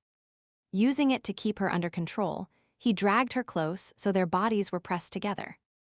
Pitching his voice as menacingly as possible, he growled a warning. That wasn't funny, sweetheart. Little girls who play those types of games better be prepared for the consequences. Before she could protest, he gripped the back of her head and delivered a punishing kiss. He ravaged her lips, ignoring her whimpers. His tongue invaded her mouth, dominating her, demanding her submission. There was no tenderness, no concern for her pleasure. She struggled against him, but he pulled her arm up tighter and she gave a cry of pain before finally stilling. Releasing his grip on the back of her head, He ran his hand insultingly over her body, squeezing her breast, then pulling her hips against his so that he could grind against her. A tear trickled down her cheek. He tasted the saltiness but hardened his heart. Mercy didn't enter into this. Others were depending on him to get rid of Melody. Lives hung in the balance. Personal feelings had no place in the situation he was faced with. When he could literally smell the fear coming off of her, he ended the kiss and hissed into her ear. "Now listen closely, Ms. Greene. There will be no interview. Not now. Not ever. No matter how many times you plead and beg and spread your legs for me. It's not going to happen. My suggestion is that you go back to where you came from and forget you ever heard about me, because if I see you around here again, well, I'll let you finish the sentence." Ryne allowed her to pull away fractionally, the threat hanging in the air between them. He could hear her heart pounding, her rapid breathing. There was an aura of hurt and fear and anger around her. It was exactly as he had planned. She stared up at him for a moment, then spat in his face and pulled herself completely free. He made no move to grab her nor to wipe the spittle from his cheek. "You bastard. And don't you forget it." He winked, blew her a kiss, and walked away, nonchalantly grabbing a socket wrench and started to loosen the nuts on the next wheel he needed to change. His sensitive hearing conveyed the story that unfolded behind him. Melody stood watching him, her breathing ragged. There was a slight hitch to it, as if she'd liked to cry, but wouldn't allow herself the luxury. Finally, he heard her spin on her heel and stalk away, muttering obscenities about him under her breath. Once she was out of hearing range, he let the tool fall lifelessly to the ground. The sound of metal hitting cement echoed through the cavernous space of the garage. It was a cold, lonely sound, and reminded him that he stood alone in the dim and damp space. He ran his hands through his hair. That had been god-awful. Hurting her like that was the last thing he'd wanted to do, but there was no other way. She couldn't be here when the Laberos arrived. And the longer she stayed, the more attached his wolf got to her. The beast inside him had been wily these past few days. First convincing him there was a logical reason to keep Melody around, then encouraging him to agree to the interview. Supposedly, he was to have been determining her motives. In actual fact, he'd done only the barest minimum with regards to investigating. Instead, his wolf had led him into a crazy relationship with the woman, one that should never have even started. He compressed his lips. It was over and done with now. He'd sent her on her way, and hopefully she wasn't masochistic enough to return. So far, she'd given no indication that she knew about werewolves. As long as it stayed that way, he could let her live. He had a few contacts in Chicago that he'd used to keep loose tabs on her activities. If it looked like she was going to head back to Smythston or start investigating him again, well, his hands clenched into fists. That would have to be the end of her. Mel walked with quick, angry steps down the length of Stump River's main street. She wished it was longer, because she was quite sure that 2 blocks wouldn't be sufficient for her to have vented her anger, or to get a handle on the sense of betrayal that filled her soul. How dare he just cancel the interview? How dare he say she was only moderately entertaining? And as for spreading her legs, could he have been any cruder than that? While they had never really exchanged tender words, Shed somehow believed there were some gentler feelings growing between them. Now, after the way he'd just used her, blinking rapidly, she pushed back the tears. He wasn't worth ruining her mascara over. The man was a jerk, a bastard, and oh well, she couldn't think of anything else at the moment. But when she did, Shed added it to the list. She was storming up the other side of the street now, and Ruth's was right ahead. Well, Shed better make her call to Aldrich and tell the miserable man she was heading home.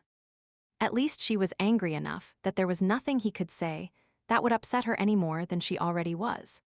Pulling open the door with more force than necessary, she went to the pay phone and jabbed at the buttons as she dialed his number. It only rang twice before he picked up. Giving him no time to talk, she launched into her speech.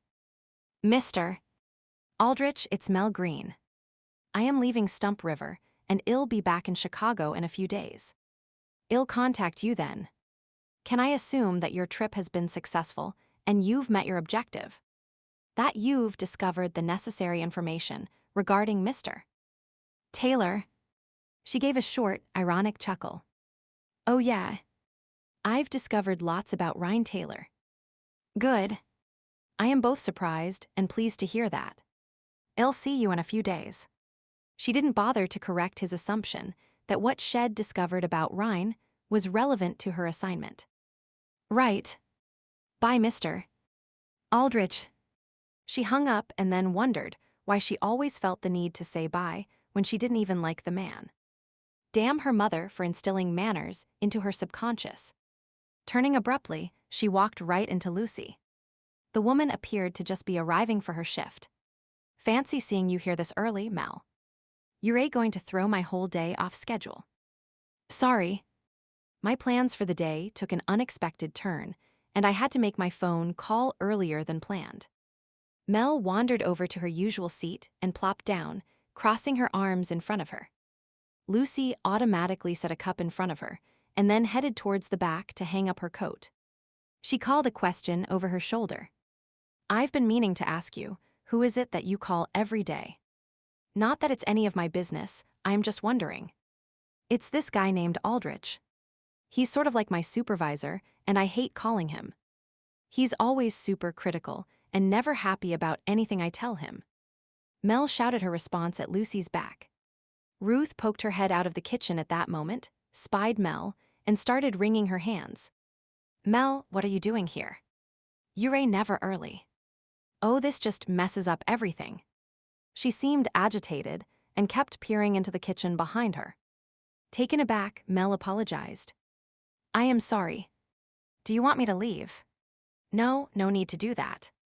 Ruth wiped her hands on her apron and took a deep breath. Are you sure? Because I could just. Mel started to stand and Ruth rushed forward, shaking her head. Don't do that, dear, it's just. She paused and then burst into speech. It's just that Al and I planned on surprising you. I went on the internet and found a bunch of recipes, and Al and I've been practicing making those fancy coffees you're always talking about. We were all set to surprise you today. When you asked for one, I was going to be ready to hand one over. Oh, Ruth, that's so sweet of you. Mel stood and gave the woman a hug, wincing when her arm came in contact with Ruth's bony frame. Where's Al? I want to thank him too. Oh, he's out back arguing with our meat supplier. The hamburger has been too greasy lately. He'll be out shortly. Mel sat back down, absent-mindedly rubbing her arm. Lucy returned and noticed the gesture. Hey, how's your arm doing? Still sore. Mel extended the limb and was surprised to see that it showed red around the edges of the bandage. That doesn't look good. I think you're developing a bit of an infection. Ruth shook her head. I have some antibiotic cream in the back that will fix it right up. I'll just go get it. After Ruth had doctored the wound to her satisfaction, Al appeared and Mel thanked him for his efforts in learning how to make fancy coffee. Nothing's too good for my favorite girl. He rubbed his chin self-consciously, but then grinned sheepishly at her. You liven things up around here. Ruth and I reckon we're in a bit of a rut. That's right. Ruth nodded, beaming. We're going to try to expand our customers' horizons and make some special dinners every Saturday and Sunday. Maybe even fold the napkins, all fancy like I see in the restaurants on my soap operas. Al rolled his eyes at this comment, but said nothing, merely grunting that he had to return to the kitchen to start work on the lunch menu. Ruth followed, after insisting that Mel keep the antibiotic cream, just in case. Mel watched them go sadly. I am going to miss them. Miss them? Are you leaving? Lucy looked up from the silverware she was wrapping in napkins. Yeah, it's time I headed back home. But you've not finished your interview with Ryne, have you? No. He changed his mind and isn't granting me one. Why, that dirty bastard. Lucy glared across the street to where Ryne was backing a car out of the service bay. My sentiments exactly, but it will be nice to get back home. Mel tried to sound positive, but in truth, the idea of her dumpy little apartment surrounded by concrete, pollution, and too many people held little appeal. I'd like to go to Chicago sometime. It must be pretty exciting. Lucy sounded wistful, and on the spur of the moment Mel made an offer. Would you like to come back with me for a visit?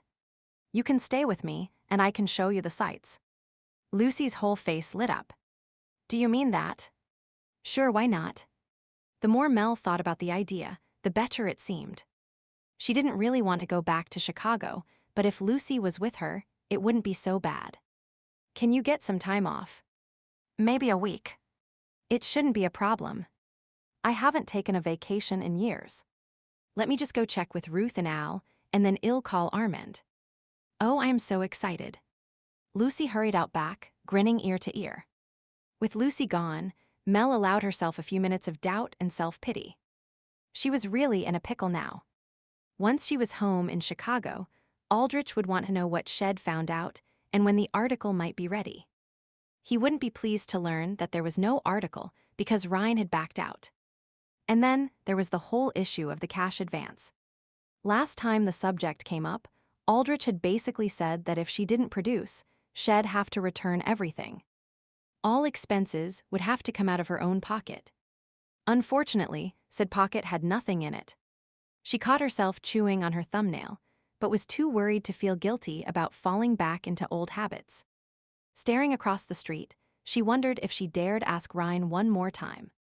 Maybe if she begged and told him that she really needed to earn the money this article would bring, no. She couldn't do it.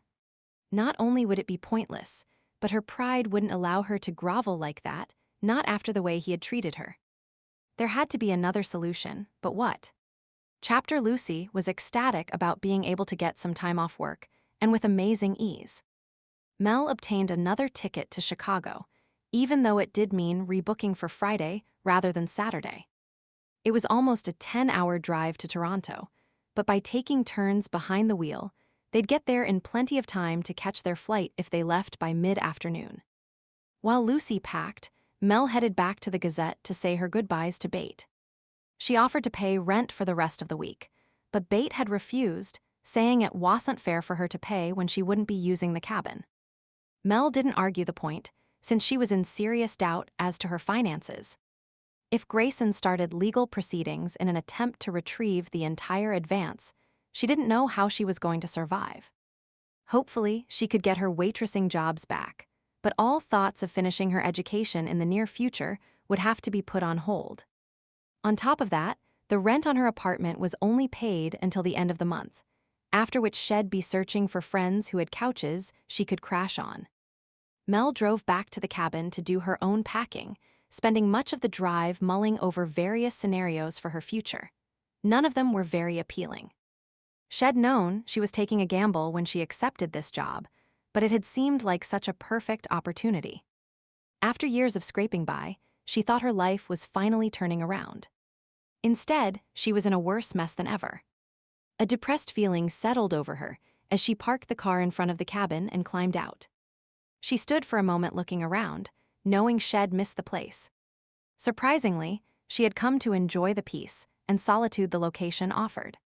Far from feeling that she was in the middle of nowhere, there was a certain sense of homecoming once she got over the initial culture shock. The sounds of the birds, watching the trees slowly turn green as spring deepened, the fresh air there really wasn't anything about this experience that she hadn't enjoyed. Well, except for her encounter with the wolves and that jerk, Ryne. Just thinking of him made her blood boil, and she straightened and slammed her car door shut. The sound echoed through the quiet, and was followed by the sound of someone calling her name. A quick visual search located Josh near the rear of the cabin, his hand raised in greeting. Mel waved back and then watched as he bent over to pick something up before walking towards her. She waited for him to get within earshot before calling out.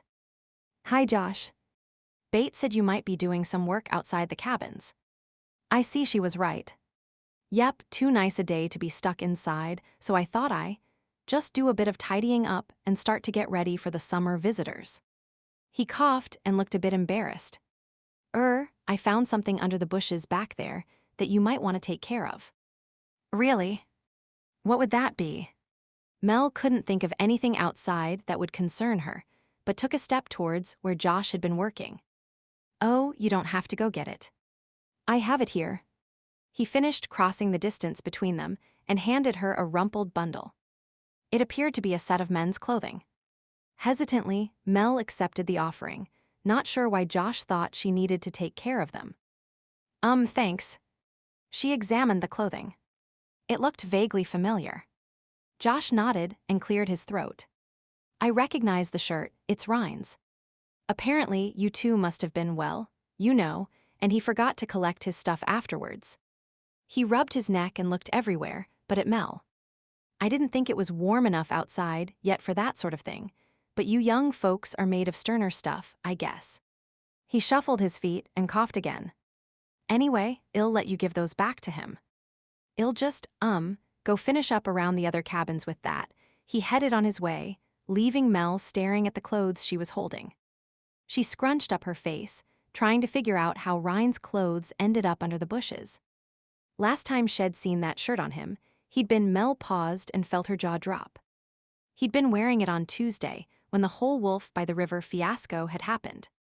Ryne had stormed out of the cabin buck naked, carrying his clothes and claiming he'd get dressed outside. But apparently he hadn't. Surely, Ryne hadn't walked home in the middle of the night without any clothes on. Even up in northern Canada, there must be rules about that kind of thing. And how had he got home anyways? It was miles to his house, but there hadn't been a vehicle parked any place that she could see, nor had she heard the sound of an engine. So he must have walked home, but naked. There couldn't be any other explanation. He'd left with those clothes in his arms, and she couldn't imagine that he would just happen to have a spare set waiting for him at the edge of the woods. She gave her head a shake. Ryne had mentioned that he liked to run through the woods, but doing so naked at night when the temperature was near freezing, well, that was just too weird and emphasized why she needed to get away from Stump River. Ryne wasn't only a bastard, he was some kind of perverted nudist flasher type as well. Walking up to the cabin, she set the clothes on the floor by the door, not quite sure what to do with them. After the way he'd treated her, there was no way she was going to do him any favors and go out of her way to return them. Maybe she should just throw them in the garbage. It was what he deserved. Deciding to think about it, she went to the bedroom to start packing. It didn't take long to gather her things from the bathroom and closet. In no time at all, the room was stripped of her presence. Taking a last look around, she zipped up the suitcase and set it by the door before taking the sheets off the bed. Unfortunately, she wouldn't have time to wash the bedding Bate had left her, but she didn't think the other woman would mind. When she lifted the pillows to remove the cases, she spied the t-shirt she slept in folded underneath. Oops. Almost forgot that, she muttered to herself. As she picked it up, she recalled the erotic dream shed had on her first night in the cabin. It had been extremely satisfying, but unfortunately one of a kind. Closing her eyes, she pressed the shirt to her chest and allowed herself to relive the memory. Her imagination had certainly outdone itself when concocting that man. Everything had been so realistic. Suddenly, a horrible thought entered her mind and she snapped her eyes open. Oh no. Surely not. But a feeling of dread swept over her as a theory developed in her mind. Could it have really happened? She hurried into the main room and stared at the pile of Ryne's clothes. If the man was willing to run home naked in the middle of the night, would he also be the type to creep into a bedroom? Her skin crawled at the idea that Ryne, still a stranger at that point, had touched her so intimately. As she contemplated the possibility, her breathing accelerated and panic tightened in her chest. Calm down, she told herself. It might not be true. Forcing herself to breath slowly, she tried to figure out how Ryne could have entered her room. There'd been only one set of footprints, and all those wolf prints, of course, Josh said they were old prints, and it had something to do with the frozen ground being farther from the cabin, but the weather forecast had said it was above freezing. Mel ran an agitated hand through her hair. None of it made sense. Why would Ryne? And how? A shudder swept over her as mental images formed of the man looming over her as she slept. She made herself push the thoughts from her mind. The hows and whys didn't matter. What was important was the fact that she was lucky enough to be getting away from Ryne sooner rather than later. After all, if she stayed around, who knew what weird, abnormal thing he might have done next. The very idea spurred her to action. As fast as possible, she finished tidying the cabin and packing her car, now more anxious than ever to leave Stump River and Ryne Taylor far behind. Ryne was thankful that there was a rush on tires that week. It kept him busy all day and gave him a chance to work out his anger without damaging anyone or anything. His encounter with Melody had left him in turmoil as his head argued with his wolf over what had occurred. Hours of lifting tires and struggling with rusted bolts and nuts had taken the edge off his mood, so he was able to present a relatively calm face to the world. As he put away his tools and began to wash up, Ben wandered in with Harley at his heels. The dog immediately went over to Ryne and wagged his tail, fawning around his legs. Ryne scratched his ears and gave a low rumble of approval that had Harley sighing happily. The beast licked his hand before flopping down on the ground, obviously feeling that all was right in his world now that he had the alpha's approval. "See, you got a lot of work done today." Ben had a stack of completed work orders in his hand. "I'd have thought that fighting over that girl last night would have left you all tired out, but if anything, you've worked faster than ever." Biting back a sigh, Ryne explained the situation yet again while inwardly grumbling. Didn't these people have anything better to do with their time than gossip about what he did? "I wasn't fighting over her. I was just trying to talk to her, and Watson took exception to the fact. He swung at me first." "As high?" Ben nodded, but Ryne could tell he didn't believe the story. "Well, whatever. Thing is, she seems to be a nice girl, and you could do worse. She likes Harley, after all." Harley lifted his head and thumped his tail at the sound of his name. "Funny thing, though," Ben continued with a puzzled frown on his face. "When I was talking to her yesterday afternoon, she told me this story about seeing Harley out in the woods and thinking he was a wolf. I guess she's never seen a real wolf before, because Harley doesn't look much like one, if you ask me. Anyway, I told her it couldn't have been him, since I took him to the vet clinic on Tuesday for his rabies vaccine and then kept him inside for the rest of the day." Ryne froze, his mind racing and connecting the dots even as Ben kept on speaking. She had a funny look on her face then. I guess she realized she must have really seen a wolf. "You know, you could use that to your advantage, boy. Tell her that there are wolves around, but y'all protect her." Ben chuckled. "Not that you need help with women. Anyway, I just came back here to tell you to take tomorrow off. You got us caught up on all the pending jobs. I figure with that big house you're fixing up, you can always use some extra time to work on it." Yeah. Sure. Thanks, Ben." Distractedly, he took his leave of the older man and loped out to his truck. He drove home, functioning on autopilot, too busy thinking about what he'd just discovered. Melody had mentioned something about him not even being honest about a dog. At the time, the comment hadn't made sense to him, but now it did. She knew it wasn't Harley Shed seen by the river, and she knew he'd lied, but had she made the ultimate connection? Given how Shed been acting this morning, he thought not, but it still made him feel on edge. Hopefully, he'd offended her sufficiently that Shed be only too happy to forget everything about her experiences in Stump River. There was a sinking feeling in his stomach, but he did his best to ignore it. If things went according to his plan, Melody would be gone by tomorrow night at the latest. With her out the picture, he'd be able to focus on what was really important, his new pack members.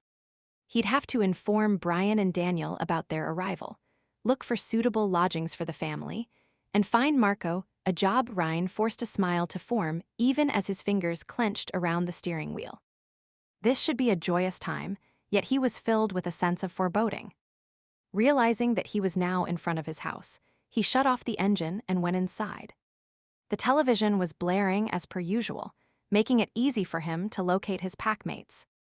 Stalking down the hallway, he stood in the doorway to the entertainment room and took in the sight before him. Daniel was sitting in the corner, his head bobbing in time to whatever song he was listening to on his MP3 player while typing away on the computer. Brian was lazing back on the sofa, his feet on the coffee table while he idly flicked from station to station. Yep, some werewolf pack they made. He definitely needed to give them more work to do. Ryne walked up to Brian and kicked his feet off the table, grabbed the remote, and turned off the TV. Hey, I was watching that. Brian stood up, his expression indignant, and attempted to snatch the remote back. Pack meeting. Ryne spoke tersely and nudged Daniel. The boy looked up and immediately unplugged from his music. What's up, Ryne? Daniel looked at him curiously. They seldom had pack meetings since it was just the three of them. Ryne leaned against the fireplace and surveyed his friends. You know how I was away yesterday? I was meeting a family, the Liberos, and he paused for effect. They're going to join our pack. It took a moment for the news to set in. Then Brian and Daniel gave out whoops, leapt up, and high-fived each other. Hey, that's great. It's been too quiet around here. Brian was grinning from ear to ear. Daniel smiled, his response slightly calmer, but still showing his pleasure. Yeah, it'll be nice to have more members. I miss being part of a big group. Ryne's mood momentarily lifted as he watched the happiness of the other two. Wolves were pack animals, and it had been a strain on everyone being such a small group. Thankfully, the townsfolk had unknowingly helped fill the emptiness, but it still wasn't quite the same as being around their own kind.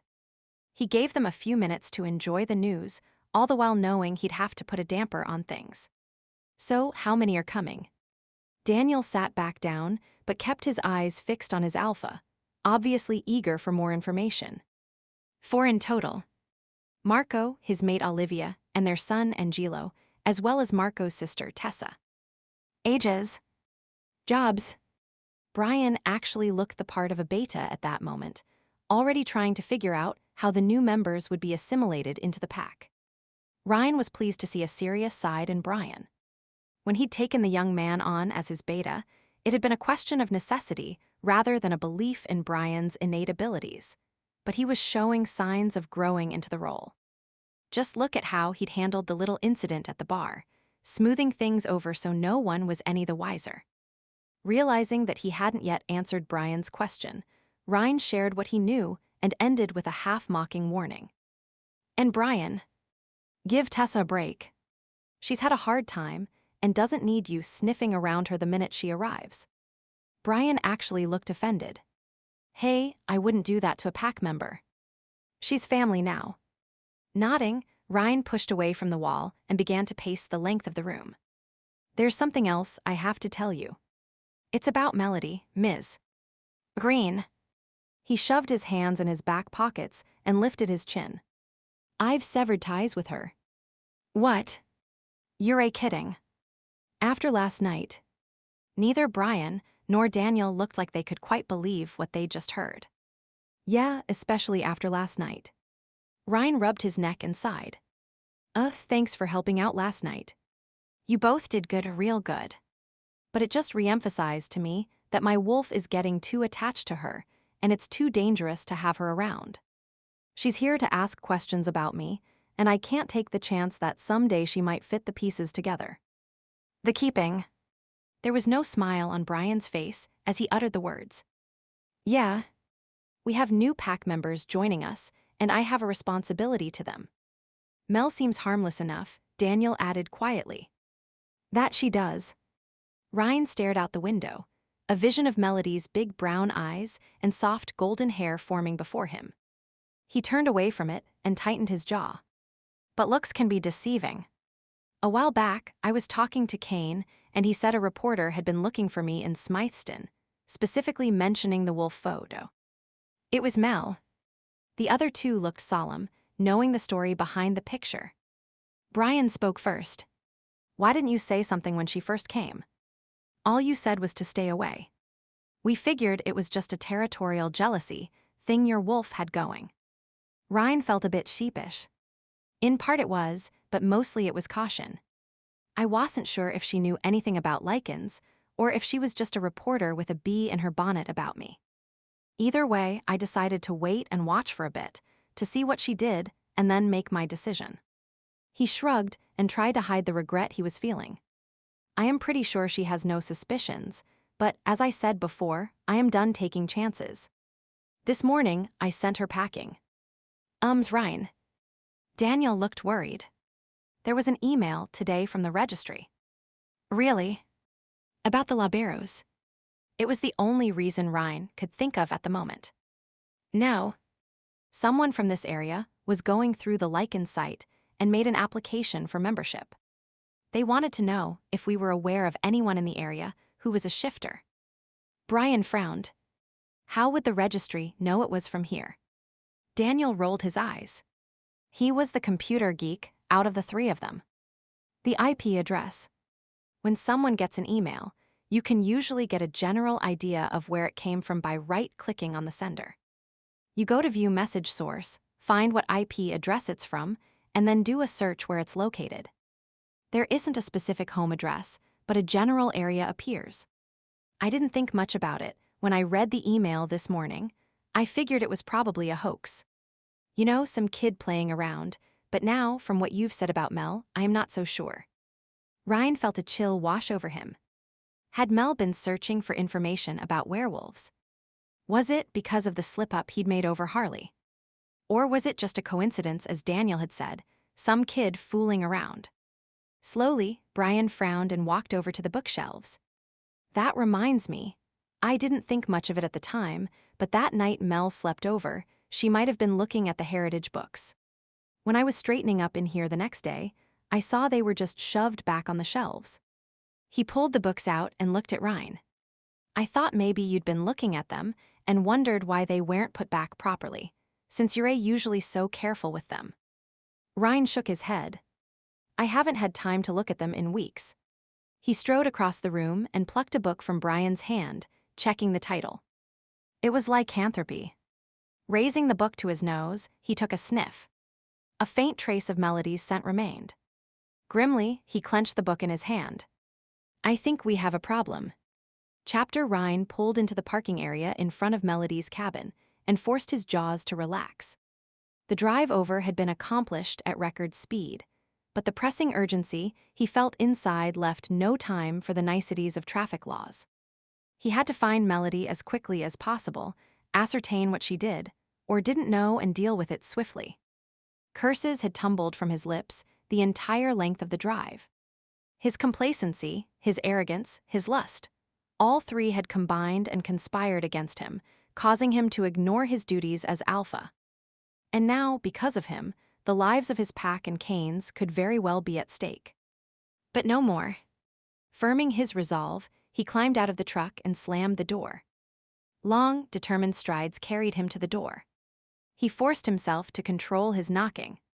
Pounding on the door, as if trying to break it down, would only increase Melody's reluctance to talk to him. Due to his performance earlier in the day, he'd be lucky if she didn't slam to the door in his face. Not that it mattered. She'd talk to him and tell him what he needed to know, whether she wanted to or not. At this point in time, he wasn't above using some strong interrogation techniques if needed. If she was innocent, she'd just add it to his already lengthy list of sins. But if she knew more than she should, well, it didn't really matter then, did it? There was no response to his knocking, and he strained his ears to hear sounds of movement inside. After a moment, he determined she either wasn't home or she was sleeping. Checking over his shoulder to ensure no one was watching, Ryne strategically applied force to the door, and it popped open. Once inside, he listened again, but the small cabin was silent. He scanned the kitchen area, then quickly made his way to the bedroom, only to freeze in the doorway. The bed was stripped, the closet door open, revealing empty hangers. Pulling open the dresser drawers, he swore. Melody had already packed and left.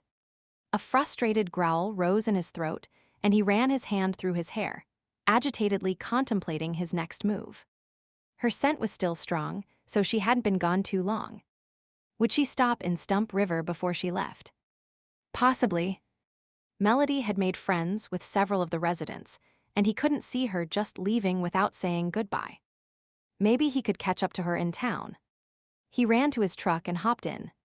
Gravel spewed from beneath his tires as he gunned the engine and headed towards Stump River, determined to find Melody before she left. He had to discover what she knew and, if necessary, ensure that she never left the area to spread the information further. Ryne parked behind Miller's service station and jogged across the road. He'd check the diner first, then the Gazette. Surely, between the two places, he'd find Melody or at least information on where Shed gone and when. Pulling open the door, he stepped inside. Absent-mindedly, he noted the supper crowd was just starting to wander in, the general din slowly rising as debates were held about the various menu selections, while Al banged and clanged his pots and pans in the kitchen. Blocking out the noise, Ryne scanned the tables. Melody wasn't there, and he felt his jaw tighten in frustration. Forcing a casual expression, he wandered up to the counter and sat down hoping Lucy was on duty. He hadn't talked to her much recently, his attention having shifted to Melody, but he was sure the waitress would be willing to chat and share some information with him. "Hi there. Can I help you?" A cheery young voice spoke behind him, and he swung around surprised. He'd been so intent on looking for Lucy, he'd missed the presence of the other waitress. Pencil and order pad clutched in her hands, a young girl of about 17 stood smiling at him expectantly. "Yeah, I need to speak to Lucy. Sorry, but she's gone on vacation. I am filling in for her. Do you want to see a menu?" Gone. Lucy was always here or at the bar. Ryne frowned and stared at the girl's name tag. Tabitha. She probably wouldn't know anything useful about Melody. Who would? Ruth. Maybe. Is Ruth available? Probably. I didn't do anything wrong, did I? The girl looked nervous. This is my first time waitressing, and no. Everything's fine. He pasted one of his most charming smiles on his face to reassure her. I just need to ask Ruth a question. Oh. Okay. Tabitha looked relieved. She grinned at him and scurried off into the kitchen. A moment later, Ruth appeared, wiping her hands on a towel. Oh. It's you, Ryne. I wondered who that girl was talking about. She was practically giddy about the hunk who wanted to talk to me. Ruth chuckled. I should have known it was you or one of your friends. What can I do for you? Impatient over the time he'd already wasted, Ryne got right to the point. I need to find Melody. Do you know where she is? Well, you just missed her by a bit. She and Lucy left around 4:30. Left? For where? He struggled to keep the sharp urgency from his voice. Apparently, he was only partially successful, as Ruth cast him a puzzled glance before answering. Chicago. Mel was heading back home for some reason. She never did say why she was going so sudden-like. Ruth frowned before continuing her train of thought. Anyway, Lucy was going with her for an impromptu vacation. It'll do Lucy good to get away for a while, don't you think? That girl works way too hard. And she'll be a help for Mel, too, seeing as how the girl wasn't feeling good when she left. Melody was sick. Ryne frowned, not sure why he was cared. Her health wasn't his concern. He just needed to know how much Shed discovered about his people. No. She had a cut on her arm from that fight you were all in last night, and I think it was infected. I had her put some salve on it, but by the time they were ready to go, she was complaining of it aching and having a fever and chills. Al and I both tried to talk her into staying and going to the clinic. She could have left first thing tomorrow morning, but she was determined to go. I suppose it was hard enough to get that last-minute seat for Lucy, and then there was her boss to deal with too. Her boss? Ryne's brain went on high alert. Melody had said she was here of her own accord because she was writing an article about him. There had never been any mention of a boss, only college professors. Damn. Shed been lying to him all along. Why hadn't he caught on to the deception? Her aura had never screamed lies to him. He tuned back into what Ruth was saying, in case she had any further information that he needed to know. Yeah. Some guy named Aldrich, I think.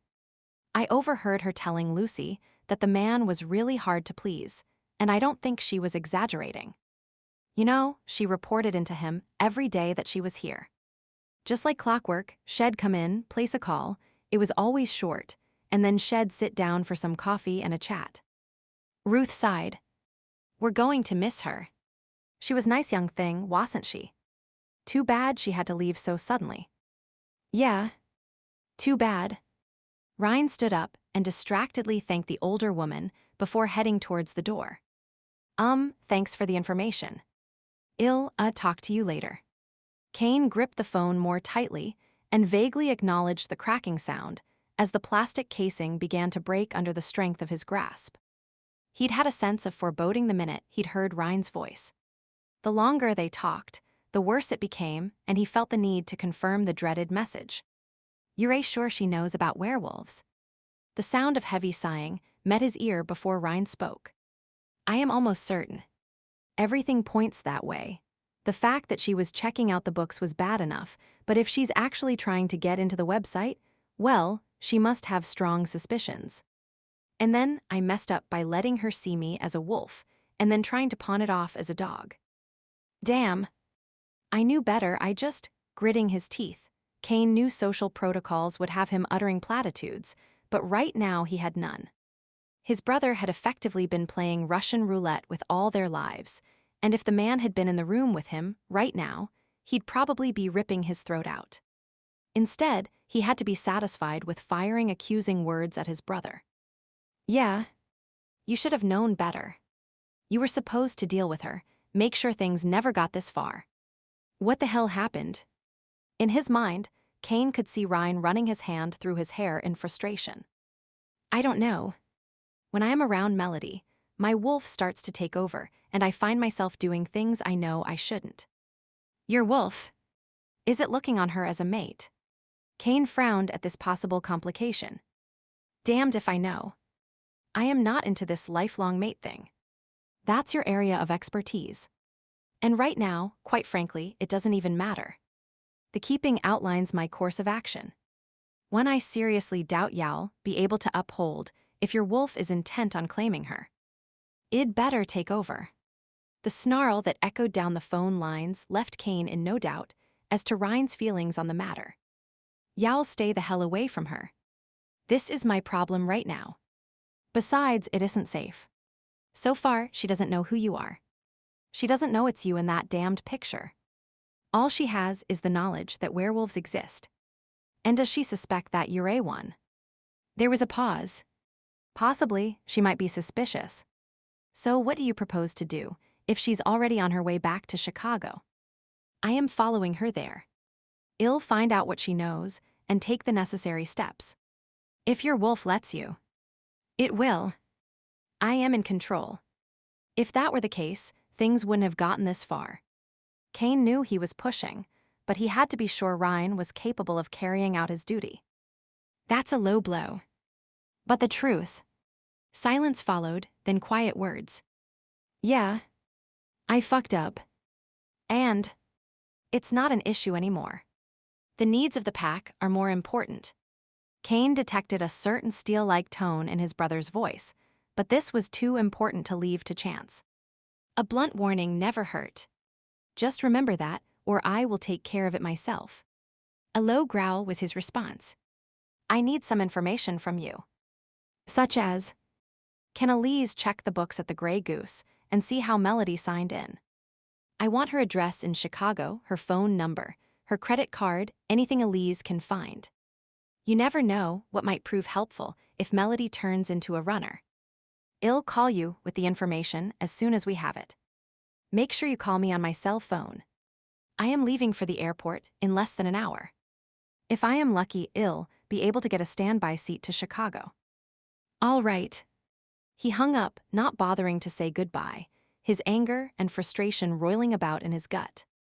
The decision to let Ryne deal with this on his own was debatable, yet Kane knew the more wolves that were involved, the greater the danger of discovery. Inaction ate away at him as he played out various scenarios out in his head, none of them pretty. If Ryne's wolf was looking for a mate, his judgment could be impaired. Yet Ryne was an alpha, biologically programmed to protect his pack. The question was, which instinct would win out? Narrowing his eyes, Kane considered the situation before pulling a heavy book from the shelves. Flipping through the yellowing pages of the Book of the Law, he found the passage he wanted. "The keeping of our secret is a wolf's primary duty. Threats of exposure must be swiftly eradicated. Should more than 2 outsiders learn of our existence, dispersal of the young will begin immediately. Remaining members will obliterate all evidence of the pack's existence. Humanity is a disease covering the earth, a force that cannot be fought.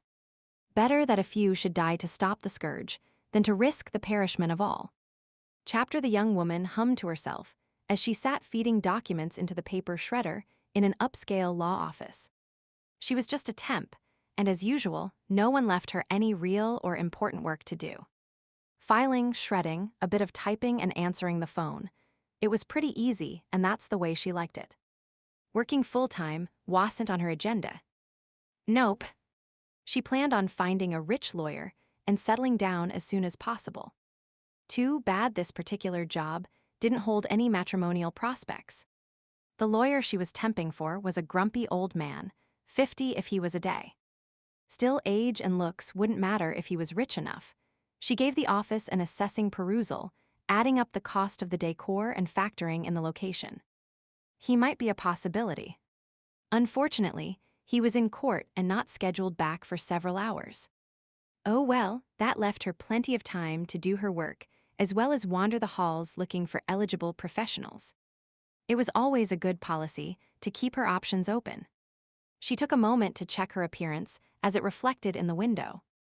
Her blonde hair was up in a respectable knot at her nape, with a few tendrils falling about her face, and her makeup appeared flawless. Giving a satisfied smile, she stood, thinking maybe she'd go for a little walk and see who might be in the halls or gathered near the elevator. The phone rang and she answered it, automatically falling into a smooth, professional mode. Good morning.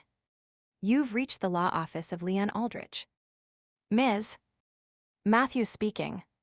How may I help you? Put me through to Aldrich. A male voice barked the order at her. Mr. Aldrich is out at the moment. May I take a message? No. You may not. Where's Ms. Sandercock? She's away at a funeral. I am filling in for her for a few days. Humph. When will Aldrich be back? Ms. Matthews opened her mouth to respond.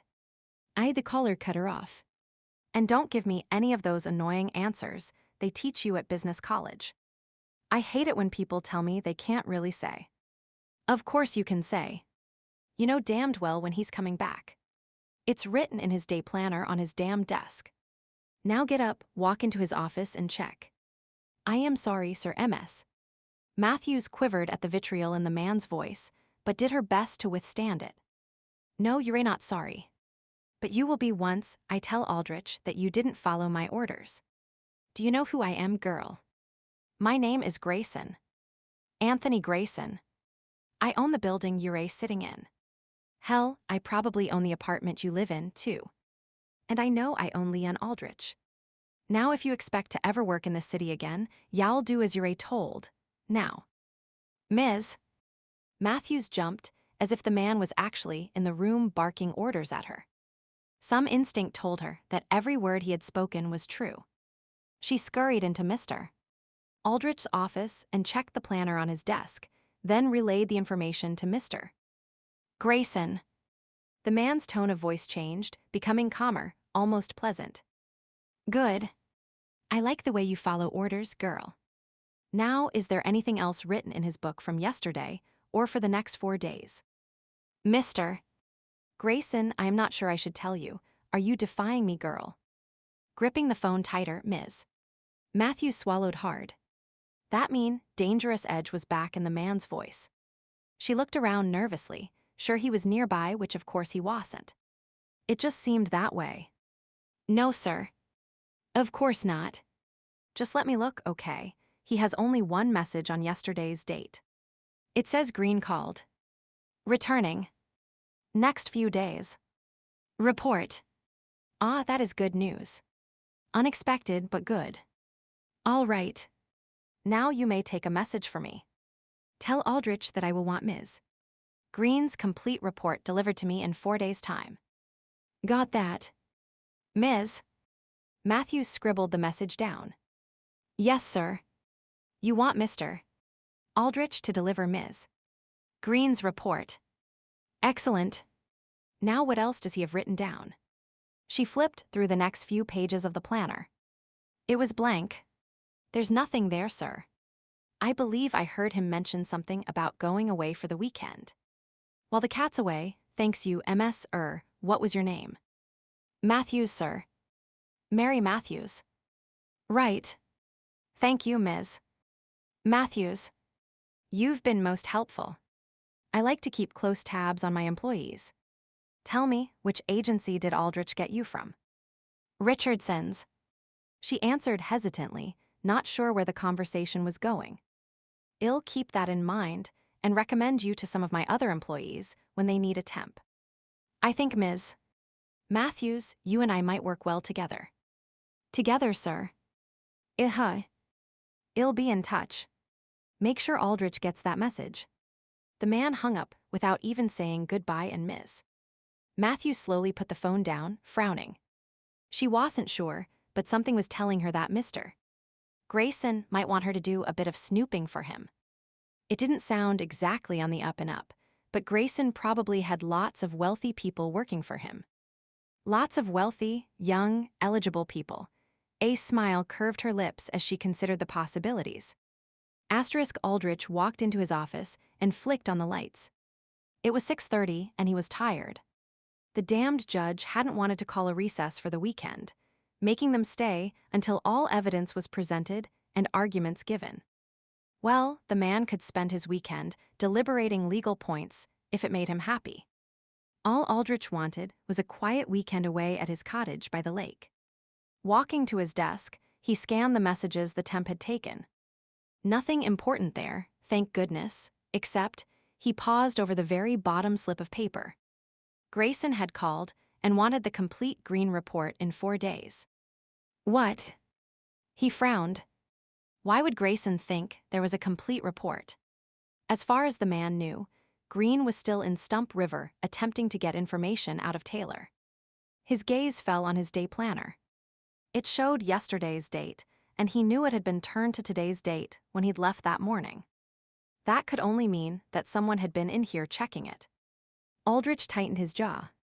Either Grayson had stopped in for a visit, which was highly unlikely since the man was leaving today, or he'd phoned and bullied the temp into going through the planner.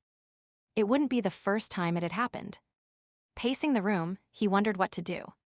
Greene had said she was returning, but there was no mention of a completed report. Hell, he'd be surprised if she had 10 words down, but he couldn't tell Grayson that. Grayson had hinted that he would hold Aldrich responsible for the success of Greene's assignment. It might have been a joke, but with that crafty old coot, you never knew. Aldrich stared around his well-appointed office, noting the leather furniture and expensive art on the wall.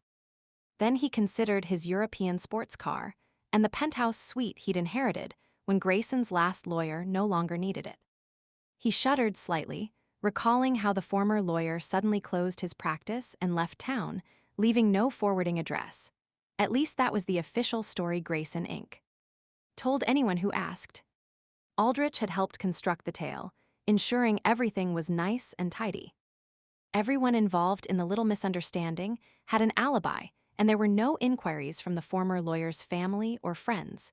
Grayson preferred to hire employees with no outside ties. It smoothed over complications if things didn't work out. Yes, Aldrich knew only too well the fate of his predecessor, especially since he'd been in charge of the cover-up. The gardener had been only too happy that Mr. Grayson had re-landscaped the backyard of the estate, supposedly in preparation for the yearly charity dinner hosted by Grayson Inc., and never questioned the extra-large hole that was purportedly dug for the new evergreen. Nor had the man wondered why said evergreen was planted overnight rather than during the day. Like most of Grayson's employees, he had known when to turn a blind eye to strange happenings. He had received a tidy bonus for the way he'd handled the situation. There was no body, no evidence, and no questions were ever asked. He hadn't dared inquire why the lawyer's services had been terminated. Now he wondered if perhaps he should have. Damn! He crumpled the message in his fist. There was too much at stake, and he wasn't about to let a slip of a girl mess it up. He narrowed his eyes as he considered his next step. The journey from Stump River was interesting. Mel took the first shift driving, getting them as far as Timmins before the throbbing in her arm forced her to abandon her role as chauffeur. Lucy, however, was only too happy to take over. It turned out she was a bit of a speed demon behind the wheel, weaving in and out of lanes, passing transports and viewing speed limits as helpful suggestions rather than rules. While not usually a nervous passenger, Mel was only too thankful that the painkiller shed taken made her a bit sleepy, causing her to sleep on and off for most of the journey. It was well past midnight when they arrived in Toronto. Realizing she was soon going to be short on funds, Mel had tentatively suggested they rest in the car at the airport rather than getting a room. Lucy agreed, viewing it as all part of the adventure. Tipping back the seats, they dozed until Dawn then used the airport facilities to tidy up and prepare for their flight. Mel tried not to draw attention to the fact that she was feeling progressively worse.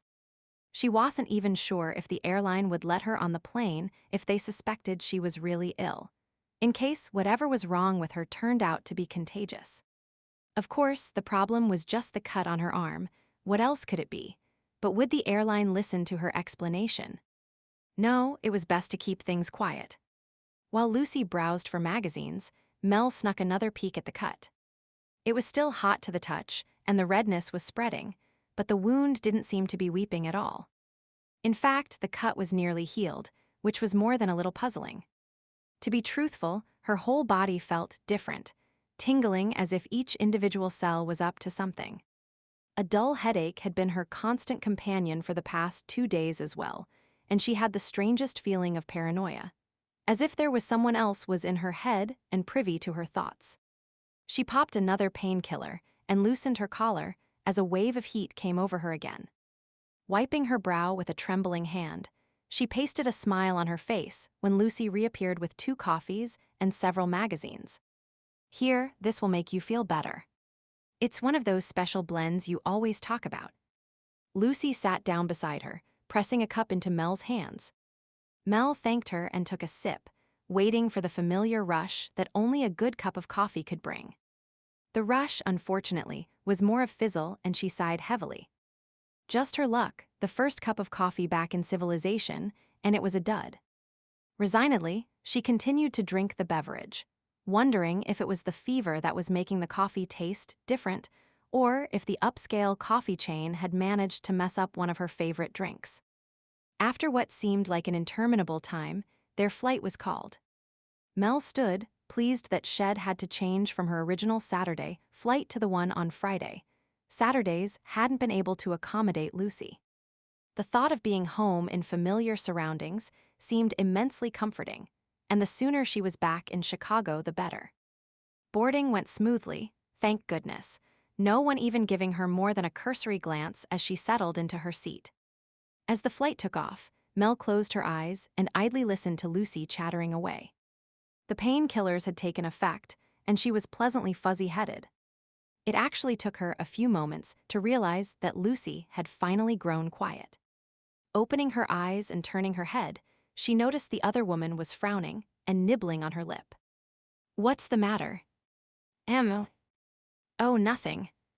Lucy looked away, but Mel could tell something was wrong. The other woman was seldom quiet for long. "Come on, tell me. Are you feeling airsick? Because if you are, no. No, it's just, well, I was wondering what he was up to." "Ryne." Mel sat up straighter. Why was Lucy thinking about Ryne? Hadn't she been assured there was nothing between them? "No. Armand." "Armand." Mel couldn't keep the surprise from her voice. She hadn't been expecting that. "Yeah. He was sort of upset that I was leaving. I thought you said he was okay with you taking time off." "He was, it's just that when I went to leave, he kissed me." "Oh." Mel absorbed the information. "And Armand's never kissed me before." Lucy picked at an invisible piece of lint that must have been resting on her pant leg. "You mean you and he never?" Lucy made a wry face. "Nope. We never. But I thought you said you'd, with everyone."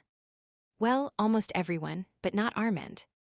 I've teased him and ignored him and practically thrown myself at him, but he never responded. It actually wondered if he might be gay or celibate or something, but now, I don't know what to think. Mel sat back and frowned. Gee, Lucy, I don't know what to tell you. Maybe he's had a secret crush on you all this time. Then why did he have to wait until I was leaving to do something about it? Lucy folded her arms, her face a study of consternation. Well, maybe he needed the idea of you leaving to shake him up a bit. I don't know, I suppose it's a possibility. Studying her friend's face, Mel watched the myriad of emotions that passed over it. It appeared that Lucy had a crush on the bearish man, but now that he seemed to be finally returning her interest, she didn't know what to do about it, especially given the timing. How would you feel about it if Armand had his eye on you? Lucy furrowed her brow, considering the idea. I am not sure. For years I've been saying that I want out of Stump River so I can make a fresh start, but then again, Armand is really good to me. She gave a confused whimper. I just don't know. Well, this week away might be the perfect time to get things in perspective. Yeah, maybe so. Lucy was silent for a moment before turning the tables on her companion. And how do you feel about leaving Ryne? Ryne. Mel snorted and turned away, folding her arms across her chest, then wincing as her arm protested the motion. I don't want to ever see him again. He's nothing but a lying bastard. Something inside her quivered as she spoke the words, almost as if part of her was protesting the thought, which was ridiculous. After the way he'd treated her, the things he'd said, nothing could redeem him in her eyes.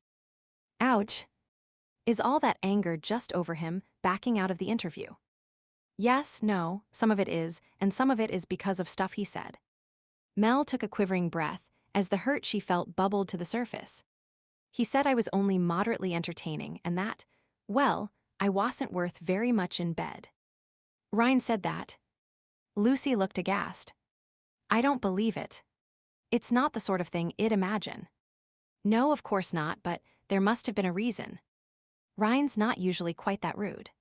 He isn't exactly what people would call refined, but usually he's a decent guy. Not with me, he isn't. Mel glowered at the back of the seat in front of her, as Ryne's words echoed in her head.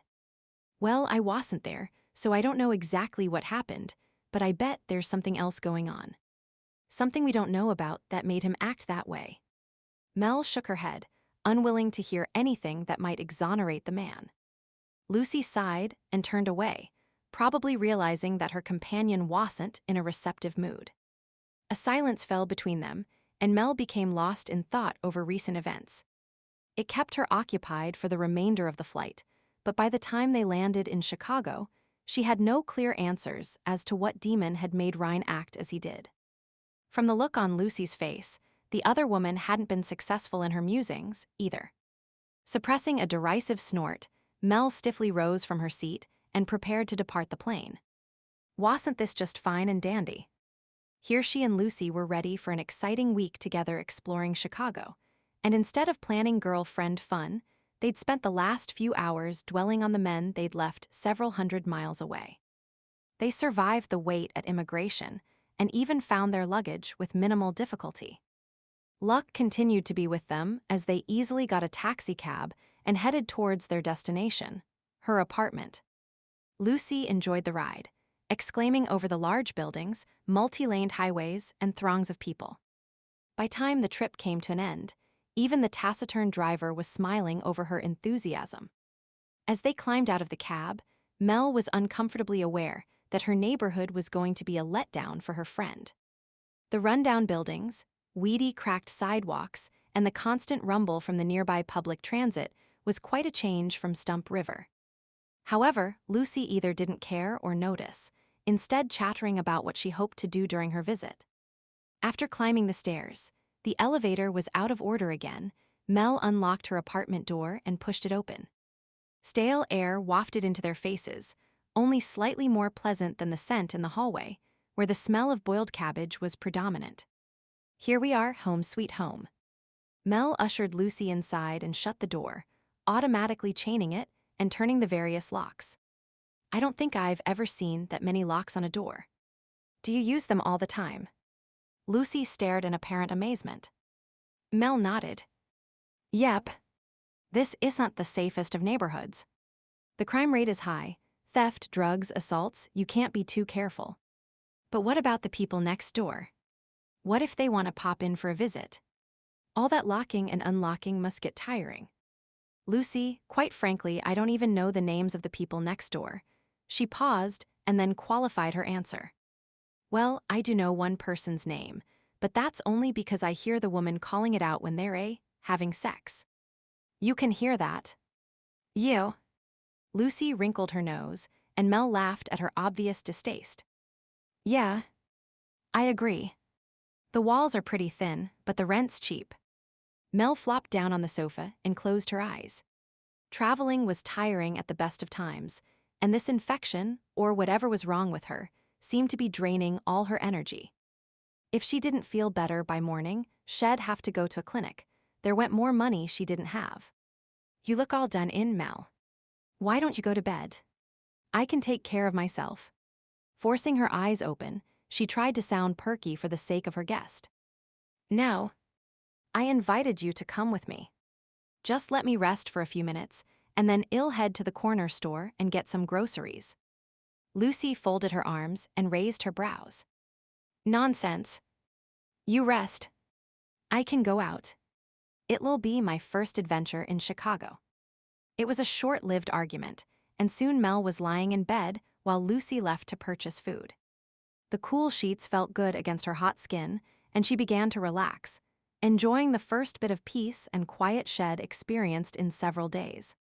Her eyes drifted, shut only to snap open, when she heard a voice beside her. Startled, she sat up and looked around, but no one was there. Grumbling about noisy neighbors, she glared at the adjoining walls. She debated banging on the plastered surface, but knew from previous experience it would do little good. Instead, she flopped back down and put the pillow over her head, determined to get some rest. A moment later, the voice spoke again, the murmuring indistinguishable, yet definitely nearby. Mel stiffened, feeling the hairs rising on the back of her neck. There was definitely someone speaking, another presence close at hand. Slowly, she removed the pillow from her face and glanced nervously about, trying to determine the source. It wasn't coming from the walls or the dead clock radio beside her bed, yet there was no doubt she was hearing a voice. A shiver ran over her as she recalled the dubious stain that had been on the carpet when she'd moved in. Had it been blood? Was her apartment haunted? As soon as the idea popped into her head, she scoffed at her own foolishness. No, she wasn't going down that road again, not after what happened last time at Ryne's house. Taking a deep breath, she concentrated on the sound. It seemed to be, inside her head. But how could that be? She tugged on her ear and gave her head a shake before listening again. There. It was definitely a voice. Furrowing her brow, she tried to decipher what was being said, but the sound faded away to nothing. Just as suddenly as it had appeared, the voice was gone. Mel swallowed and pushed her hair from her face with a shaking hand. Was she losing her mind? No. Of course not. She was overtired, that was all. Rest was what she needed. Latching onto the idea like a lifeline, Mel forced herself to calm down. Plumping her pillows, she wiggled into a comfortable position, closed her eyes and breathed deeply. No voices resounded in her head. A relieved smile crept onto her face. Yep, overtired, that's all it was. Her muscles relaxed, and she sank into the softness of her mattress. Sleep, glorious sleep. Everything was calm and quiet. She was just on the edge of drifting away, darn. The phone rang, and her eyes popped open. Well, she wasn't getting up to answer it. Whoever was on the line could just leave a message. She rolled onto her side and firmly shut her eyes again. Unfortunately, as much as she tried to ignore it, Mel's curiosity clicked in, and she couldn't help but strain to hear who was calling when the machine turned on. Aldrich's supercilious voice filled the room. Ms. Greene. Pick up the phone. Immediately, she identified the voice as belonging to Mr. Aldrich. He huffed when she didn't comply. I know you're home. You can pretend you aren't, but rest assured I have my sources. Fine. Play games if you wish, but I'll still expect you at my office at 10 o'clock tomorrow morning with a complete report. No excuses, unless you're prepared to face legal proceedings for the return of the funds advanced to you. And make no mistake, I have the papers here on my desk ready to be filed. By time I'm done with you, you won't have a penny left." Mel groaned. Wasn't this just great? How had the man known she was home? It hadn't been 3 hours since Shed stepped off the plane. He must have spies at the airport. Well, it was fine and dandy for him to want a report, but there wasn't one. Mr. Ryne Taylor had only given her the most meager details about himself. All she really knew was how he took pictures. How in heaven's name was she supposed to write a report when the only information she had? Mel nibbled on her lip as she considered a possible solution. Those pictures from Ryan's camera were still on her computer. While Shed never looked at them, she hadn't dumped the recycle bin either. Maybe, dragging herself out of bed, she found her laptop and turned it on. If she studied the pictures carefully enough, she might be able to gather enough information to satisfy Aldrich, at least for a while. What Grayson would think of the report was another story, since Shed never dealt with him in person, but Shed crossed that bridge when she came to it. Opening the picture file, she leaned close to study the images, trying to ignore the wave of guilt that washed over her. Ryne hadn't wanted her looking at these. Mel hesitated, glancing around her apartment. The furniture was old, the decorations cheap. It wasn't much, but it was all she had. The thought of losing everything she owned gave her a sinking feeling. What would it be like to start over, with absolutely nothing? She furrowed her brow. Surely, Ryne was overreacting. Letting the world know a little bit about his life wasn't such a bad thing. Still trying to convince herself that she wasn't doing anything that wrong, Mel began to analyze the images on the screen. It was 4 a.m. Mel rubbed her gritty eyes and then arched her back before clicking on save. The report, such as it was complete. Shed read it over again in the morning before printing, but didn't think there was much else she could add to it. By examining the pictures on her laptop and noting their sequence, Shed been able to piece together a plausible background for Ryne. Much of it was supposition, but if the man didn't grant interviews, who would ever know? And there were some concrete facts. His work on cars and the restoration of that house were facts. He'd mentioned running, and by the look of his lean, muscled body, she suppressed the physical response the image invoked. He must be into fitness. The photography lessons he'd given her had provided insight into his techniques, and even his street crossing lessons with Harley showed a love of animals. Mel was actually rather impressed with herself over what Shed managed to piece together. In some places, she had really stretched things. A picture of an older couple in front of a large house had her writing that he had a large extended family and wanted a big family himself one day. After all, she reasoned, why would he have purchased that oversized monstrosity outside Stump River if he was going to live there all alone? Their dinner at Armand's had allowed her to state that he enjoyed life's simple pleasures. Cold beer, time spent with friends, and a good movie. Her more personal experiences with him and his sexual prowess, however, were definitely not included. Some things just weren't meant to be shared. The piece de resistance of the whole report was her deduction regarding where Ryne took his pictures. Mel knew that for some reason Grayson was extremely interested in that point and felt he'd be pleased with her sleuthing.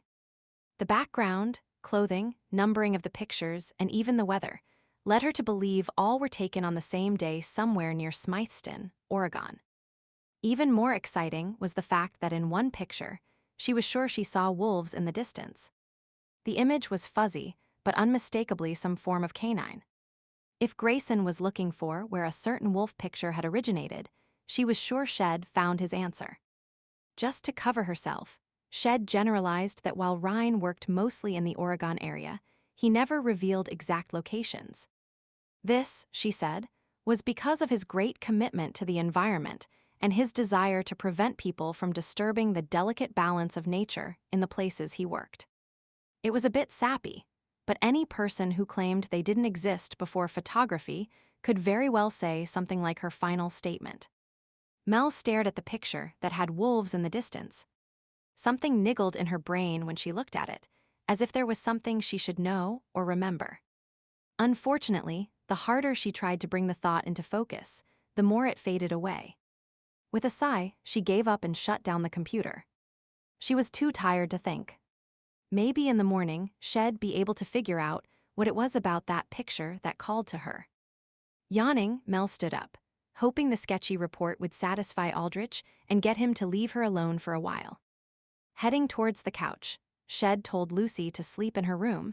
She shed her robe and lay down, intent on getting a few hours' sleep before going to see the lawyer. As she tried to get comfortable on the old and lumpy couch, she bemusedly realized that at some point during the night, her fever had broken. Thank heavens for small mercies. Chapter, are you sure y'all be all right? Lucy stared at Mel with a frown. You still don't look so good. The two women were leaning against the kitchen counter sipping coffee and preparing to start their day. Mel, however reluctantly, had to head off to meet with Aldrich, while Lucy was going to spend the morning taking a bus tour of the city that Mel had recommended. Rolling her eyes, Mel reassured her friend yet again. Honestly, I am fine. The fever broke last night. My arm's not as sore. It's just a lack of sleep and nerves over this meeting that are making me look less than prime. I'll go see Aldrich and give him this report while you take a tour of the city. Then we'll meet back here for lunch and go shopping. Why don't you just email the report and come with me? Mel sighed. I wish, but Aldrich hates email. He wants face-to-face contact. I think he likes to watch people squirm. Noting Lucy's concerned expression, she added a light laugh. Don't worry. It'll be fine.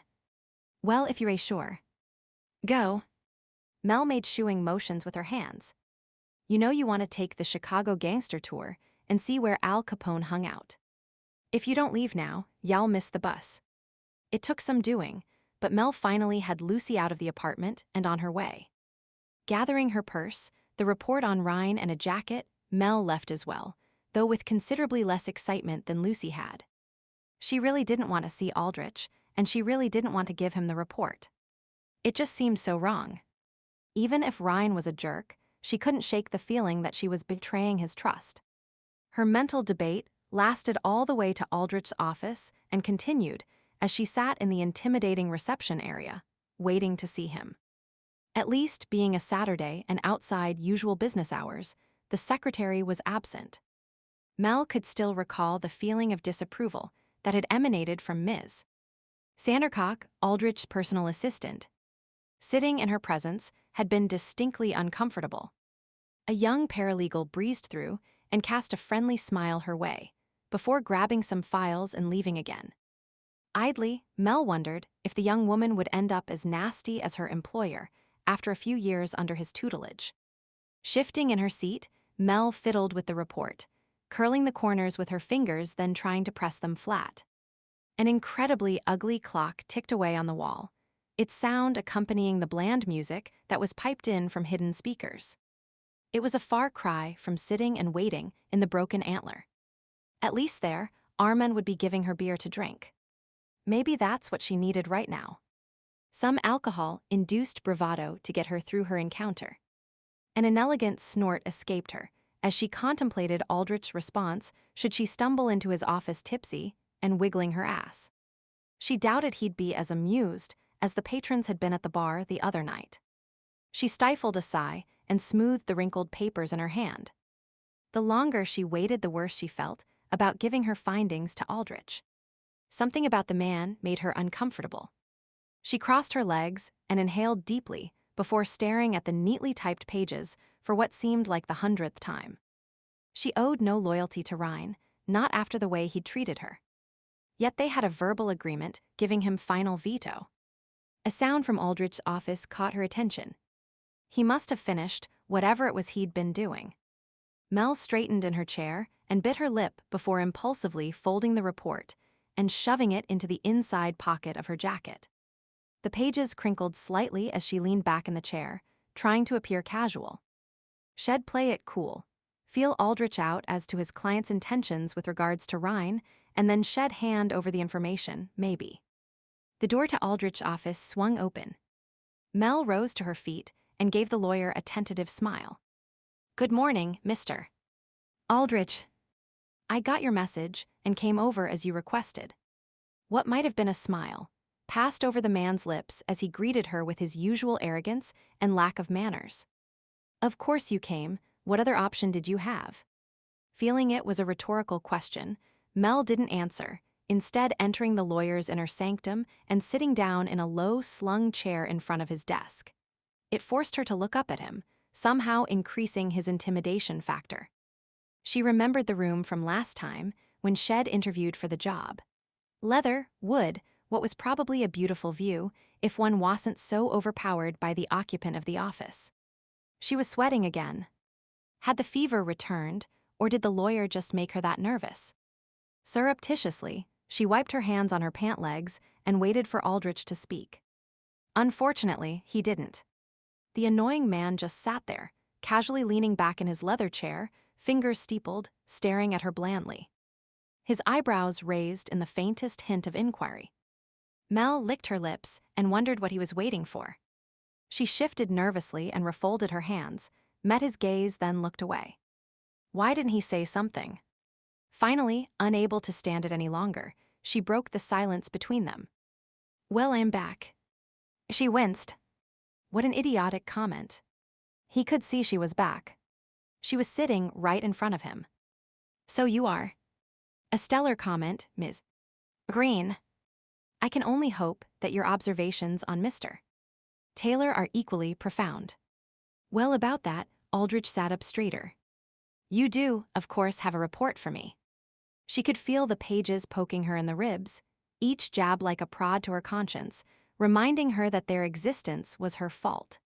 For whatever reason, Ryne didn't want people knowing much about him, and by creating the report she was going expressly against his wishes. Yes.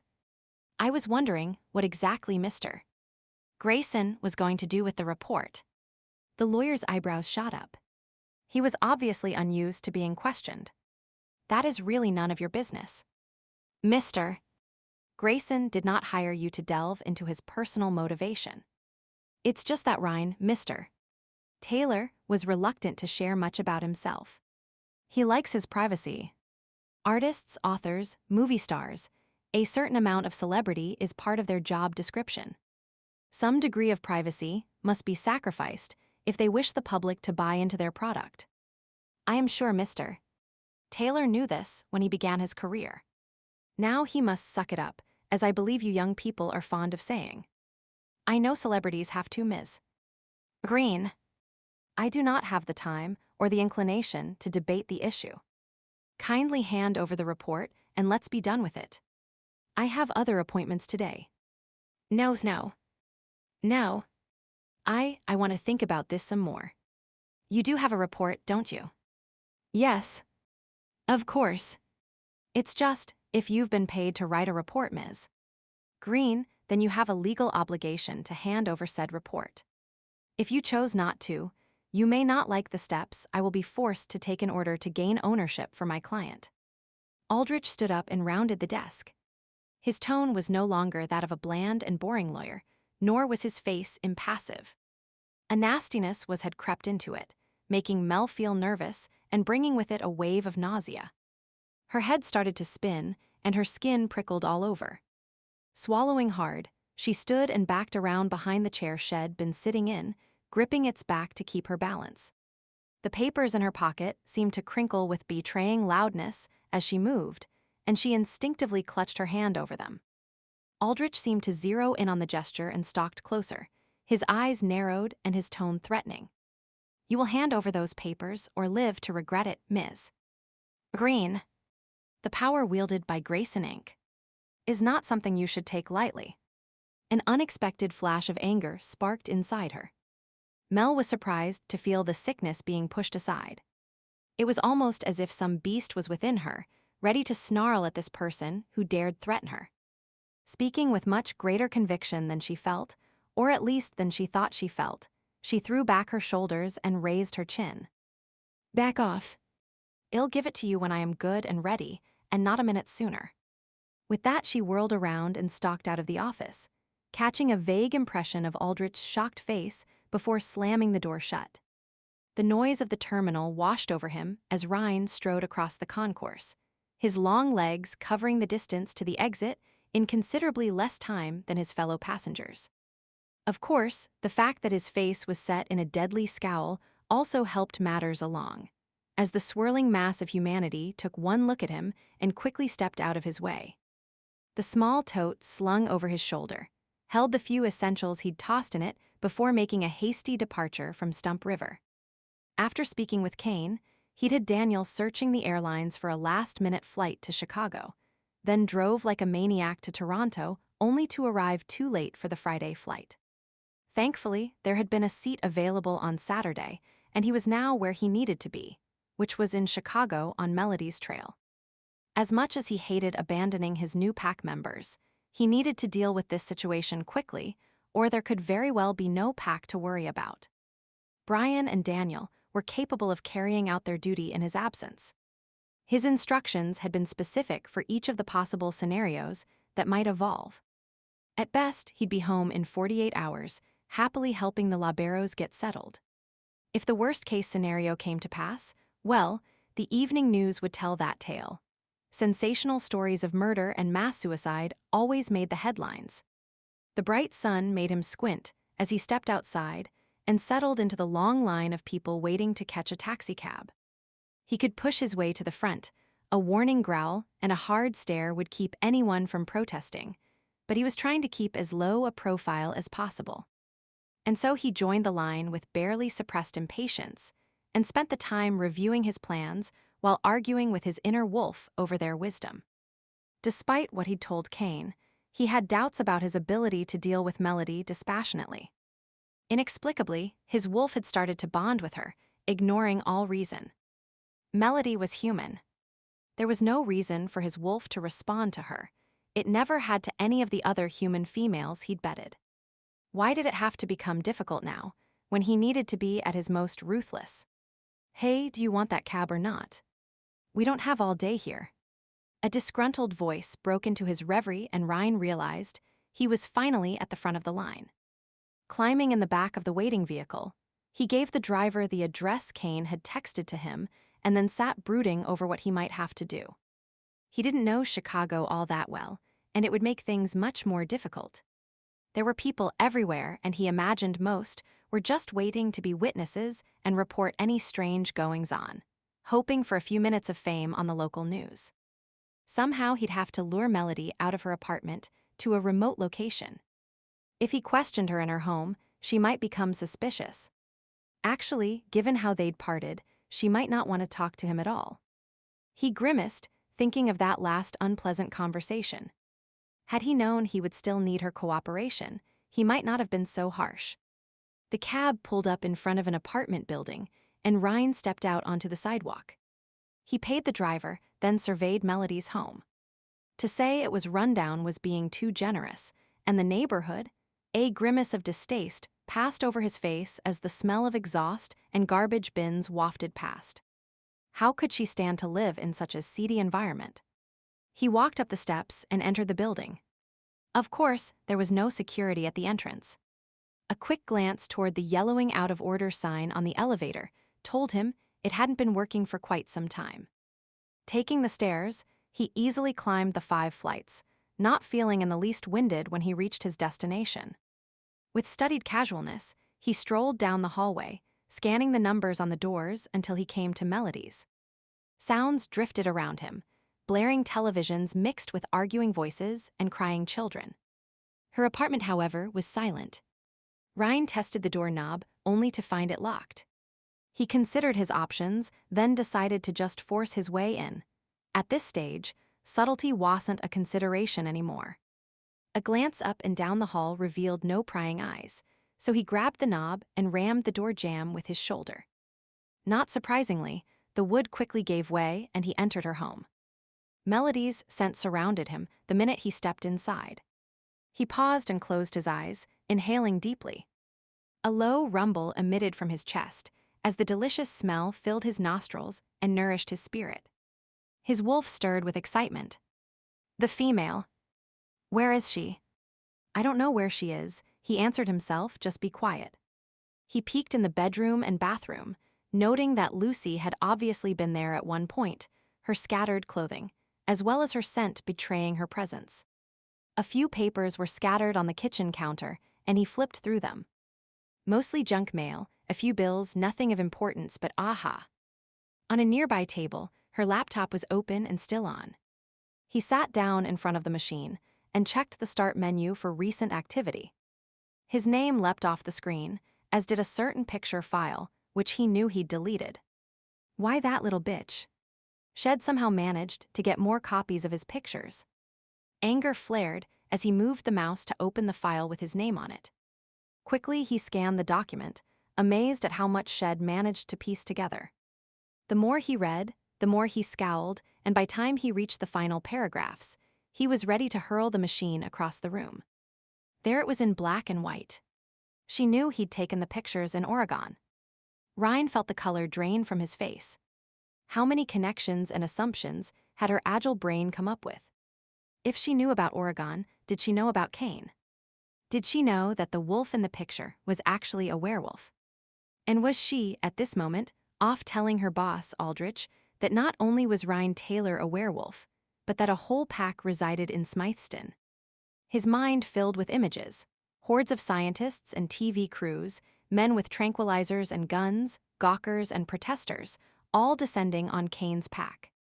They'd surround the territory, breach the perimeter, possibly wondering why there was no resistance.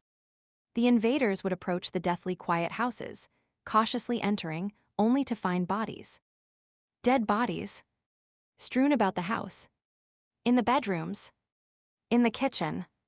In the games room where the pack used to gather. Cold, lifeless bodies that would stare with unseeing eyes at the invaders who had unknowingly precipitated the massacre. All identifying papers would have been destroyed. Kane would see to that. The nameless corpses would be studied to no avail, and then buried in unmarked graves, their identities forever lost amid the swirl of rumors that would arise. Words such as cult, brainwashing, and mass suicide would be bandied about. Pictures and stories would be plastered in newspapers and magazines. Across TV and computer screens around the world, Ryne's mind focused on one image. Kane and Elise lying dead in each other's arms, their hands on the small mound that would have been their firstborn. He shook his head. Surely Kane wouldn't allow Elise to stay. He'd send her away, yet would she go? Not likely. Elise was devoted to her mate. Shed refused to leave. A feeling of fury and terror, such as he'd never known, washed over Ryne. This was all Melody's fault, and he'd make sure she would pay. Pay for each life that was lost, each pup left orphaned. When his wolf howled in protest, he ruthlessly crushed it. He was icy cold, his mouth dry. His brain could barely function. Feeling detached from his body, he watched as his hand reached for the phone, dialed a familiar number, and brought the receiver up to his ear. His lips barely responded to his command to speak. Kane. Start the dispersal. Chapter after speaking with Kane, Ryne had searched Melody's computer, ruthlessly deleting information. When he came upon Aldrich's address and the name Grayson Inc., he made note of it before erasing the rest of the relevant files. Melody was probably with her co-conspirator at this very moment. With any luck, he'd catch them together. He would deal with both of them at the same time. Filled with ruthless determination, he pushed away from the computer, wiping his prints from the keys before exiting her apartment.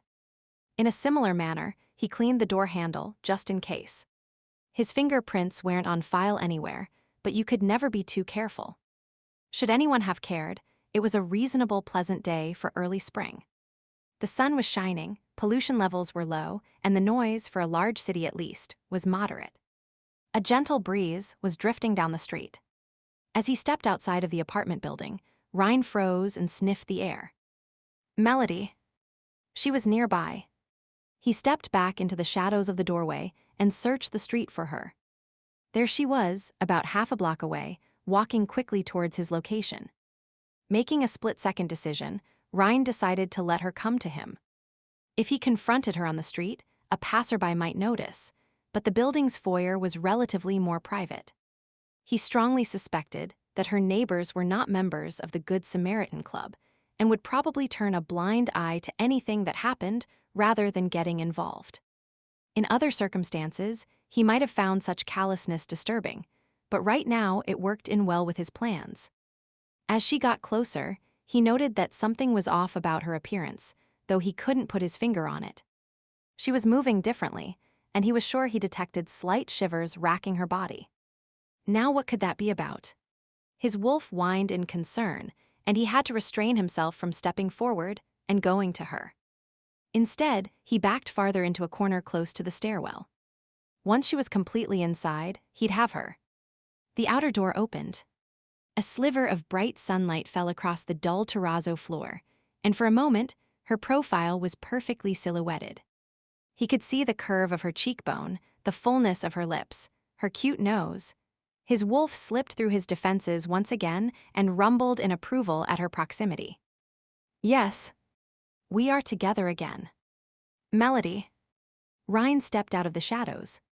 She started and stared at him in shock. Ryne, what are you doing here? Her voice sounded raspy, but he didn't have time to wonder why. She was already backing towards the door. He moved quickly, grabbing her arm and dragging her towards the stairs before she could reach the doorway. She gave a cry of pain and struggled against him. Let me go. Melody tried to kick him, but he was prepared for the move by now and pulled her flush against him, wrapping one arm around her. She wriggled in an attempt to free herself, and Ryne heard her inhaling in preparation for a scream. He clamped a hand over her mouth and maneuvered so that she was pressed between him and the wall. Her struggles had her body rubbing against his, causing his body to become aroused. Without meaning to, he nuzzled against her, inhaling deeply. Her scent was heavenly, but he frowned. Something was different. Sniffing again, he tried to place what it was. Suddenly, he gave a muffled cry of pain. Shed bit his palm. Jerking his hand away, he opened his mouth to chastise her, but she spoke first. What are you doing? And why are you sniffing me? What are you, some kind of a dog? Melody was pressing hard against his chest. She was breathing rapidly, heat radiating from her, yet at the same time she was shivering, her voice quavering as she spoke. Grabbing her upper arms, Ryne held her away from him, studying her curiously, his earlier anger momentarily put aside by the new information coming at him from his senses. Her skin was pale, her eyes glassy and slightly unfocused. If he didn't know better, he'd say she was. Melody stiffened, gave a cry of pain, and went limp. Ryne reacted without thinking, scooping her up and running up the stairs to her apartment. Shouldering the door open, he laid her down on the couch and then stared at her nonplussed. What was going on? She was unconscious and convulsing slightly. He sniffed again and swore. Damned if she didn't smell almost like a werewolf, but how? Not knowing what else to do, he picked up the phone and dialed the number for Kane's nurse practitioner, Nadia. Nadia. Ryne here. I have a question for you.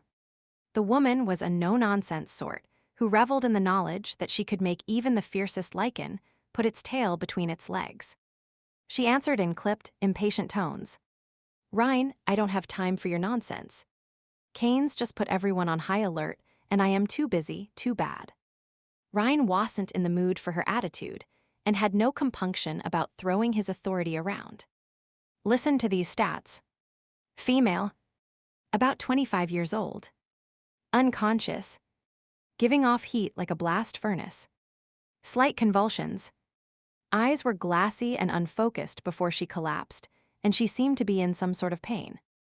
Ryne, I don't, and she smells like a wolf. His last statement stopped the woman's protests. 25, you say? Rather old for undergoing her first change. What's her family background? How the hell should I know? He ran his free hand through his hair.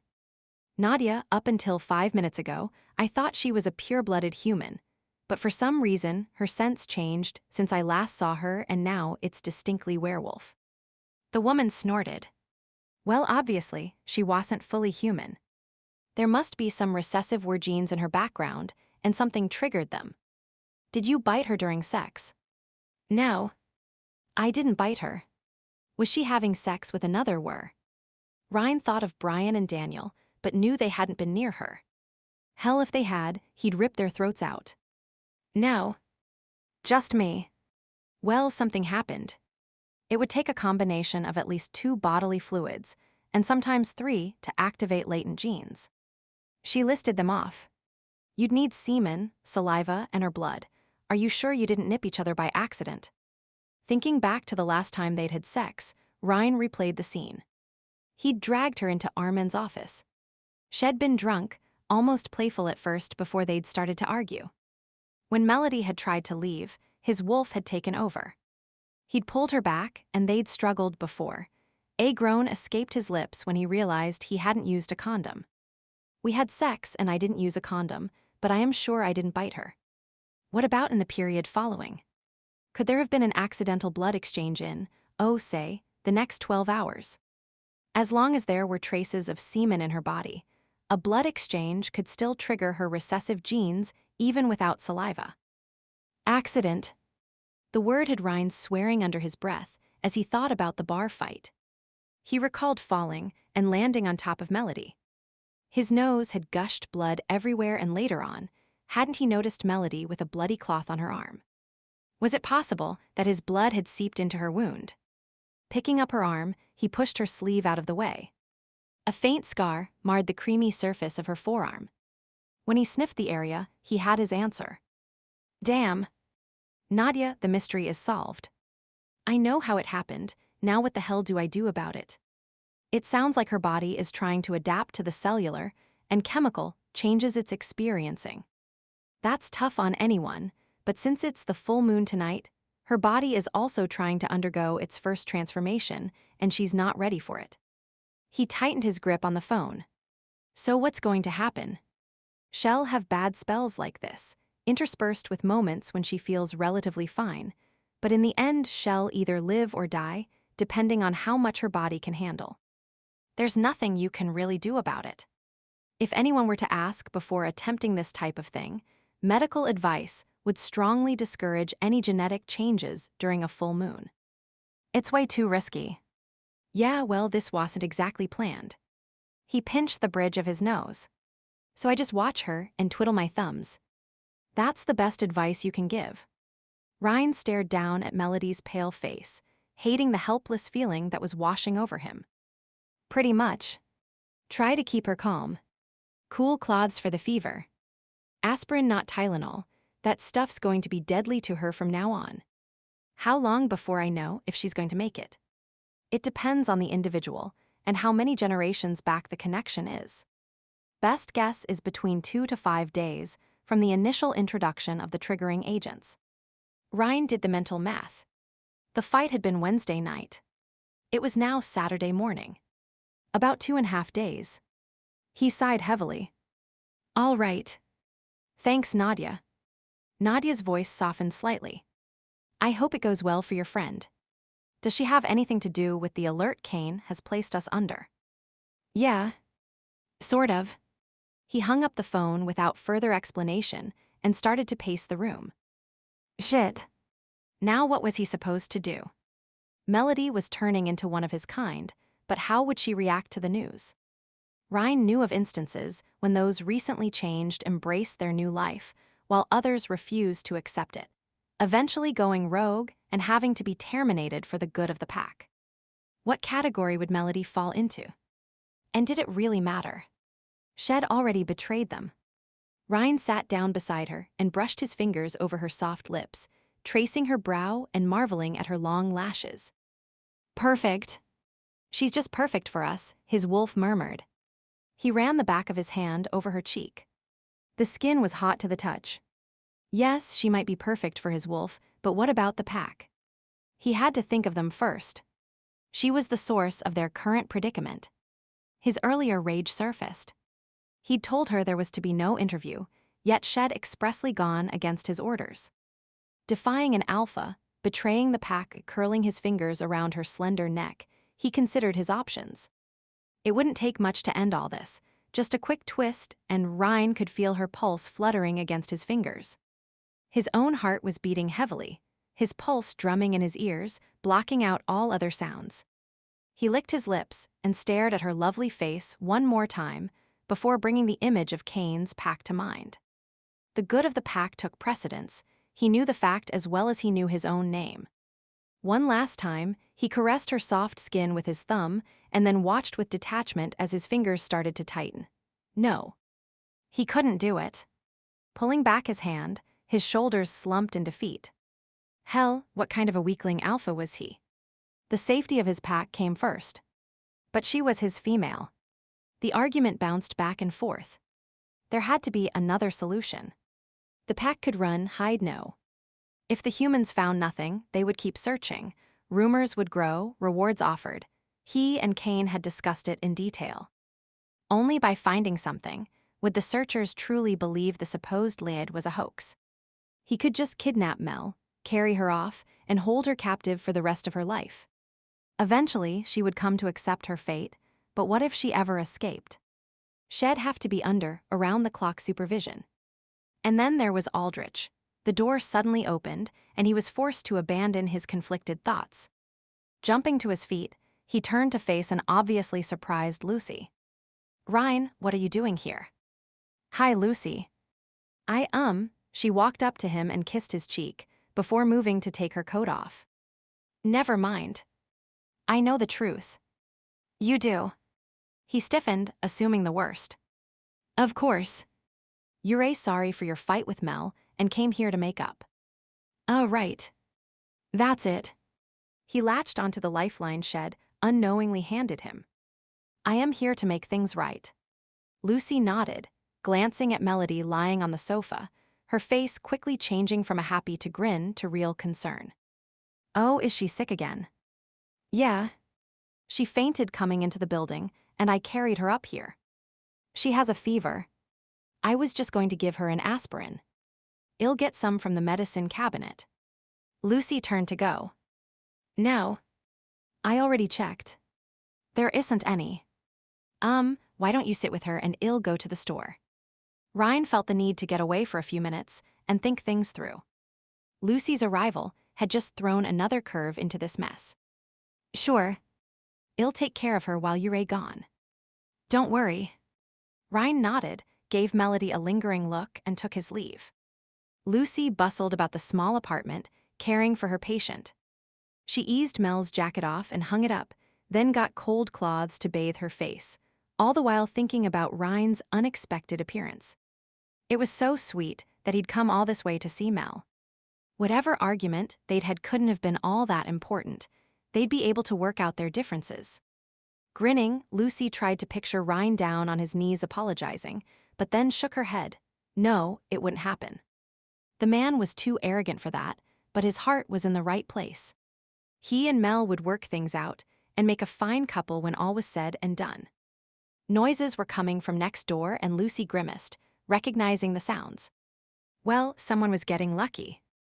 It made her think of Armand and how Shed yet to share a bed with him. Was there a future for her in Stump River with the bartender? She furrowed her brow and wandered to the window, considering her own future. Should she finally make the move Shed always talked about and live in a big city like this? Staring down at the street, she watched the traffic going past, people hurrying along the sidewalks, never even acknowledging the other pedestrians. A train rattled by, and the whole apartment shook. If she left Stump River, would her new home be this impersonal? Yet wasn't that what she wanted? To make a new start where no one knew her or her reputation. It might be exciting. A long black vehicle pulling up at the curb caught her attention. It screamed wealth and power from its shiny chrome to its tinted black windows. It reminded her of something a crime boss might drive, and she wondered who the occupants were here to visit. The phone rang beside her, and she answered, still idly watching the vehicle below. "Hello? Ms. Greene?" "No, this is her friend, Lucy Chalmers." "Can I help you?" "Kindly put Ms. Greene on the phone." "I am sorry, she's not well right now." "Can I take a message?" Lucy glanced over at her friend, who was moving about restlessly and muttering in her sleep. "Tell her to quit playing games with me, Ms. Chalmers, if that's really your name." "What do you mean, if that's really my name?" "Why would I make up a name just to answer the phone?" Geez, but this town was filled with weirdos. Never mind. I know what Greene is up to. If she thinks holding out will get her even more money, she's sadly mistaken. Either she hands over whatever information she has in the next 2 minutes, or I am coming up to get it. Coming up? Where are you? Lucy had a sinking feeling that she already knew the answer. I am parked right in front of the building. As a matter of fact, I can even see you standing at the window. Lucy gave a squeak of surprise and jumped towards the middle of the room.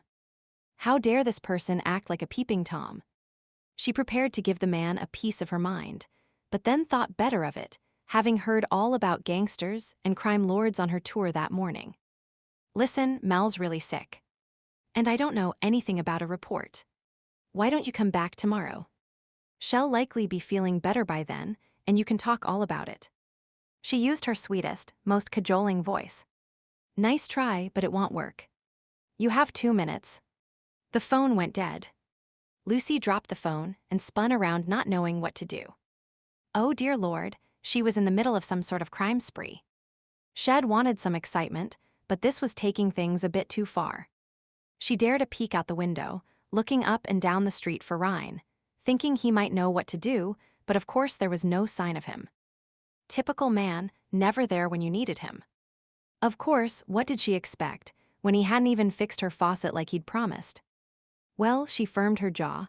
She'd just have to defend herself and Mel as best as she could. Glancing about the small apartment for some form of weapon, Lucy finally found a large carving knife and a heavy frying pan. She was pretty sure she'd never have the guts to use the knife, so left it and took the pan instead. Testing the weight of the frying pan in her hand, she took a defensive position by the door. After what seemed like ages, Lucy heard footsteps approaching down the hall. Flexing her fingers, she checked her grip on the frying pan and braced herself for what might come. The steps paused outside. Lucy took a deep breath and held it as she watched the handle slowly turn. Letting out the breath and taking another to steady her nerves, she waited for the door to open slowly. Instead, it swung inward with enough force to make her jump. Taking no time to think, she swung the frying pan with all her might towards the newcomer. Unfortunately, her aim was off, and she missed her target, hitting the wall with a resounding clunk. Before she could comprehend what was happening, something hard hit her across the head, and she fell to the ground stunned. After that, everything was a kaleidoscope of pain, sounds, and blurred images, as she drifted in and out of consciousness. She had the impression of something warm and sticky running down her face and pooling about her cheek where it pressed against the floor.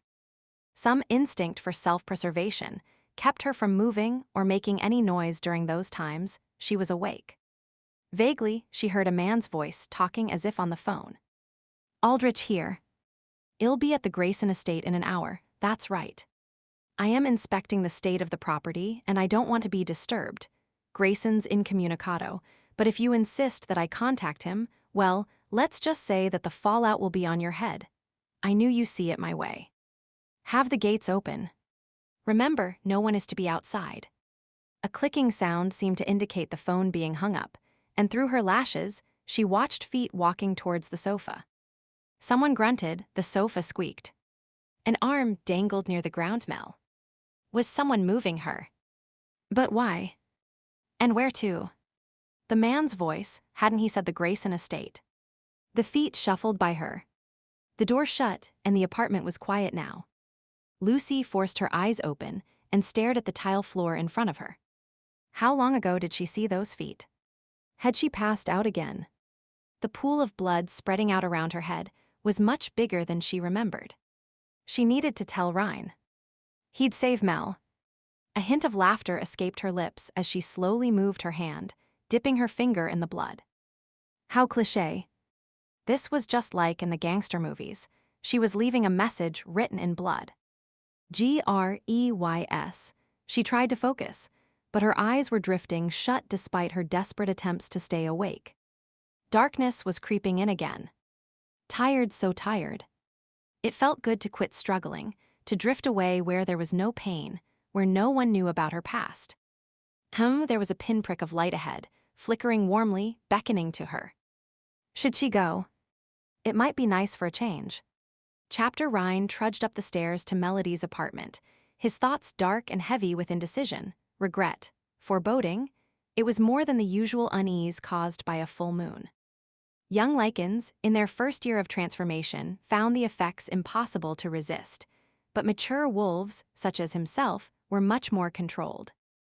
If circumstances allowed, a wild and raucous celebration of the celestial event was an entertaining way to let off pent-up energy. But not this month, at least not for him nor the members of his pack or canes. Circumstances could hardly be less conducive for a celebration. His head throbbed dully, and he was thankful for the bottle of aspirin clutched in his hand. He'd almost forgotten to get it, having spent the last half hour aimlessly walking around the neighborhood, lost in thought. He'd almost done it, carried out the keeping. It was the right thing to do, yet he doubted he'd be able to live with himself afterwards. What he needed was real proof that she was turning on them. Possibly she hadn't told this Aldrich person. Ryne hung onto that faint bit of hope with two hands. If she hadn't told anyone and she was now a werewolf herself, well then, the initial steps he'd have to take were easily determined. First, he'd send Lucy off on some complicated errand to ensure she didn't return too soon. Once she was out of the way, he'd wake up Melody, using whatever means necessary, so he could grill her about what she knew and who Shed told. Tracking down her boss, Aldrich, would likely be next on his list. He'd have to cross-check what Melody had told him to ensure Shed been truthful. At this point, Ryne knew he couldn't afford to trust her word completely. Too much is at stake. So he'd find Aldrich, but therein lay his stumbling block. How was he supposed to track down Aldrich, while at the same time keeping Melody under observation? The cold, logical part of him said to just drag her along, regardless of her condition. But not only did his wolf howl in protest at the idea, it wasn't easily accomplished. Even in a neighborhood as seedy as this, a cabbie would question someone carrying an unconscious woman about. If it wasn't for Lucy, he could leave Melody by herself and hope that her condition didn't worsen while he was gone, but Lucy was a factor. He couldn't keep her occupied forever, and leaving Lucy in charge of Melody was tricky. What if Melody transformed in the other woman's presence? Or took a turn for the worse, and Lucy called 911? The complications that would involve brought another knot of pain to his already throbbing head. There seemed to be no easy answer, and he didn't have the luxury of time. Not only was Kane waiting for his call, but the longer he took figuring out this mess, the farther the information could be spreading. Still pondering the problem, he approached Melody's apartment, only to come to a sudden halt. All his senses went on high alert as the hair on the back of his neck stood on end. Something was wrong. The smell of fresh blood filled the air, overpowering everything else. Around him, the sounds of daily life continued, the human inhabitants apparently oblivious to the danger around them, but to him, the evil oozed down the hallway, as palpable as a living thing. Cautiously, he traversed the remaining distance to Melody's door, then cocked his head and listened. His keen hearing caught the barely perceptible sound of breathing inside. Slowly, he reached out and nudged open the door while testing the air for subtle clues that existed under the scent of blood. The acridness of fear lingered, as did the unmistakable odor of another male. Possessiveness flared inside him, and he fought to keep it from clouding his judgment. Lazily, the door swung open about a foot, squeaking on the partially broken hinges that were evidence of his earlier break-in. "Hello." He called out the greeting in a casual tone, as if unaware of any problem. There was no response. Somehow he wasn't surprised. Muscles tensed and ready to respond, he pushed the door open wider and stepped inside. The door responded quickly to his shove, until the presence of something unexpectedly stopped its inward motion. As it bounced back towards him, Ryne swiftly turned to see what was impeding its movement. There was nothing at eye level, and his gaze immediately dropped to the ground. There was a heartbeat of silence, then a savage growl erupted from his throat at the sight before him. "Lucy." He breathed her name out in shock. The woman was lying in a crumpled heap, surrounded by a pool of blood. He dropped to his knees to check for a pulse. Pressing trembling fingers to her throat, he detected the faintest hint of a throb. It was weak, but offered some hope. Grabbing the phone, Ryne dialed 911 while visually searching the apartment for signs of Melody. When the operator came on the line, he rattled off the needed information, hanging up without answering the superfluous questions peppered at him. He had no time to talk. Swiftly, he completed a circuit of the apartment, confirming what he already suspected. Melody was indeed gone. Damn. I shouldn't have left, muttering self-retributions. Ryne returned to Lucy's side. He knelt beside her, feeling more ineffectual than he had ever felt before. He was alpha, his job was to protect, to nurture and defend, yet despite his desperate wish to do something for his dying friend, he was helpless. As his hands hovered uselessly over her body, he noted a partial message written on the floor. Graze. What could that mean? Ryne furrowed his brow and stared unseeing across the room. Graze, the word niggled at his memory, but why? His gaze lighted on Melody's laptop. Graze Grayson. The name was in one of the files he'd found. Shit. Whoever had injured Lucy must have something to do with that damned report Shed written. A change in Lucy's breathing caught his attention. It had been shallow before, but now it seemed uneven. His heart thumped heavily as he stared at her pale face and blood-soaked blonde hair. With trembling fingers, he brushed her cheek, leaning forward and softly calling her name. There was no response. He swore vilely. It wasn't right that she was hurt and possibly dying. This wasn't her problem. Shed never done anything mean or hurtful. Lucy was warm and giving to a fault, always happy. The backs of his eyes pricked as he recalled her teasing, the way Shed sashayed across the room with a tray of drinks in her hand and a smart comment on her lips. He blinked rapidly. Compressing his lips, he wished he could do something for her, that he could stay and hold her hand, but the lives of so many hung in the balance. He needed to find the truth on the off chance that he could halt the keeping before Kane took the final steps. Reluctantly, he rose to his feet, moving to the sofa and sniffing where the smell of the unknown male lingered. A scent and a probable name. He tightened his mouth at the meager clues he had to go on. In a city this size, the scent would be impossible to track, and the name Grayson meant nothing to him. What the hell was he supposed to do now? The sound of approaching sirens filled the apartment, and he started, realizing he had to leave quickly or risk being caught at the scene of the crime. He felt like a cold-blooded bastard leaving Lucy alone, but staying was too risky. Time was of the essence, and his presence would do nothing to help her. Quickly scanning the room for any last-minute evidence, he grabbed the laptop just in case there was pertinent information still stored there. He crouched one last time beside Lucy's body. She was still breathing, though barely. I am sorry, Lucy. I am so sorry. You didn't deserve this. He pressed a brief kiss to her cheek and then stood up. With one final backwards glance, he slipped out of the apartment and down the back stairs. Melody's scent and that of the unknown male were inextricably blended, so Ryne could only assume she and the man were together. Whether or not Shed gone willingly, he didn't know, but right now it was a moot point. The trail disappeared at street level, lost in the myriad of other smells that filled the city's air. Ryne really hadn't expected otherwise. Tracking in Chicago wasn't like running through the woods in Stump River. Working on his only other clue, he went to a phone booth and looked up Grayson Inc. Of course, the phone call got him nothing, but a tape-recorded message asking what extension he wanted. Taking a stab in the dark, he chose public relations. The woman he spoke with gave him a nice overview of the company, Grayson Inc. Was involved in a wide variety of industries, both at home and abroad. It was public-minded, hosted several charitable events, and the owner was Anthony Grayson. Mr. Grayson was an extremely private person who never granted personal interviews. As he hung up, Ryne smirked. It wasn't much, but at least he had a full name to work with now.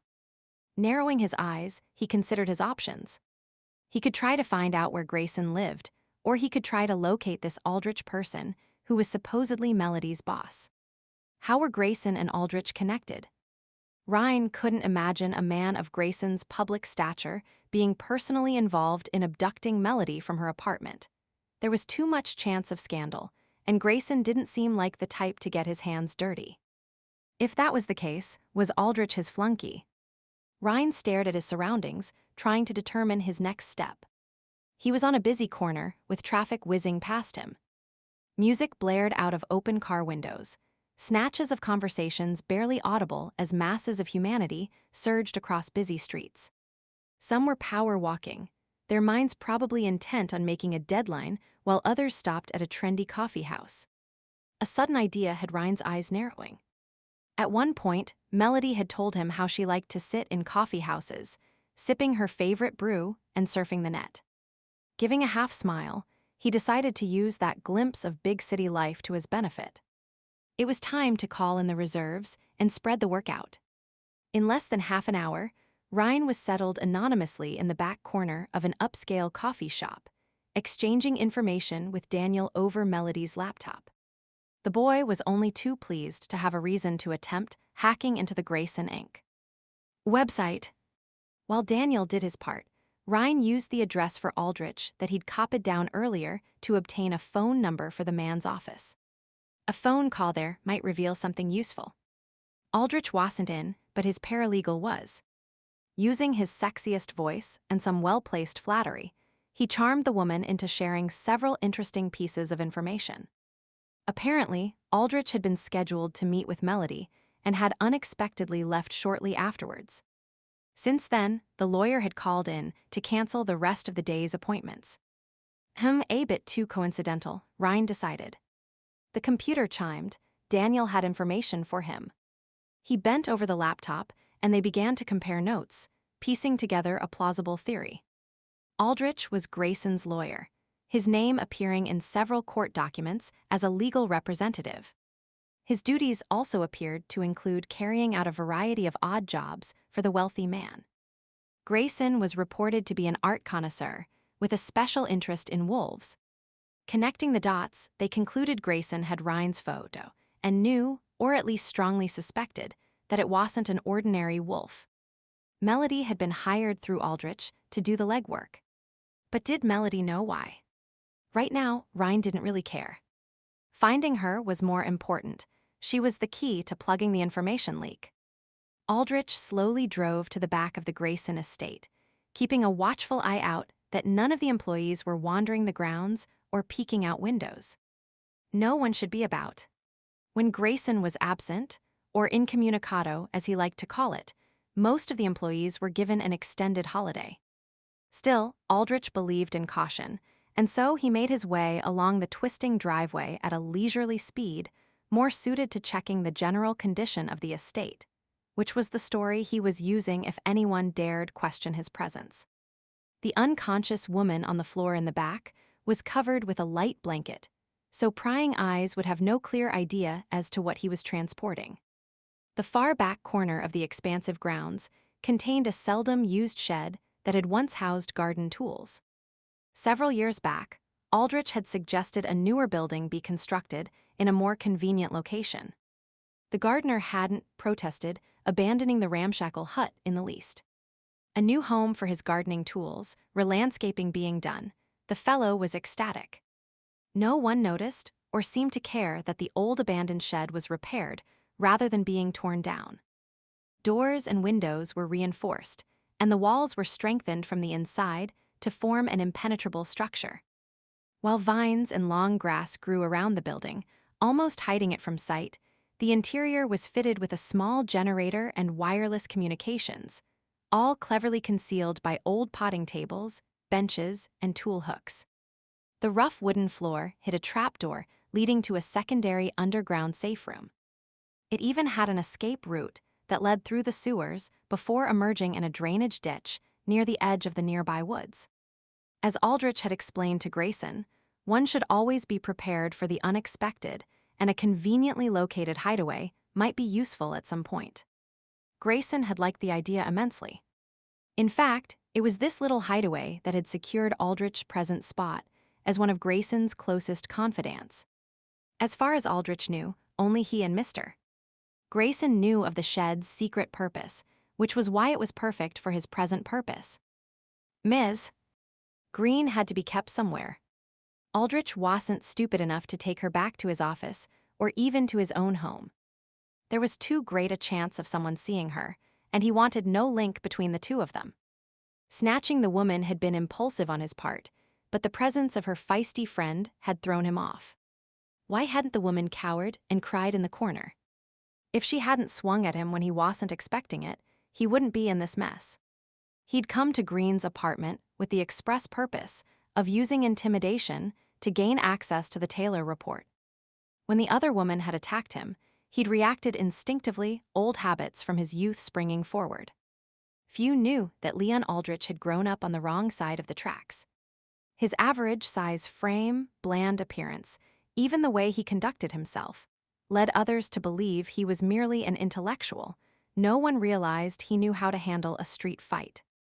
Yes, he'd been tough in his younger years, but he was also smart. Smart enough to know he'd end up dead if he didn't get out of the hellhole he grew up in. So he'd studied, got a scholarship and a degree, then carefully buried that past with a name change and a few forged documents. His present persona was staid, pompous, and gave no indication of ever having known what it was like to claw one's way up out of the gutter. Aldrich liked the image and intended to keep it. Unfortunately, he now had to do some quick work to ensure no stain of wrongdoing touched him. The frying pan-wielding woman wasn't going to make it. Aldrich knew that much blood wasn't a good sign, and so he'd been forced to scoop up the Greene woman, rather than browbeating her where she lay. Leaving the scene of the crime before anyone noticed, his presence had taken precedence. So here he was, thankful Grayson was away, and that he had a nice safe place to stow this uncooperative person. He was sure he'd be able to get the report from her and have it ready for Grayson's return.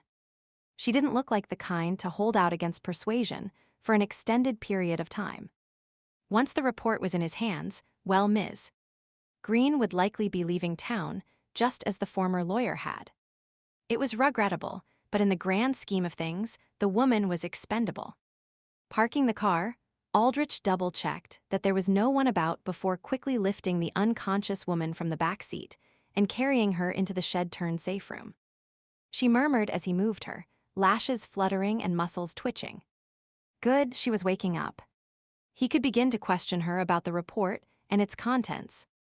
Not for the first time did Aldrich wonder why the old man was so interested in wolves. It went beyond a mere hobby, more like an obsession, and lately he'd latched onto Taylor and the wolf picture he'd taken. Aldrich had spent more than a little time trying to determine his employer's motivation. As yet, he'd been unsuccessful. Perhaps something in Ms. Greene's report would provide some illumination. He didn't like not knowing what drove the people around him. He set the woman on one of the low-slung benches. There was no need to use the hidden room below. Once he had the outer door shut, he proceeded to gently slap her cheek. Come now, Ms. Greene. Enough of this. You need to wake up and hand over the information on Mr. Taylor. Her eyes partially opened, and she stared at him blearily before closing them again. Gway tired. No, Ms. Greene, I will not go away. Not until you cooperate. He grabbed her shoulders and forced her into a sitting position. Obviously realizing he wasn't going away, she opened her eyes completely and frowned at him. Mr. Aldrich. What's going on? Where am I? Mel rubbed her eyes and looked around the room. Satisfied that she'd stay upright, Aldrich let go of her shoulders and stepped back, assuming his usual pose of powerful arrogance. Where you are is of no concern. Why you are here should be obvious. You didn't think you could defy Anthony Grayson and not suffer the consequences, did you? Consequences? Yes. Consequences. It was decided that you represented too great a flight risk, and measures needed to be taken to prevent any such action. A flight risk. I'm not some criminal out on bail, you know. Aldrich kept his face bland while inwardly rolling his eyes. Even ill, the woman was feisty. Why couldn't things ever be easy? His weekend away was being wasted arguing with a chit of a girl. Yes. A flight risk. Your background shows that in the past, you've frequently moved about the country. We can't have you leaving without fulfilling your obligations to Mr. Grayson first. I wasn't planning on leaving. My friend is with me. We're spending the week sightseeing and shopping. She rubbed her head and furrowed her brow. My friend Lucy, she'll be wondering where I am. I was supposed to be meeting her back at my apartment for lunch, but I don't remember much after leaving your office. I have no idea where your friend might be. She is not my concern, the report is. Now Mel interrupted. Wait. I did leave your office. I remember walking into the apartment building and someone called my name. It was Ryne. He's here in Chicago. She looked around as if expecting to see him lurking in the corner. Taylor is in town. Now that's interesting news. Aldrich pulled at his lower lip, puzzling over this latest bit of information. Maybe he could use it to his advantage. Mr. Grayson wanted information on Taylor, but would he be even more pleased to have the man himself? He'd have to consider that point. Chapter Kane paced the length of his office, running agitated hands through his hair. Ever since receiving Ryne's call, he'd been on the phone informing other packs to expect an influx of refugees. That had been the easy part. Now he had to decide who lived and who died. His mind skittered away from that unpalatable point. For the moment, he'd concentrate on those who would be sent out first. Of course, the pups would be spared, the expectant and nursing mothers too.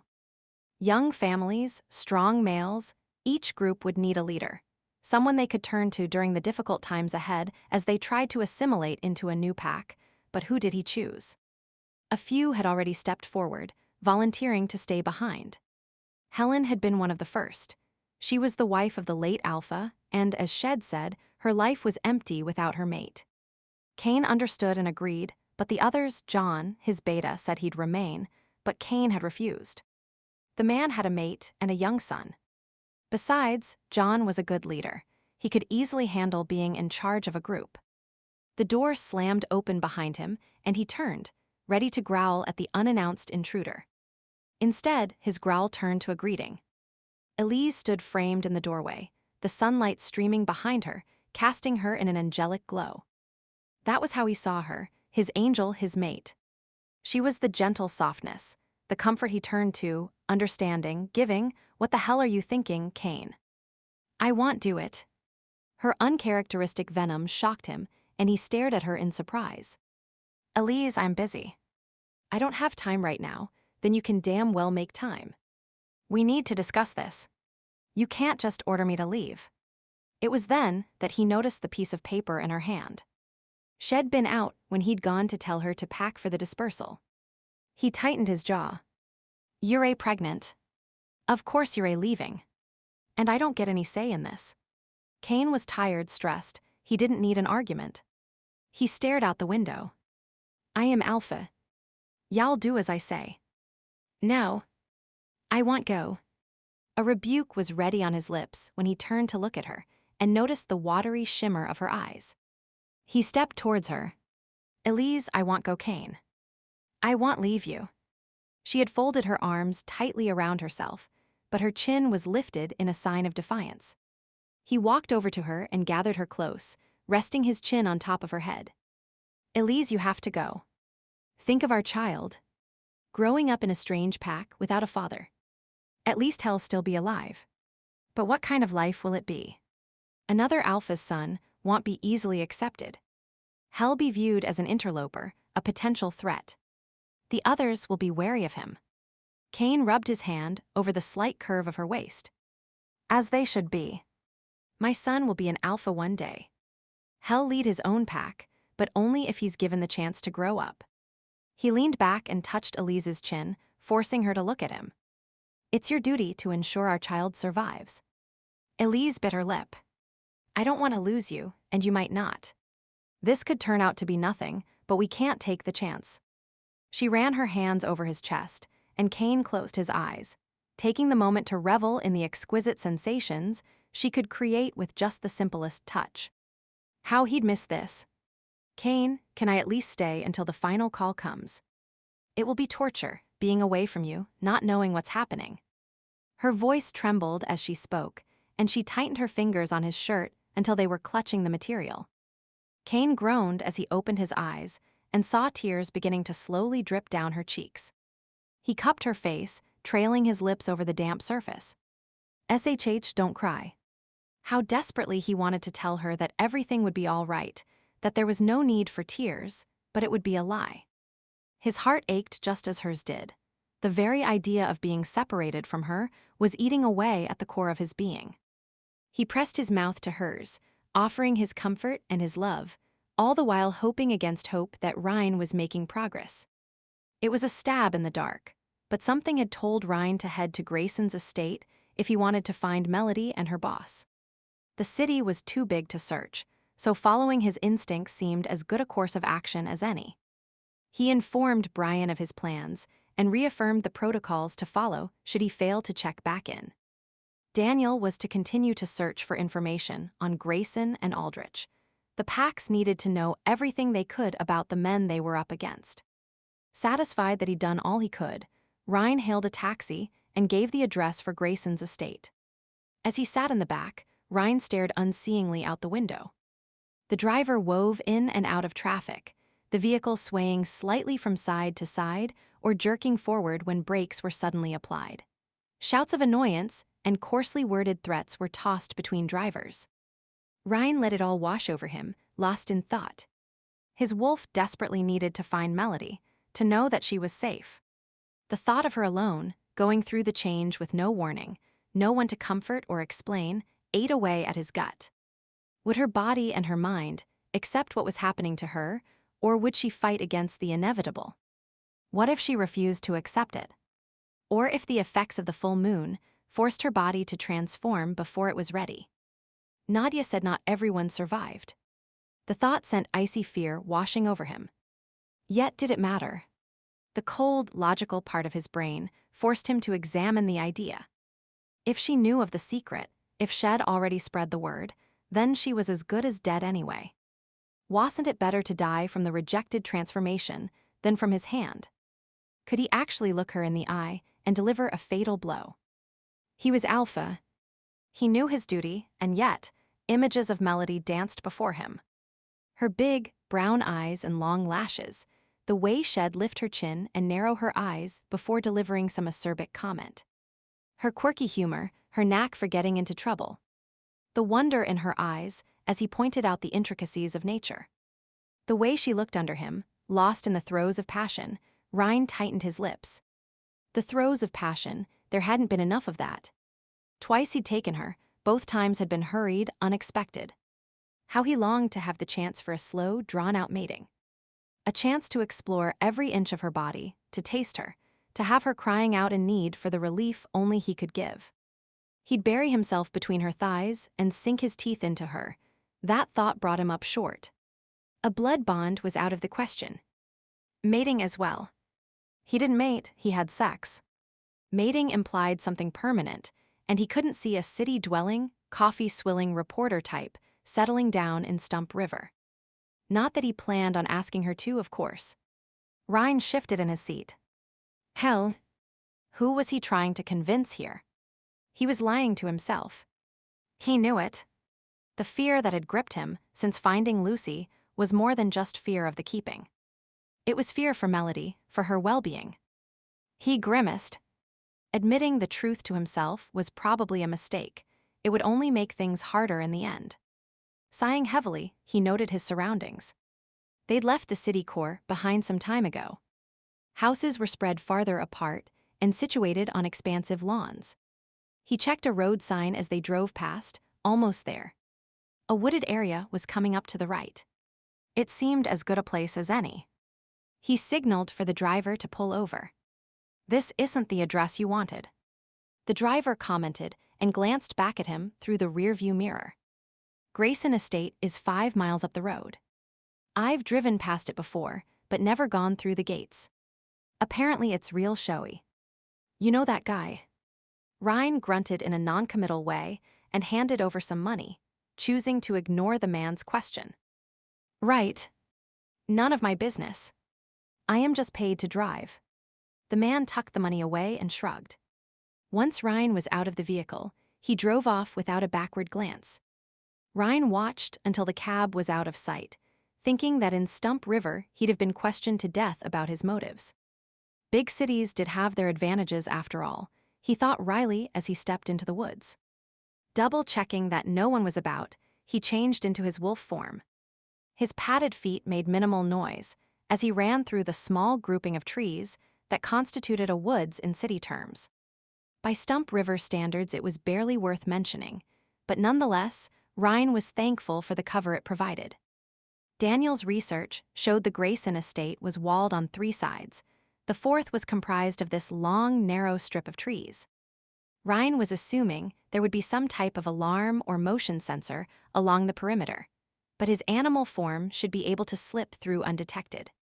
The trees were beginning to thin when his nose picked up a familiar scent. His wolf wanted to sing out with joy, but Ryne forced himself to be silent.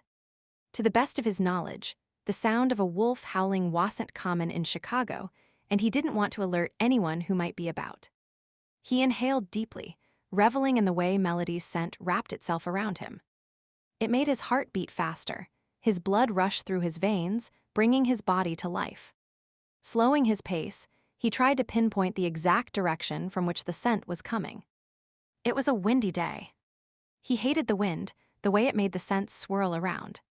His nostrils flared as he tested the air once again, sorting, dismissing, there.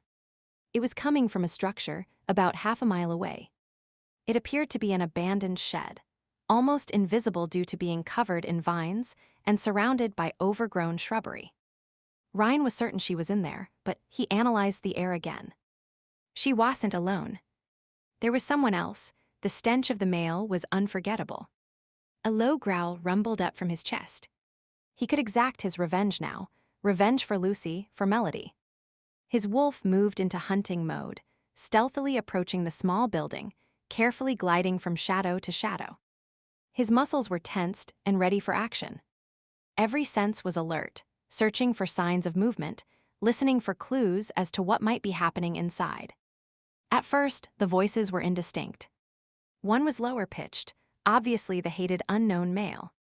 The other was softer, hesitant, confused Melody. At least she was awake. That knowledge provided him with some small degree of comfort. Ryne returned to his human form and pressed his body against the wall, carefully peeking inside through a dirty window. He could see the back of an elegantly dressed man, and just beyond him, Melody was sitting on a bench. Her eyes were narrowed, and she was frowning. Ryne focused on the conversation, trying to determine what was going on. "Come now, Ms. Greene. Your scruples are going to get you into trouble. Life isn't simply black or white. It's a myriad of shades of gray. Situations such as this are so ambiguous. I totally understand how you might feel some form of misplaced loyalty to Mr. Taylor, but think about it. He reneged on your agreement, forcing you into this untenable circumstance. There is no longer any obligation on your part to uphold a verbal agreement. We can easily avoid any further unpleasantness if you just be reasonable." The man, whether it was Aldrich, Grayson, or some other player Ryne had yet to encounter, was negligently leaning against a table. Ryne noted the whiteness of Melody's knuckles as she held onto the edge of the bench on which she sat. He surmised she was still feeling ill, still fighting the effects of the approaching full moon and the genetic changes taking place inside her. He wished he was beside her, offering comfort, explaining the strange feelings and thoughts that were no doubt going through her at this moment. He watched as she shook her head before speaking. "You know, this doesn't make any sense to me. Ryne Taylor is just a photographer. No one goes to these lengths to get a report on a guy who takes pictures. As I've told you before, it isn't your place to be asking questions." The man lifted his chin and stared down his nose at her, as if daring her to make another query. "Sorry. Asking questions is part of my job. There's something strange about this. All along I thought it was just eccentricity, but now you've basically kidnapped me, kidnapped. That could be considered slanderous, Ms. Greene. You have no proof that you've been kidnapped. For the past several hours, you've been delirious with fever. This is merely a safe place to stay until your condition can be properly assessed. Who knows? You might be contagious with some strange disease you picked up in the wilds of Stump River. You don't want to risk infecting an unsuspecting public now, do you? Melody looked around. A safe place. In a garden shed. Come on, mister. Aldrich. Do you really expect me to believe that? From his position outside, Ryne nodded, noting the name Melody had used. So this was the mysterious Aldrich that she had called every day. Well, she definitely didn't appear to be in league with him at this point. Back inside the building, Aldrich shrugged. It was convenient. Ryne weighed his options. He could easily slip into the shed in his wolf form and attack the man, who he now knew was Aldrich. The problem was, he still wasn't sure what he was dealing with. From what Shed said, Melody didn't know what Shed stumbled into unless she was lying. At this distance, he couldn't tell for sure. Aldrich appeared to know the real story. He just needed the report to confirm his facts. And then there was the mysterious and wealthy Mr. Grayson. Ryne knew in his gut that the supposed art collector had it all figured out. The question was how to get to him. A sound from inside drew his attention. Melody was groaning and clutching her stomach. His wolf leapt inside him, and before he realized what he was doing, he was rounding the corner and pushing open the door of the shed. The sound of his arrival drew the attention of the other two. Ryne. Melody looked up, pain etched on her face. Mr. Taylor. How kind of you to stop by. Damn, but Aldrich was fast. Ryne chastised himself as he saw the gun now pointed at his chest. In the brief second that he'd used to look at Melody, the other man had drawn the weapon. Shit. His wolf's attachment to Melody was going to be his downfall, he just knew it.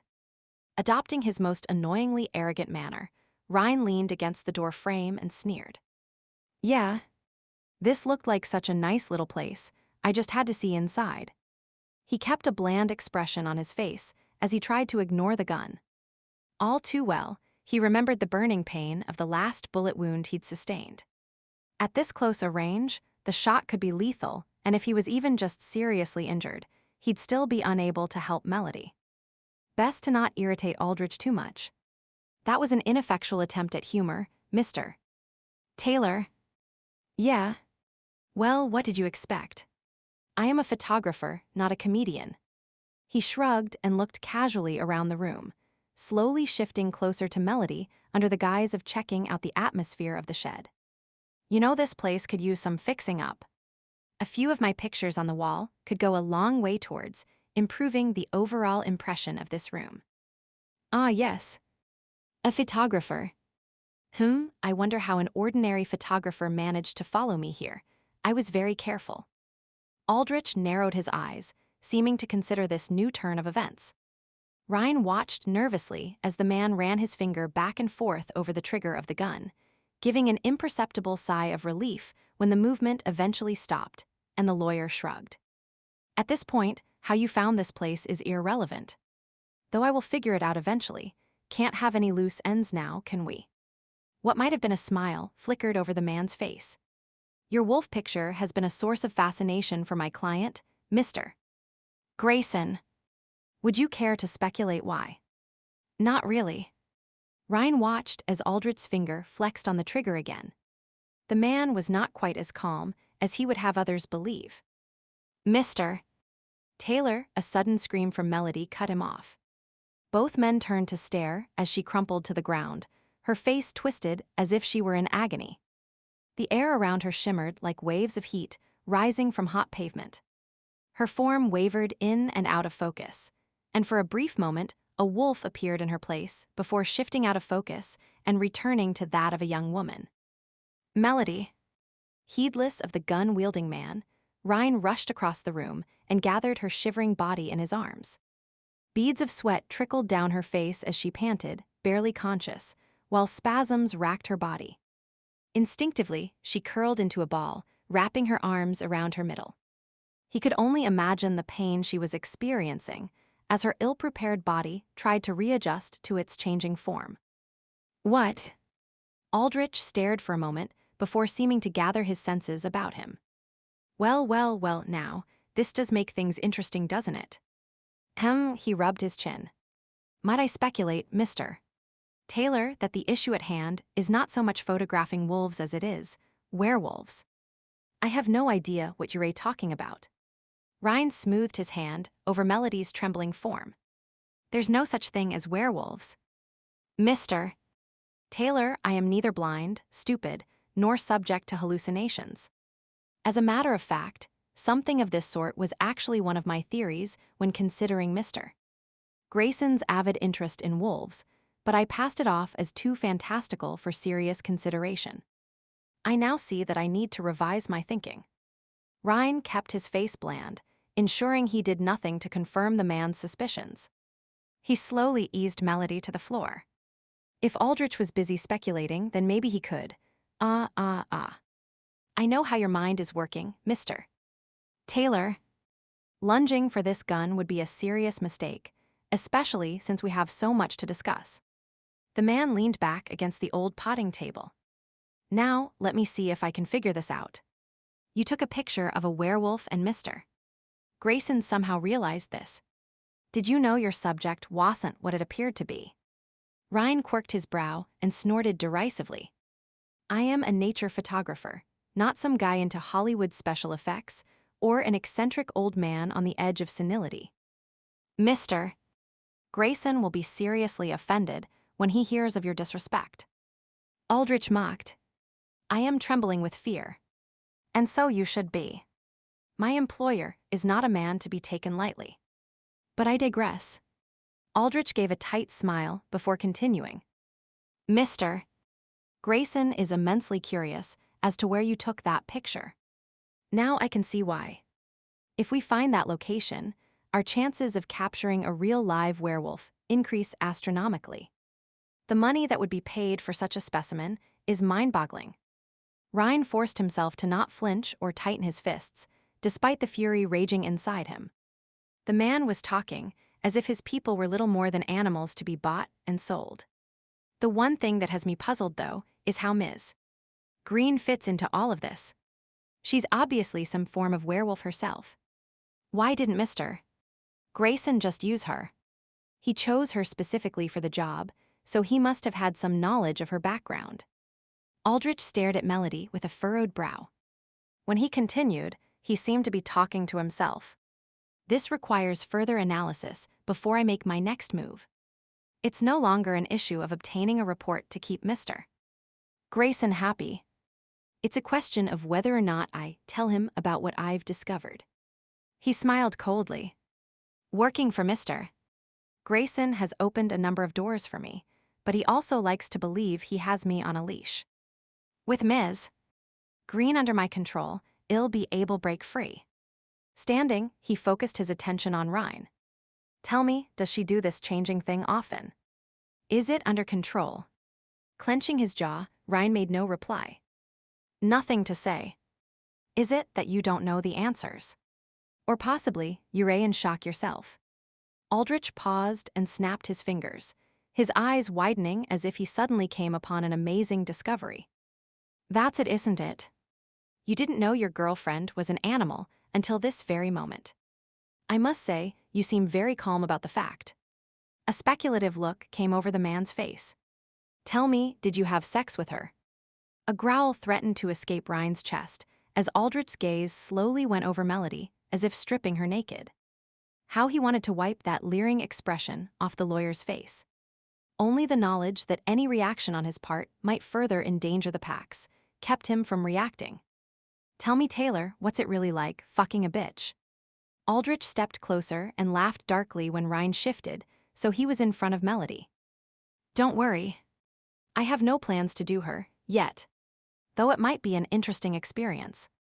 The civilized veneer seemed to slip from the man's face, and he now reminded Ryne of some of the more unsavory people his stepfather had associated with. Thugs and petty criminals, friends who would stab you in the back if the price were right. It would appear there might be more to Aldrich than met the eye. Ryne stored the information away. It paid to know your enemy. Aldrich played with the trigger of the gun, seeming to relish having someone under his power.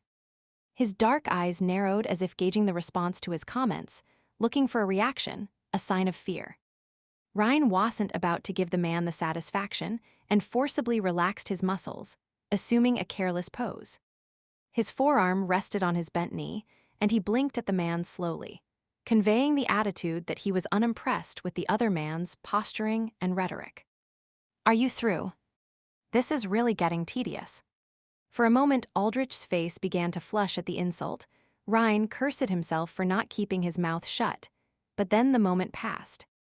The man's face cleared, and the smooth, cultivated tones of the successful lawyer reappeared. "I see you're going to be difficult. Well, luckily time is on my side. Mr. Grayson won't be back for a while, so I'll be able to leave you two here to think things over. Possible when I return, you'll be feeling more cooperative. Hand over your cell phone." He waited with his hand extended and the gun at the ready. When Ryne finally complied, Aldrich nodded and left, bolting the door behind him. Chapter Aldrich. "Is that you? Damn it, man, what the hell are you doing on my property?" The voice of Anthony Grayson boomed across the lawn, obviously startling the lawyer who had just exited the supposedly abandoned hut at the rear of the estate. To give the lawyer his due, he composed himself quickly, but Grayson still had the satisfaction of knowing he'd caught the man off guard. His amusement faded, though, as he pondered what possible excuse Aldrich might have for being where he shouldn't be. "Mr. Grayson, sir. I am surprised to see you. I thought you'd be gone for a few more days." "I never said I was gone. Merely that I was incommunicado. There's a difference, Leon. As a lawyer, you should know that." "I do, sir. It's just that the report stated, I know all about your eyes and ears that report my movements to you. But they only see and hear what I wish. I left, and as soon as they reported me gone, I returned." The older man rocked back on his heels, secretly enjoying the flabbergasted look that briefly passed over the other man's face before it disappeared behind a carefully schooled expression. Grayson loved playing mind games with those around him. People thought they could pull the wool over his eyes, that he was an old man in his dotage. Huh? He was sharper now than he'd ever been. "I beg your pardon, sir. I never meant, don't start bootlicking now, Aldrich. You watch me. I watch you. Neither of us got where we are today without hedging our bets. It's smart business, even if it is damned impertinent of you." Aldrich nodded, but Grayson noted how the man's eyes were assessing him. It appeared Leon might be getting too comfortable in his role, maybe even considering usurping his master. Well then, it was definitely time to consider a little shake-up. He gave the lawyer a steely look. "Just remember I signed that paycheck you're so fond of, and no matter what you think you know about me, I know even more about you. If I wanted to make you squirm like a worm on a hook, I could." The lawyer didn't even so much as blink, but Grayson was sure Aldrich's busy mind was wondering exactly how much his employer really knew about certain past indiscretions. Good, let him sweat a bit. People got too damned complacent. They needed to be kept on their toes. "A worm on a hook, sir. Not a pretty picture. I'll certainly do my best to avoid inciting such a circumstance." Grayson guffawed before turning serious. "Your attempts at humor are pathetic, but even still, you amuse me. Now, why are you here?" "I believe my orders were quite specific. All non-essential staff were to be off the estate for 5 days. Last time I looked, you weren't essential to the running of this place. Explain yourself." "I was checking on the state of the safe room, ensuring it was up to date, and in running order in case you ever need it, Mr. Grayson." Humph. He narrowed his eyes and stared at the man he sometimes called friend. In his life, friend and foe were often two sides of the same coin. Which side was Aldrich right now? He glanced towards the hut. Did his peripheral vision catch Aldrich giving his finger a nervous flick, or was it merely a shadow from the leafy branches overhead? All right. It's a good enough reason. Damned efficient of you. But next time I say to stay away, I mean it." Aldrich bobbed his head. "Will you still be incommunicado for a few more days, sir?" Grayson stared past the lawyer towards the main house. He might be getting old, but his eyesight was still keen enough to pick out the window in the upper right-hand corner of the west wing. There was a flicker of movement there, just a flash of white, but it was enough to let him know he needed to get moving. He drew his gaze back to the lawyer. That's right.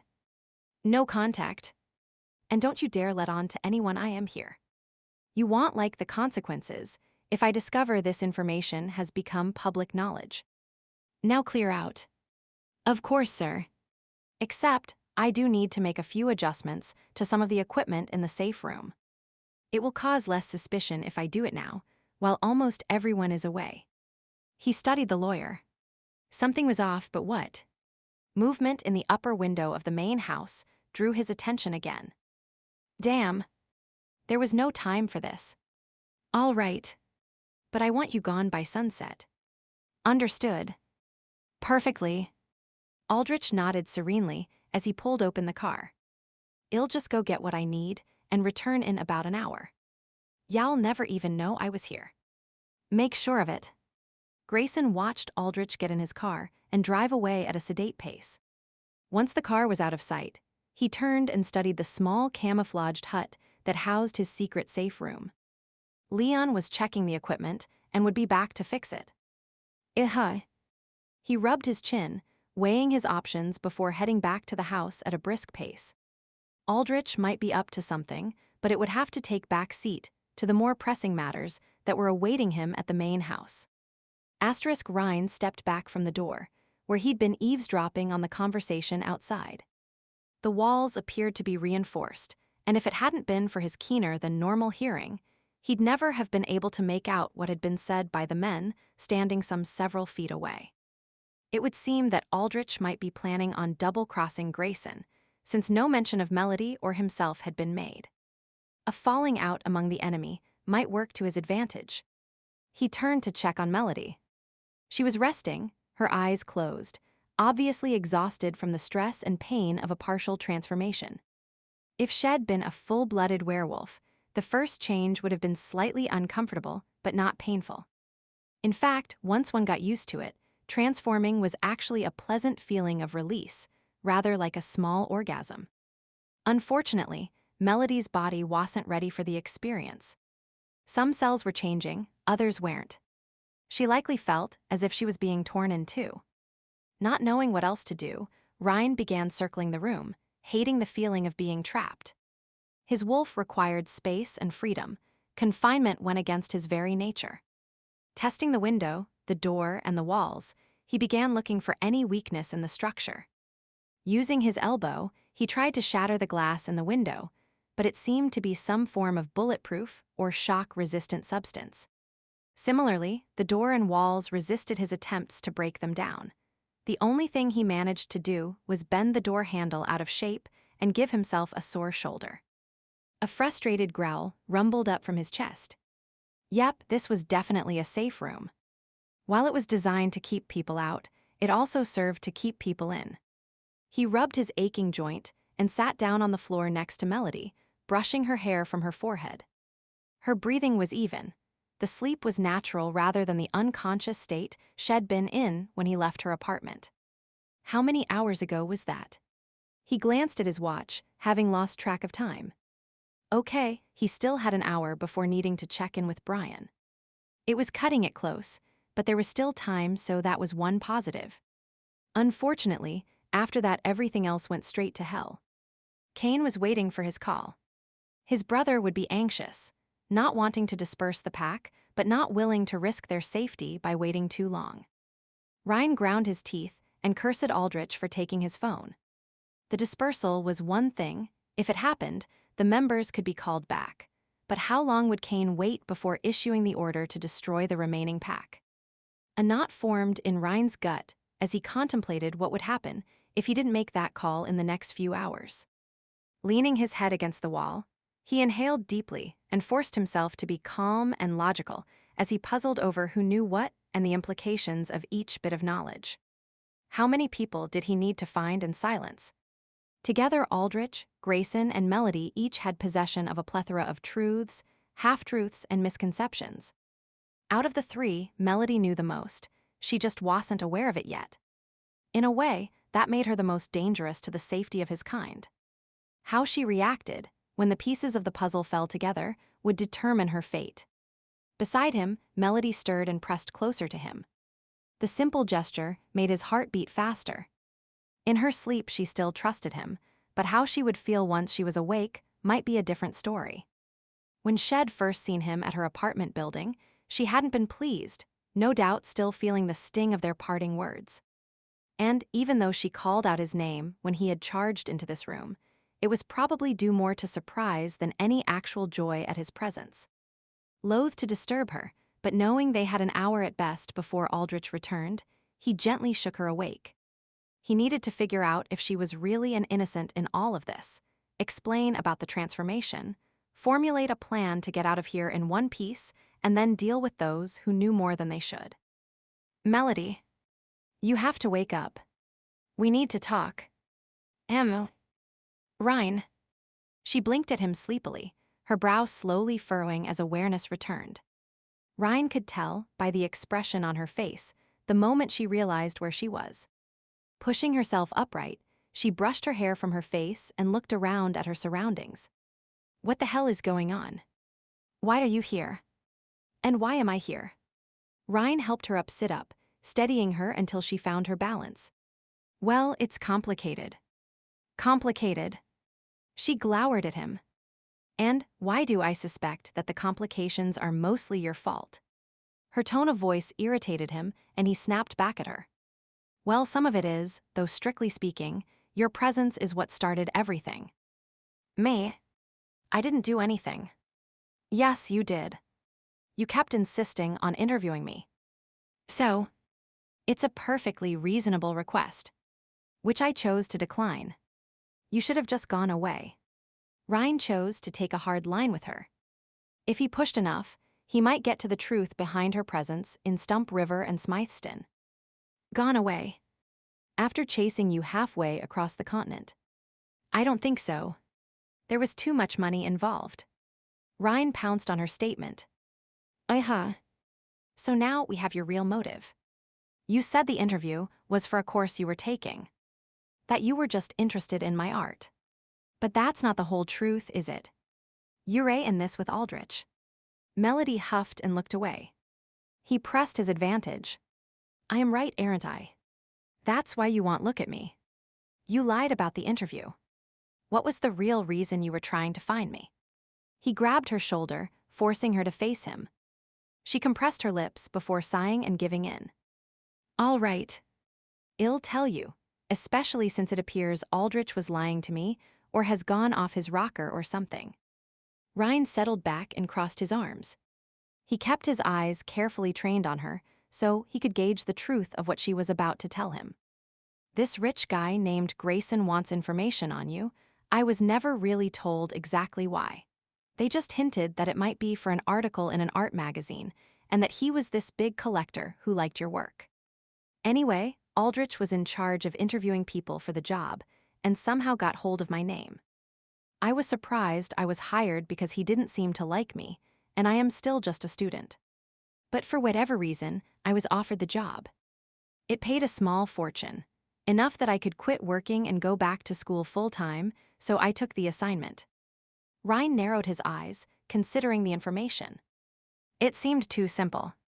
If that's the case, then why didn't you just tell me? Because secrecy was one of the conditions of the job. She shook her head. I know, it sounds suspicious, and I did wonder, but the money was too good to pass up. And then, when you didn't want an interview, Aldrich started to threaten that Grayson would sue me for the return of all the money, even what I'd already spent tracking you down. Melody rubbed her hands up and down her arms as she stared about the small room. It was just an interview with a nature photographer, for heaven's sake. Nothing that earth-shattering. I figured it was easy money. What could possibly go wrong? She snorted inelegantly. Now look at the mess I am in. Yeah, well, Ryne rubbed the back of his neck. In normal circumstances, an interview with a nature photographer would be a simple job. Her aura let him know she was speaking the truth, so at least part of his concerns had been dealt with. Now came the hard part, breaking the news to her about werewolves. Melody fixed her eyes on him, a speculative look on her face. But you're not a simple photographer, are you, Ryne? Not exactly. Then what? Do you smuggle drugs in the picture frames? Are you in debt to the mob? Wanted for murder? Robbing a bank? No. Nothing illegal. Then what? Well, Ryne tried to think of any easy way to tell her, but knew they didn't have time to beat around the bush. He might just as well spit it out. You see, I'm a werewolf. Melody blinked at him, then gave a distinctly unamused laugh. Right, and so am I. And when there's a full moon, I get all furry and start howling. Come on, Ryne. Give me a break. I feel like crap because, well, I don't know why, but I do. The point is, I am just not in the mood for stupid stories. I am not joking. I really am a werewolf, and so are you. Well, technically, you're only partially a werewolf since you're still undergoing cellular changes, but eventually you will be. Ryne watched as she got a funny look on her face and then began to ease away from him. You actually believe those books I saw in your house, don't you? And I bet you're a card-carrying member of that Lycan website I came across, too. We don't really carry cards, but yes, my name's on the registry. She threw her hands up in the air. Oh, this is just great. I am locked in a room with a wannabe wolf boy, and some psycho lawyer is trying to persuade me to hand over a report about said wolf boy. Stop with the wolf boy crap and get rid of the attitude. Ryne felt his patience wearing thin. It had never been one of his strong points, and Melody's mocking was stretching it to the limits. This situation is serious. A lot of lives are at stake, not just ours, and we don't have that much time before that fucking Aldrich returns. There are werewolves. I am one. You're becoming one, and Aldrich wants that report so he can find other packs, and do God only knows what to them. His tone of voice caught her attention, and she sobered. You really believe this stuff, don't you? Not only do I believe it, I live it every day. And soon you will, too. He saw her open her mouth to comment, but headed her off with stern words. Let's cut to the chase. I'll do a little demo. You will not scream or pass out, or do anything else cliched. You will sit, watch, and then discuss the situation in a calm, rational manner. Got it? She nodded, and Ryne couldn't help but allow a fleeting smile at the way she just shut up and listened when he went into alpha mode. Damn, but that made for a nice change. Stepping back, he brought forth his wolf. Around him, the air seemed to shimmer, his vision temporarily blurred, then just as quickly it cleared and he was looking up at Melody's gaping face. He couldn't help but give a delighted yip and wag of his tail at being able to rub her face in her disbelief. However, the situation was too serious to spend time on such childish actions. Quickly, he transformed back and sat back down. Wow. He raised his eyebrows at her bland response and waited expectantly for further comment. When none came, he frowned. That's it. Just wow. No questions. No, how'd you do that? Oh, I have questions. Lots and lots of questions. Like, what kind of drug did you or Aldrich slip me? And why? I mean, sure, you might have this fantasy life thing about werewolves, but why do you have to drag me into it? Ryne growled in frustration. You weren't drugged. You really did see me change into a wolf, and as for why I am dragging you into this, well, you're becoming a werewolf too. Right. She snorted. Her disbelief was obvious and irritated him no end. Think about it. You've been inexplicably ill for the past few days. It's not inexplicable. It's from the cut on my arm. Well, the cut was part of it, but didn't you notice how quickly it healed? And haven't you wondered why, if the cut is gone, that area of your arm is still sensitive? And what about the fevers that come and go? Or what about this? Have you been hearing voices in your head? That one got to her. Ryne noticed how she paled at the mention of voices. So her wolf had been awakening and trying to make itself known. She probably thought she was losing her mind. Little wonder she was in denial right now. Melody probably thought her grip on sanity was rapidly slipping away, and she was fighting it tooth and nail. The thought of her distress softened his attitude towards her. He inched closer and spoke softly. It was an accident. A freaky accident that mixed my blood with yours and awakened some hidden werewolf genes in your system. I don't have werewolf genes. There was a touch of anger in her tone that let Ryne know he might be getting through to her. I beg to differ. Somewhere in your family tree, there must be a werewolf, maybe a parent or a grandparent. Melody started to speak, but then paused and seemed to be thinking. Good, at least she wasn't totally rejecting the idea. He pressed his advantage. The genes might have stayed dormant for your entire life, and you would have shown only trace characteristics if you hadn't become involved with me. Trace characteristics. She spoke distractedly, and Ryne wasn't really sure how much she was taking in, or if she was in shock and just operating on autopilot. He suspected the latter. Whichever it was, he didn't have time to waste and plowed onward, delivering even more information. Trace characteristics include better than normal eyesight, acute hearing, and sensitivity to smells. A strong immune system. I bet you were hardly ever sick as a child and never visited the doctor. He watched carefully and caught her slight flinch. There's also a tendency to instinctively submit to alpha personalities even when you don't want to, and you tilt your head a bit to the side, exposing your throat. Ryne could tell her mind was racing, sifting through past incidents that had seemed trivial at the time, but in the light of the information he was delivering, became significant. Mel gave a short laugh, shook her head, and rubbed her temples with her fingers. She seemed to be talking to herself. This is just so weird. I can't believe I am having this conversation. I am awake, aren't I? It's not just another dream, is it? Because sometimes I have these really real dreams. There was this one about wolves, and then the wolf became a man, and she stopped and blushed. Ryne knew exactly what dream she was talking about and tried hard to keep a straight face.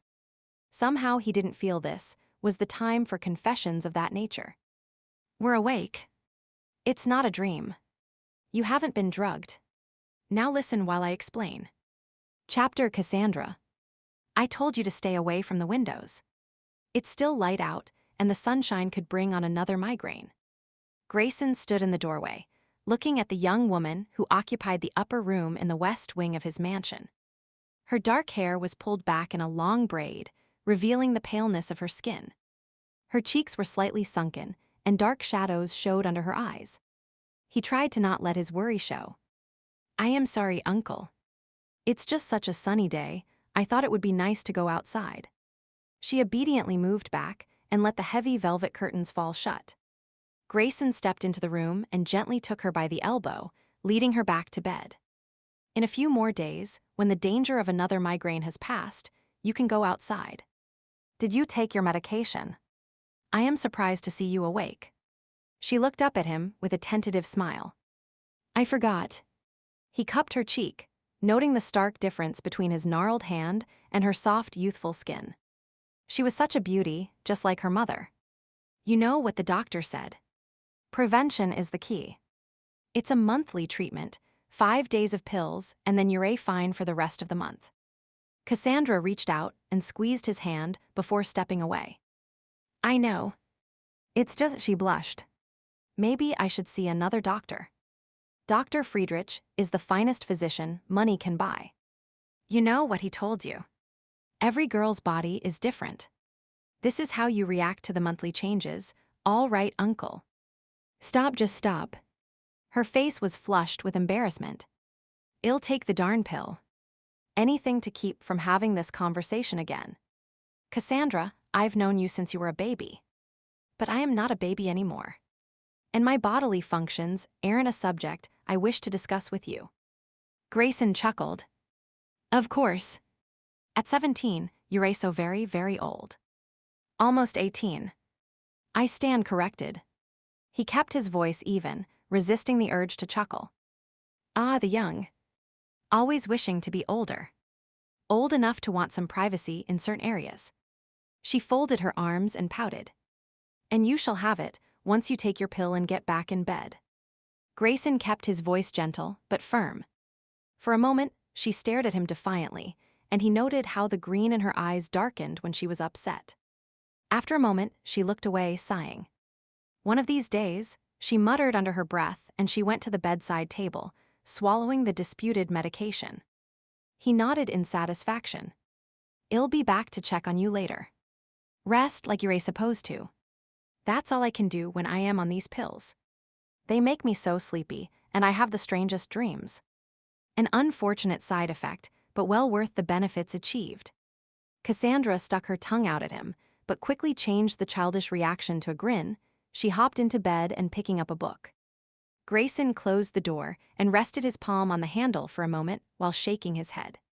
She was a minx, but the light of his life. Who would have thought that a crusty old man, such as himself, would have been blessed with the care of one such as her? He smiled reminiscently, thinking of the joy Shed brought him over the years. At first, he'd been unsure of how to handle the tot, but with the help of few trusted employees, he'd muddled through. He made sure Cassandra had the finest of everything: clothing, private tutors, individualized lessons for sports and art, vacations around the world, and all along, he'd managed to keep her out of the public eye. Only a few hand-picked employees interacted with her. She always traveled separately from him. It had worked perfectly until 2 years ago. Then, as she approached adulthood, he found that he needed to have a closer hand in her supervision. Unfortunately, even this situation wouldn't work for much longer, and then what? He wanted her to remain an innocent, naive little girl as long as possible, but she was tugging at the reins, becoming headstrong, questioning, even taking her medication was becoming a source of friction. He grimaced. The nurse should have been watching her more closely. Who knows what could happen if Cassandra missed a dose? Letting go of the handle, he strode down the hallway in search of the nurse. He'd have to remind the woman that if she didn't carry out her duties any better than this, then she might have to be dismissed. Cassandra listened to her uncle's retreating footsteps and then grinned. She reached into her mouth and pulled the hated pill out from its location between her cheek and gum. There was a nasty taste in her mouth since it had partially dissolved. Rats. Her plans to make it through the cycle unmedicated were going sadly awry. The nurse her uncle hired never left the room until at least half an hour after each pill was taken. Obviously, the woman was suspicious and wanted to ensure that even if her charge did manage to keep from swallowing the pill, it would dissolve in her mouth. It was only by surreptitiously resetting the clocks and accidentally breaking the woman's watch that Cassie had managed to get her out of the room, believing that there was still an hour before medication time. Shed planned on flushing the pill down the toilet and then claiming Shed taken it on her own when the nurse returned. Unfortunately, her uncle had appeared first, and Cassie had never been able to lie to the man. Well, at least she wouldn't be quite as muzzy-headed as usual. Not for the first time did she wonder about the mysterious migraines everyone insisted that she had.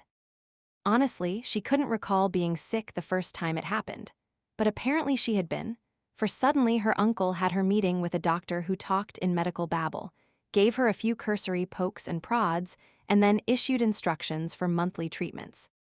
She didn't have many friends, and there was really no one to talk to about the situation, but her research on the internet led her to believe that something wasn't normal.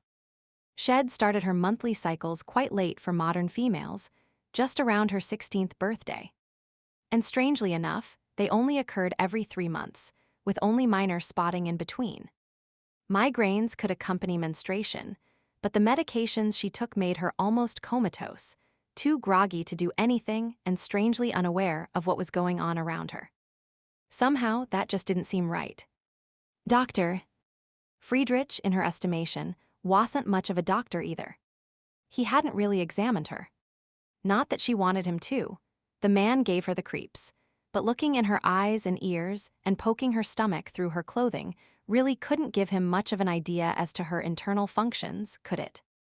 Cassie knew her uncle loved her and spared no expense when it came to her care, but something wasn't right, and she was determined to figure out what it was. Her first step was supposed to be going without her medication, but so far that wasn't working. Still, Shed managed to avoid most of this dose. Hopefully, Shed be able to figure out a way to miss the next one as well. Cocking her head to the side, she listened carefully. Good. No one was coming. She climbed out of bed and made her way to the window. Carefully easing the curtain aside, she took a peek. What was happening at the small hut near the back of the property? Earlier in the day, A car had been there, and her uncle's lawyer had carried something inside. Then her uncle had talked to Mr. Aldrich for a while, and the man had left, leaving the bundle behind. Her curiosity was piqued, and she longed to sneak out and see what was going on. She chuckled, thinking about how her spying abilities had served her in the past. Uncle tried to keep her sheltered from the world and his life, but she knew more than he suspected. For example, she knew about Mr. Aldrich, even though Mr. Aldrich knew nothing of her.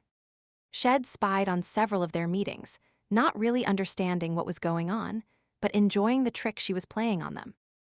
As of late, her spying wasn't so much a game as a desire for knowledge. There was a mystery surrounding her very existence, and she was determined to find out what it was. Melody had listened in stunned disbelief as Ryne spouted information about werewolves, the mixing of body fluids and genetic heritage. It was preposterous, of course. Her father, whoever and wherever he might be, wasn't a werewolf. Her mother and grandparents weren't either. Nor was she turning into one. Yet Ryne sounded so sincere, and there was the weird hallucination Shed just had where he'd changed into a wolf. Shed pinched herself several times, trying to wake herself up, but of course that only worked in fiction. The whole situation made her head spin, and she was starting to ache all over again. If he said another word on the topic, she was sure Shed'd scream. She leaned her head back against the wall. Ryne, stop it. Please. I can't take any more of this. Immediately, he stopped the pacing around the room that he'd been doing while lecturing her. Sitting beside her, he felt her forehead. You're pale and getting fevered again. Yeah. This infection or flu or whatever, I already told you what it was. Your body is undergoing changes at the cellular level. He sounded almost angry with her that she didn't believe his tall tale. She licked her lips, suddenly too tired to argue. Sure. Whatever. I hurt. My head is swimming. Even my vision is blurring. Ryne suddenly gripped her shoulders and made her sit up straight. Blurred vision. Any tingling? Melody frowned and thought about it. A bit. My hands and feet. That's a sign that you're about to transform. Fight it. Don't give in. It's too dangerous for you to shift yet. Your body isn't ready. Fight it. Fight what? And how? It's a full moon tonight. Like I was telling you, the moon has an effect on us. The younger you are, or the closer you are to your first change, the greater the pull. You have to hold off as long as possible until your body is able to handle it. Easy for you to say. How do you propose I do that? Mel bit her lip as a wave of sensation swept over her. It was strange, like someone was pouring sand all over her, bringing to awareness nerve endings Shed never realized existed. Concentrate on being human. Think about your body as it is in a human state, how it feels and moves. Don't focus on the tingling, that will only quicken the transformation. As soon as Ryne said to not think about it, her traitorous mind began to concentrate on nothing else. The strange feelings slowly began to build inside her. Her limbs began to tremble. Melody. Ryne gave her a shake. I said don't think about it. I am trying, but I need a distraction. When you say don't think about, I can't help but think about it. Fine. He made a rumbling sound, and the next thing Mel knew, she was in his arms, his lips locked on hers. At first, she stiffened in surprise, but then as he slid his tongue over hers, she began to relax, kissing him in return. The sensations that had been crawling up her arms and legs faded from awareness as Ryne caressed her back. It felt so good to have his warm, hard body pressed close, to have his tongue stroking hers while his hand cupped her breast. She inhaled the scent of him, the taste of him, the rumbling sound in his chest. Mel popped her eyes open. Rumbling, growling the wolf by the river, the paw prints around her cabin. She pulled her mouth from his and pushed him away. You're a wolf. Yeah. I am a werewolf. That's what I've been telling you. He moved to pull her close again, but she braced her hands on his chest. No. I mean you really are a wolf, a furry, four-legged, howling at the moon wolf. So. I saw you. At the river. And those were your paw prints around my cabin. And oh my God. You snuck into my cabin one night, didn't you? When he looked away, she shrieked and hit him. Pervert. Ryne winced and covered his ears. Hey. No screaming. My ears are sensitive. But you molested me in my sleep. She smacked him again, and he caught her hands holding them to his chest. I just stopped by to check on you because you'd hit your head. I didn't like the idea of you being by yourself, but when I arrived, you were having a bad dream. My wolf sort of took over and tried to offer you some comfort. Comfort? Is that what you call it? She struggled against him, glaring. I could have you arrested. And don't give me any of that he made me do it stuff. That's so juvenile. When your wolf is fully formed, y'all be amazed at what it can do if you don't keep it under control. So control it. I've been trying, but you have me so twisted into knots that it hasn't been easy. I do. She stilled her struggles and studied him. He gave a half smile. Mel pursed her lips as if considering the information, then shook her head. No. You're trying to distract me from the main point, which is you invaded my room while I was sleeping and touched me. Ryne zoomed in and planted a kiss on her lips. You liked it. You had an orgasm. Don't deny it. Well, yes. But he silenced her with a long, slow kiss. When he finally moved back, he whispered against her ear. When we get out of here, I promise to give you a lot more orgasms. Mel shivered at the wickedly erotic images that his words brought to mind. But back in Stump River you said SHH, he laid his finger over her lips. I said lots of stupid stuff, trying to get you to go away so you wouldn't get caught up in the keeping. The statement quickly sobered her mood as she recalled parts of his earlier lecture. She shifted away from him. Is it really that serious? You have to kill people if they find out your secret. He nodded. So, what about me? I know. Are you going to kill me? Well, we do let a select few know of our existence if it benefits the whole pack. And we screen those people very carefully. She gulped. Do I qualify? In normal circumstances, probably not. But given the fact that you're transforming into one of us, Mel started to protest that there was absolutely no way she was becoming a werewolf, but then stopped. If he believed she was transforming, then that meant she was safe. Okay, she'd deny it in her head, but outwardly, she pasted a smile on her face. So I am immune to the law. Unless you refuse to accept your transformation and start telling everyone or go rogue, letting others see you changing, things like that. Nope. Not me. I promise to keep mum. She put her hand up as if making an oath, and then mimed zipping her lip. After all, even if she told people, who would believe her? So what happens again if Aldrich and Grayson tell other people? If it appears the secret has been spread to others, the pack that has been discovered enters into something akin to a suicide pact. Mel shuddered as the import of what was going on finally sunk in. So basically, I've endangered your whole family by interviewing you. Ryne stood up and began to pace again. I started it by taking that photo of Cain in his wolf form and then not guarding the picture closely enough.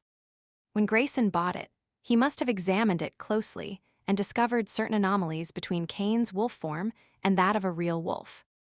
But Grayson must have suspected that werewolves existed ahead of time. Most people don't look at an unusual picture of a wolf and say, hey, there's something different about this one. It must be a werewolf. Normal people don't think that way. Well, apparently Grayson does, because that's the only reason I can think of for him to be searching for me. My pictures are good, but not that good. Not good enough to spend thousands of dollars on finding me just to interview me. Mel stared at the floor, thinking for a moment before speaking. Aldrich was really insistent that Grayson wanted to know where you took your pictures. She looked up at Ryne. He must want to find more werewolves. Ryne nodded grimly. That's what I am thinking too. And if we can't stop him, my brother and his whole pack will self-destruct rather than let Grayson find them. Chapter Cain drummed his fingers on his desk, checked his watch, then stared at the phone, willing it to ring. Why hadn't Ryne called yet? Surely, if he'd taken care of the leak, it would be over and done with by now. A burning knot of fear settled in his gut. Something was wrong, he knew it. Had Ryne been unable to find the girl? Or had she already told others of her discovery? Possibly Shed arranged for Ryne to be captured. Kane sensed Ryne had an affection for the girl, even if he was unwilling to admit it. But did the girl return those feelings, or was she merely playing him for a dupe? Had she lured him into a trap where he was, even now, fighting to escape and warn the others of impending doom? His expression became stony as he firmed his resolve. He was alpha. It was his job to ensure the safety of his pack. Waiting would only heighten the danger. Picking up the phone, he punched in the needed numbers and waited impatiently for his beta to answer. John. Ryne missed his check-in. We're not waiting any longer. Contact the group leaders and have them gather those assigned to them. No exceptions. I want everyone on the dispersal lists packed and out of here within the hour. Yehe will hold on as long as possible back here. I won't make the final decision lightly. I'll break the news to Elise and make sure she's in front of the house waiting for the van. Yeah, good luck to you, too. He hung up the phone and walked wearily to the door. His hand rested on the knob as he paused, contemplating what he'd say to his mate. She didn't want to leave, but there was no way he was endangering her life and that of his unborn child by letting her stay, despite her pleas. But how do you begin to convince someone you love to leave you behind to face almost certain death? And how did you bid that person farewell when you knew it would be forever? For a moment, he gave his emotions free rein. Surprisingly enough, it was anger that came to the fore. Anger at Melody Greene for her snooping, for searching out Ryne and asking questions. Anger at Ryne for not dealing with her swiftly and ruthlessly. He was angry that he'd never see his unborn child, and that he'd never hold Elise again or feel the incredible oneness that occurred when he slid his body into hers, and they gently rocked together. His breathing hitched as he imagined the loss of that deep connection. It was like a knife cutting into his very soul. He wondered how his death would affect her. Would she know the moment he died? Feel an aching emptiness in her heart. If only there was a way to spare her that pain, he would take it. But as his life force seeped away, would he be strong enough to maintain a shield between their minds? He hoped so. With a heavy heart, he exited the office and went in search of Elise. Grayson eased himself into his favorite chair and sighed. He seldom allowed himself the luxury of feeling tired, but his concern over Cassandra was slowly wearing away at him. The girl was beginning to ask questions, and he wasn't sure how he would answer them. For so long he'd shielded her from the truth. Once she learned of it, would she accept it? Perhaps he should have told her years ago, but the danger had been too real. She'd been too young to be trusted not to tell someone. Reaching into his pocket, he withdrew a key and unlocked the drawer in the table to his right. He eased it open and lifted out an envelope and a picture from within. The envelope was his last will and testament and left everything to Cassandra. He'd written it himself using sufficient legal mumbo-jumbo to make it legal and unbreakable. Only a few people knew this copy existed. Another sealed version was at Aldrich's office, but even the lawyer didn't know its true contents. Grayson had never told the lawyer about the girl, and if he had his way, her existence was going to be kept a secret as long as possible. His life and business associates would not be allowed to taint her as long as he was alive. He put the will back in the drawer and focused on the picture. His gnarled fingers trembled slightly as he traced the features of the woman in the photograph. Ah, Louisa, you'd be proud of the girl. She looks just like you and has your fighting spirit too. He cleared his throat as emotion overcame him. I wish you were here to see her, to guide her. You left her in my care and I've done my best, but now, I'm not sure what to do anymore. He stared intently at the picture as memories unfolded. Spain. 18 years ago, he usually didn't walk home, preferring the luxury of his limousine, but he'd wanted time by himself to dwell on his most recent success. Taking over the small Spanish import-export business gave him another toehold in the country. It was part of his master plan to get his hands on the parent company, a large conglomerate with connections in several European nations. If done carefully enough, with little fanfare, no one would realize that he had a controlling interest in the voting stock until it was too late to stop him.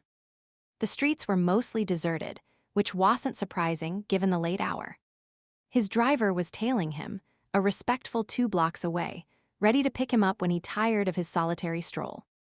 Noise drifted out of small establishments as people laughed and sang, enjoying friendship and frivolity. He firmed his jaw. What a waste of time. So what if it's New Year's Eve? Transactions needed to be done, fortunes built, commerce waited for no one. A small voice insisted that commerce also made a cold friend, but Grayson pushed the thought aside. If he needed companionship, he could find it. The flash of diamonds and a bottle of champagne would have women hanging off of him, should he so desire. Shoving his hands in his pocket, he hunched his shoulder against the cool wind and walked on. A scuffling sound from an alley caught his attention, and he turned to stare into the murky depths. Nothing moved, and he turned to go when a soft cry sounded. He wasn't usually one to get involved, so he had no idea what inspired him to walk down the alleyway. His steps echoed off the pavement, the stench of garbage causing him to curl his lip. He searched the shadows, and then he saw it.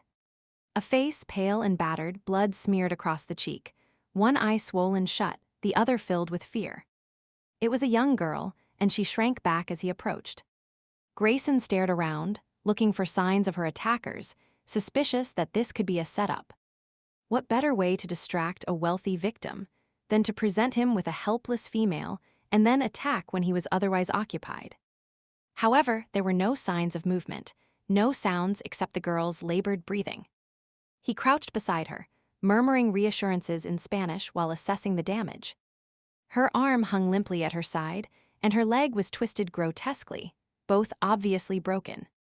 Grayson considered himself a hard man. The suffering of others didn't bother him, but when he observed the girl protectively clutch her good arm around the swelling at her waist, even he was moved.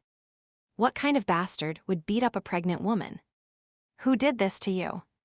His voice was harsher than he intended, and she cringed.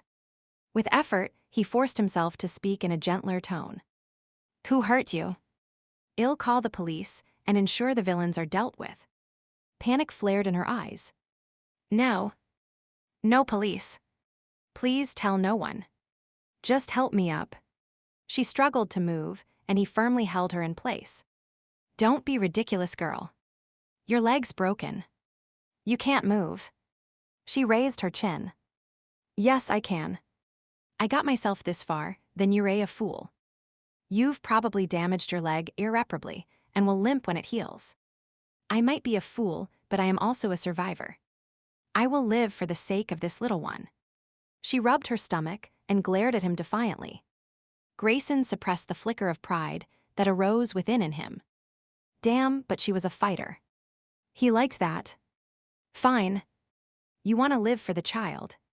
Well then, give it a chance. Let me help you. Holding out his hand, he kept his gaze steady as he stared into her liquid brown eyes. The girl hesitated and then placed her hand in his. As his fingers closed around her fine bones, he knew he was lost. Somehow, in a matter of minutes, the girl had done what others had spent years trying to do. Shed slipped past his protective shield and made him remember that he did have a heart. Things happened quickly after that. He called for his car to be brought around, and they drove to his house. She refused a hospital and barely agreed to have a private physician look at her. Amazingly enough, the doctor stated she was bruised but otherwise fine. Grayson declared the man a fool, whipping back the covers, much to the girl's embarrassment, and demanding that he look at her broken leg. The doctor raised his eyebrows, and Grayson managed to muffle a cry of surprise when he realized that the broken leg was no longer broken. For probably the first and only time in his life, he'd gaped like a fish, only the silent plea in the girl's eyes keeping him from commenting on the startling phenomenon. The leg had been broken, he knew it. And her arm was fine, too. As he stared at her face, he noted that even the cuts and bruises seemed less severe, some barely noticeably. Once the physician had left, he demanded an explanation. Shouts, tears, Even threats ensued before she finally crumpled under the force of his personality and explained. At first he refused to believe her story, but the more she spoke, the more it made sense. Her name was Louisa, and she was a Lycan or shapeshifter. She'd been promised to her Pax Beta, but fell in love with another. When it was discovered that she was with child, her lover had been killed, and she was severely beaten for her transgression.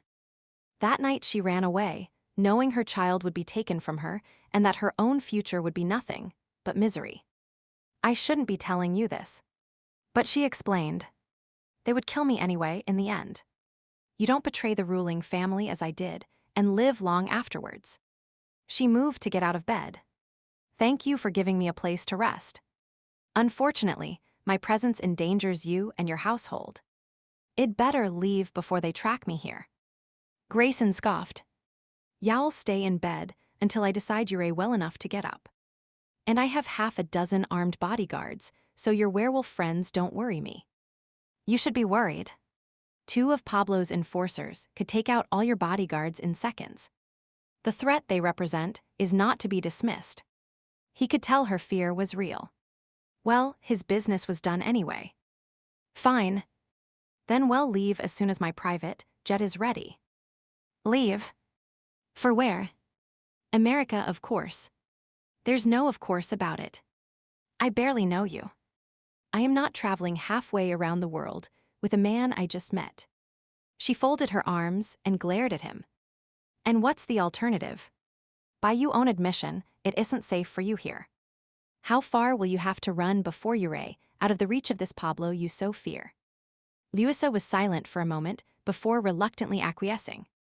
A few hours later, they were in the Grayson Inc. jet, heading to the States and leaving the danger behind, or so he'd thought. The next year had been the happiest he'd ever known.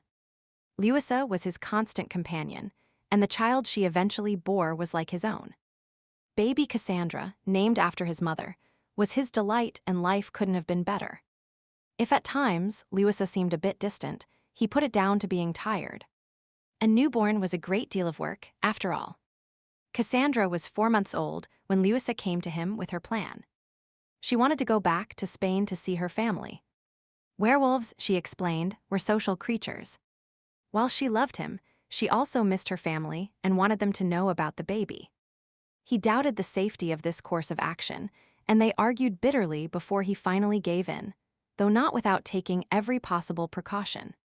They would stay in Portugal near the border, and she would cross over, quickly visit her parents, and then return. It would be a quick, secretive meeting. Grayson wanted to go with her, but she insisted he stay behind to watch Cassie. He argued for her to take bodyguards, but she would only agree to one person, following at a distance, so as to not draw attention to herself. I never should have let you go, he whispered to the smiling woman in the photo. I knew something would happen. How those murderous bastards ever got wind of your presence, I'll never know.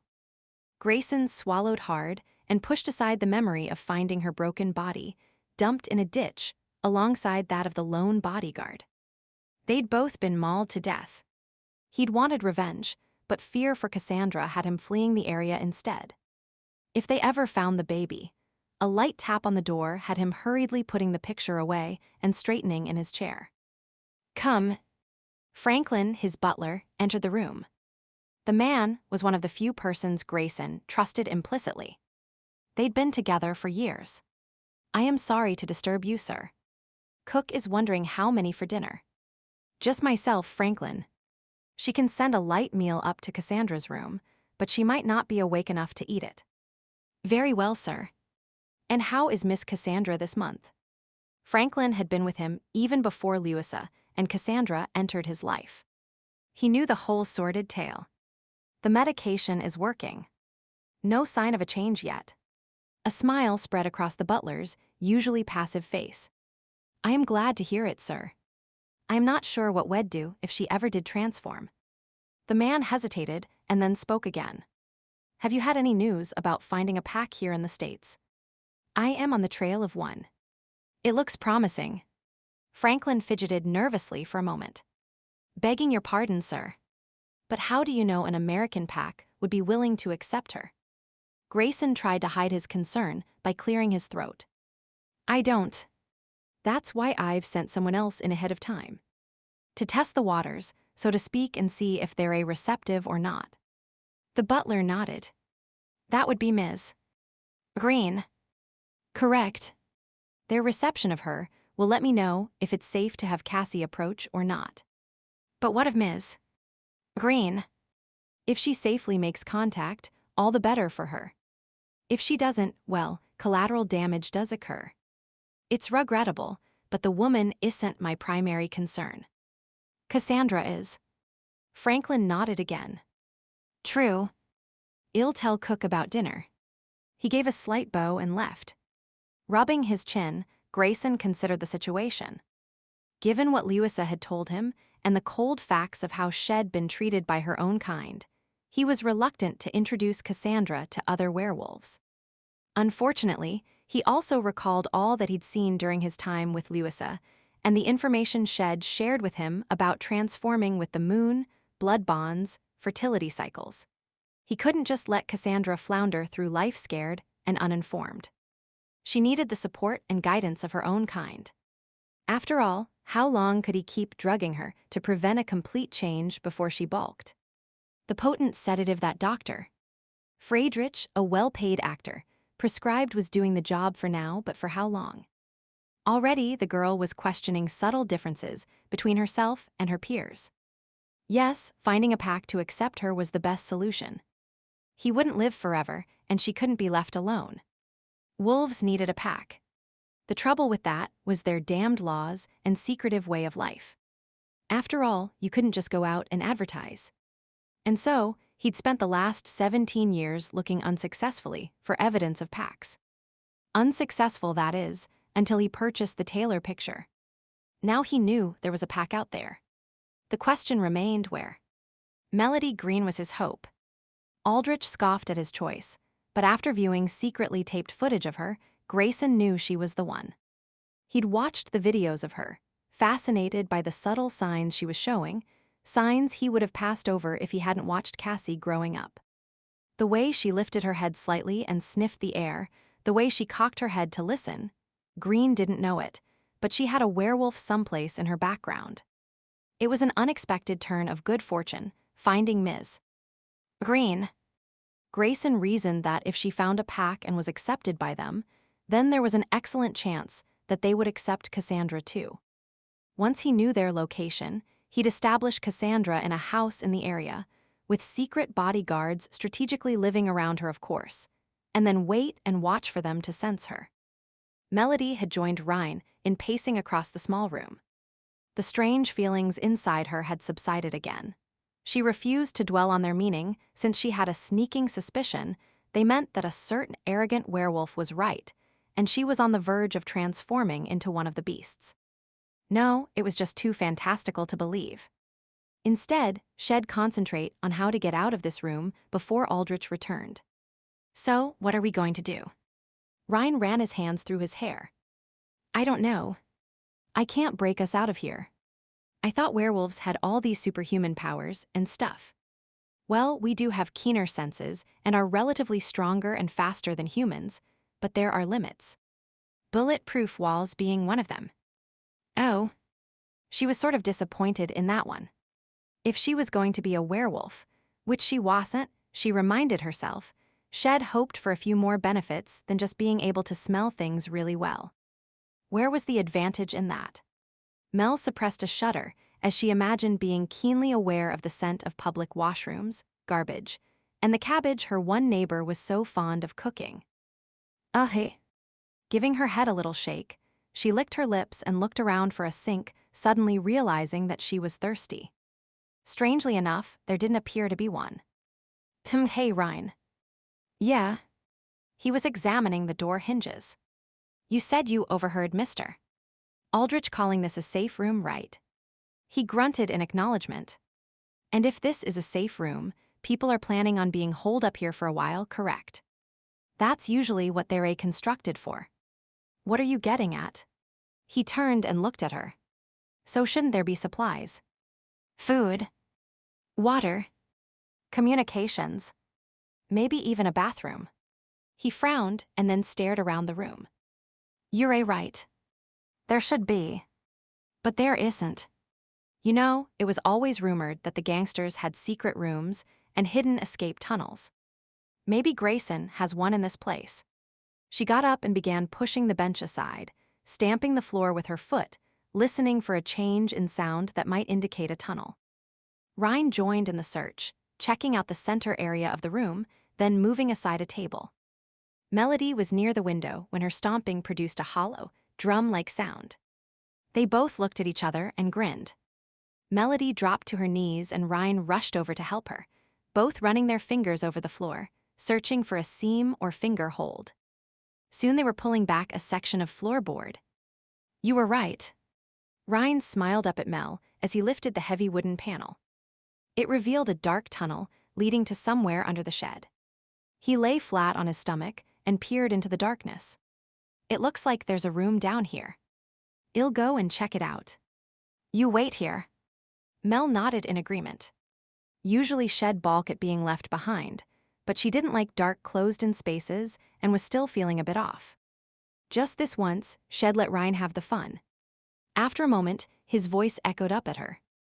It's a short tunnel, and then there's a room at the end. I think there's also a way out through the sewer. The sewer. She wrinkled her nose at the idea, picturing creepy crawly things and filth. I am not so sure about that, Ryne. There are probably rats down there. Ah, come on. His voice held a teasing quality. You're a big bad wolf now. You're not going to let little rodents best you. I am not a werewolf. Ryne appeared at the entrance to the tunnel, shaking his head. Y'all have to face the fact sooner or later. She folded her arms and gave him a mutinous stare. All right. Well, leave it for now. He rolled his eyes and held out his hand. Come on down, Melody, and don't worry. I am big and bad enough for both of us. No rat in its right mind would bother me.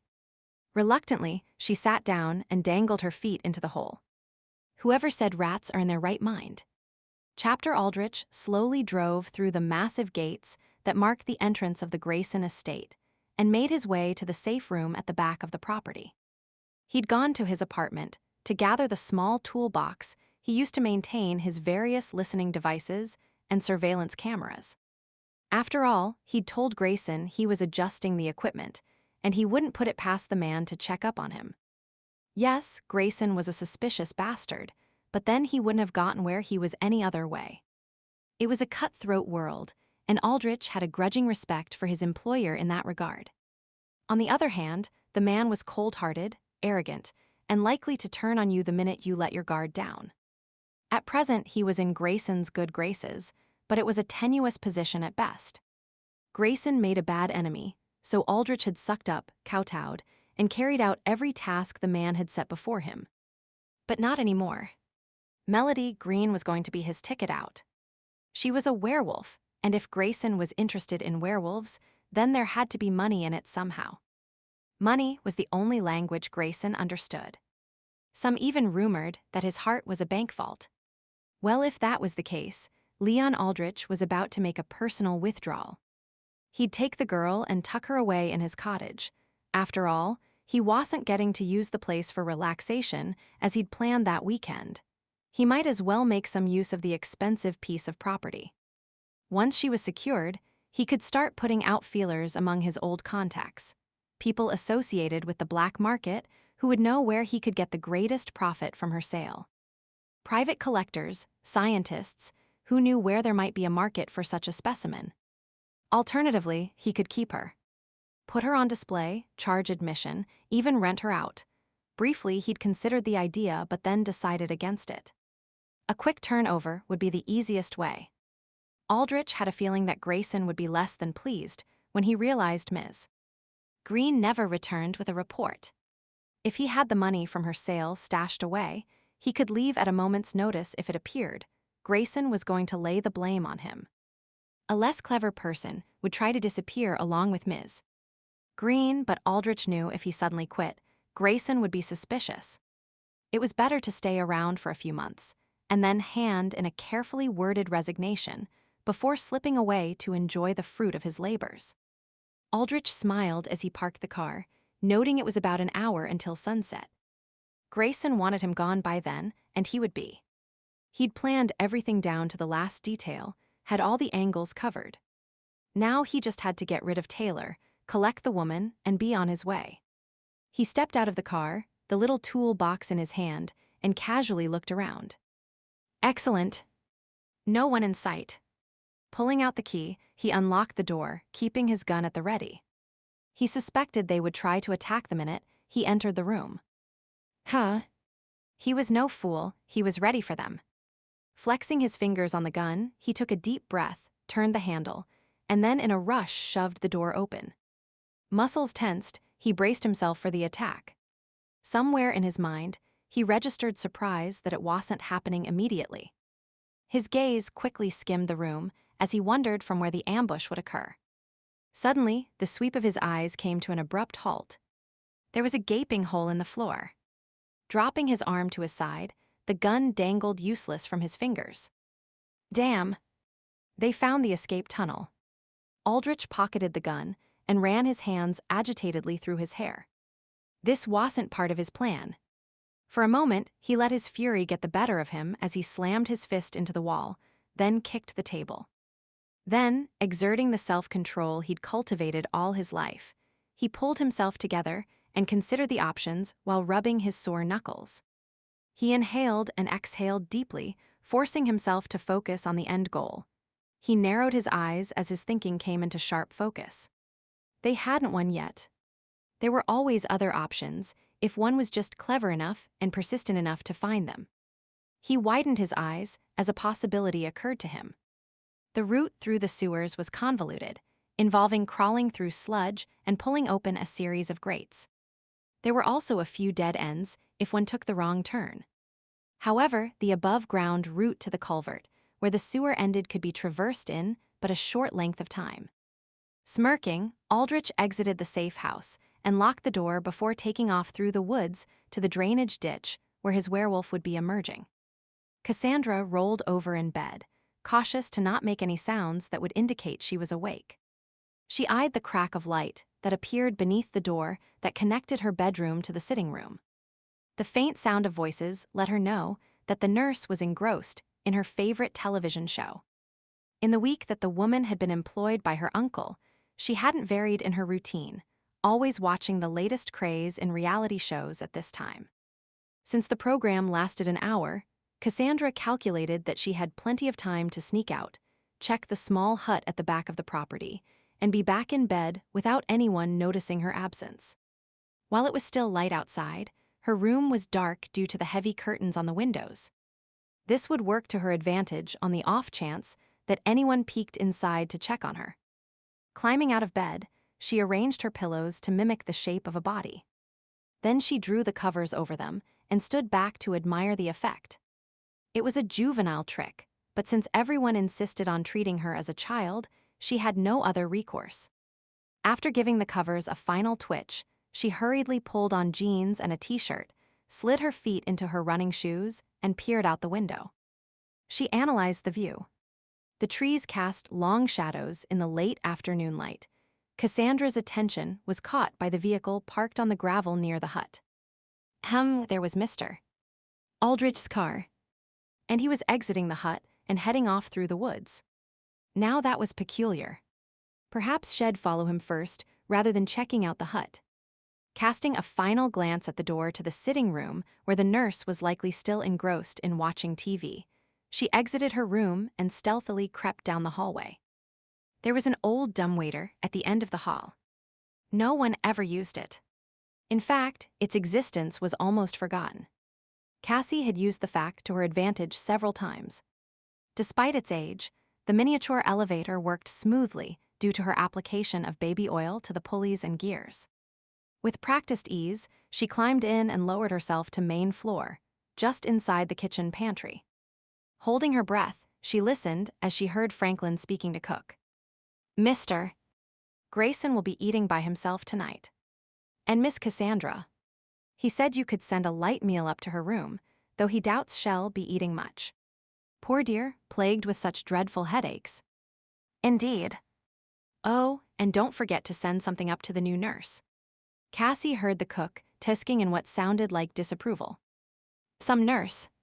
She's just here because she thinks it's a cushy job. Hardly good enough for our young miss. I believe, Mr. Grayson might be inclined to agree with you.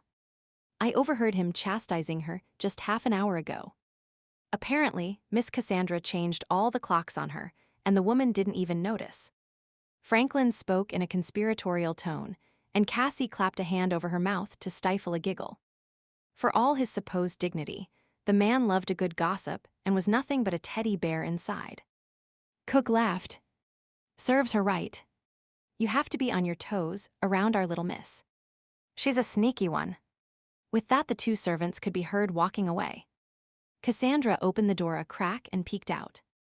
Seeing that the coast was clear, she jumped down, landing lightly on the balls of her feet.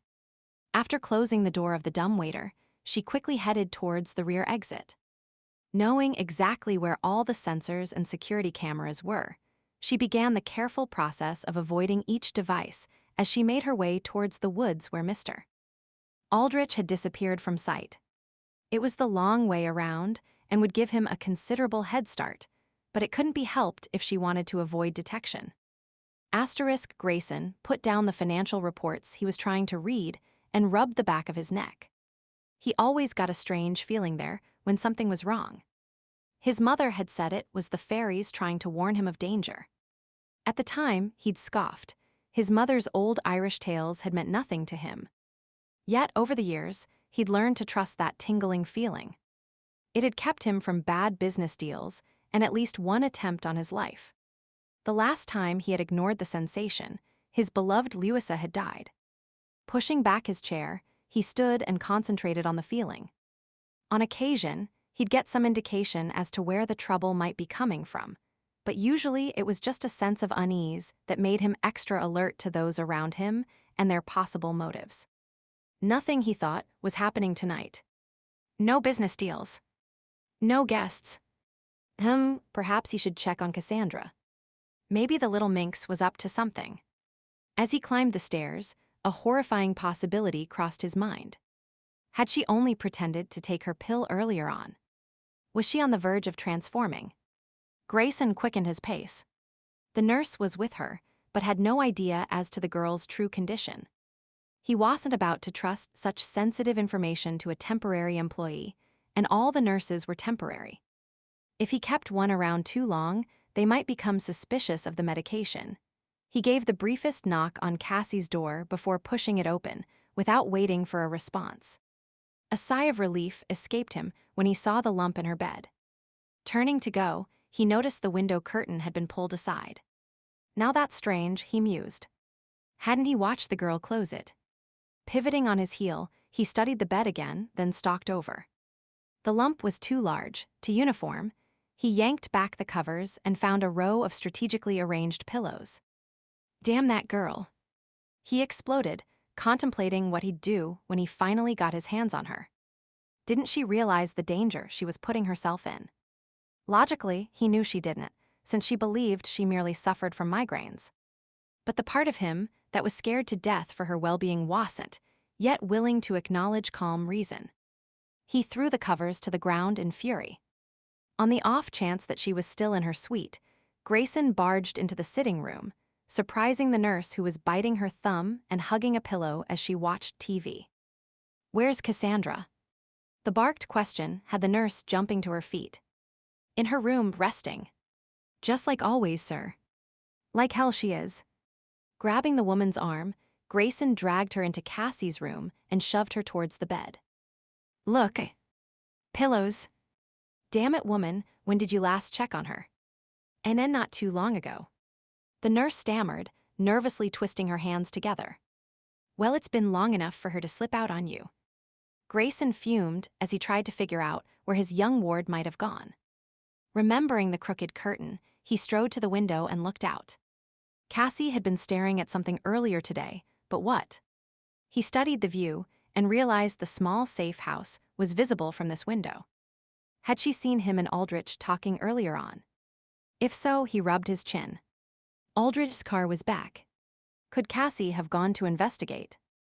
It was worth checking. Turning, he saw the nurse, still hovering near the bed. The woman was useless. Yurei fired. I want you out of here in less than an hour. Understood. The woman nodded, then burst into tears and ran from the room. As Grayson hurried down the stairs, he considered calling the security guard that had remained on duty to help in the search for Cassandra. When he reached the main floor, he hesitated. What if she had transformed into a wolf? No, it was too dangerous. It was better that he looked himself. Shed listened to him, no matter what form she was in. Mel and Ryne crawled on their hands and knees through the sewer pipe. To Mel, it seemed like they'd been doing this for hours. Her knees were complaining from the unaccustomed use, and her palms were screaming for mercy as tiny nicks and cuts abraded their surface. The bottom of the pipe was covered in a sludgy substance that hid rocks, twigs, and other sharp bits of debris. It also made disgusting sucking sounds each time they moved, as if it was trying to keep them from escaping its slimy clutches. Ryne insisted it wasn't a sanitary sewer, but rather one that was used to collect runoff from rainwater. Mel dearly hoped he was right, but had her doubts given the stench that permeated the air. At least they were no longer commando, crawling on their bellies like they had been initially. After making their way through a series of mesh gates, the pipe had widened to a more comfortable height, and they were now on their hands and knees. Finally off her belly, and able to open her mouth without fear of ingesting the disgusting muck that splashed in her face, Mel made her feelings known. Ryne, if we ever get out of this pipe, I am never listening to another idea of yours again. I didn't hear you come up with a better one. He paused in his crawling and looked back at her over his shoulder. The lighting was almost nil, but Mel managed to make out his filth-splattered face. Well, if you'd listened to me, we wouldn't have turned left at that last junction. So I made a wrong turn. With the fumes down here, I can't scent which direction fresh air is coming from. But I said we should have gone right. If you'd listened to me, we wouldn't be crawling backwards out of a dead end right now. We might even be out of here. It was only a short detour, and besides, usually werewolves have an impeccable sense of direction. Yeah, if they know where they're heading in the first place. We have no idea where this tunnel might be taking us. So, in other words, you think you could do a better job leading us. Mel hesitated. Could she? Maybe, it probably couldn't be any worse. Fine. When we get back to the junction, you're in charge. Oh.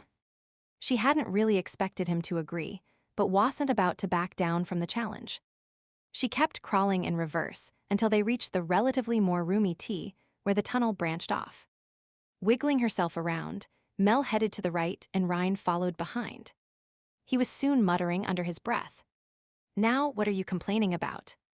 Mel peeked under her arm to look at him. Your feet are splashing this muck up into my face. She smiled, knowing he probably couldn't see. Oh. So sorry. It's not like I had to put up with that when our positions were reversed and you were in the lead. Ryne grunted, but kept quiet after that. They crawled along in silence for a while. Mel mulled over the idea of turning into a werewolf, still not totally convinced, but realizing that perhaps, just in case, she should try to be open to the idea. It surprised her that she hadn't freaked out more when Ryne changed in front of her, but she supposed the clues had been there all along. Her subconscious must have been processing and accepting them for quite a while, so that when she was told, it wasn't too big of a leap to acknowledge werewolves existed. As for turning into a werewolf herself, if she did actually have those genes within her, then there was no use crying and complaining about it. It was a done deal. Mel was, if nothing else, practical and decided she'd just make the best of the situation. In a way, it was sort of sexy, the idea of shifting shapes. She wondered if her strength would increase to a level similar to Ryne's, or if being a werewolf with mixed blood created certain limitations. Hopefully, it would tone her muscles and increase her metabolism, so she could eat as much as she wanted without any adverse effects. A smile spread across her face at the idea of being able to add whipped cream to her cafe mochas and not feel even the slightest twinge of guilt. Lost in that happy thought, she suddenly let out a shriek as something cold and slimy grabbed at her ankle. SHH. Are you trying to let everybody within a 10-mile radius know where we are?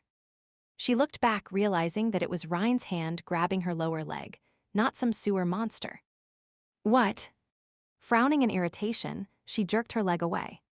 We're getting near the end of the tunnel. Mel peered ahead, but saw no sign of light.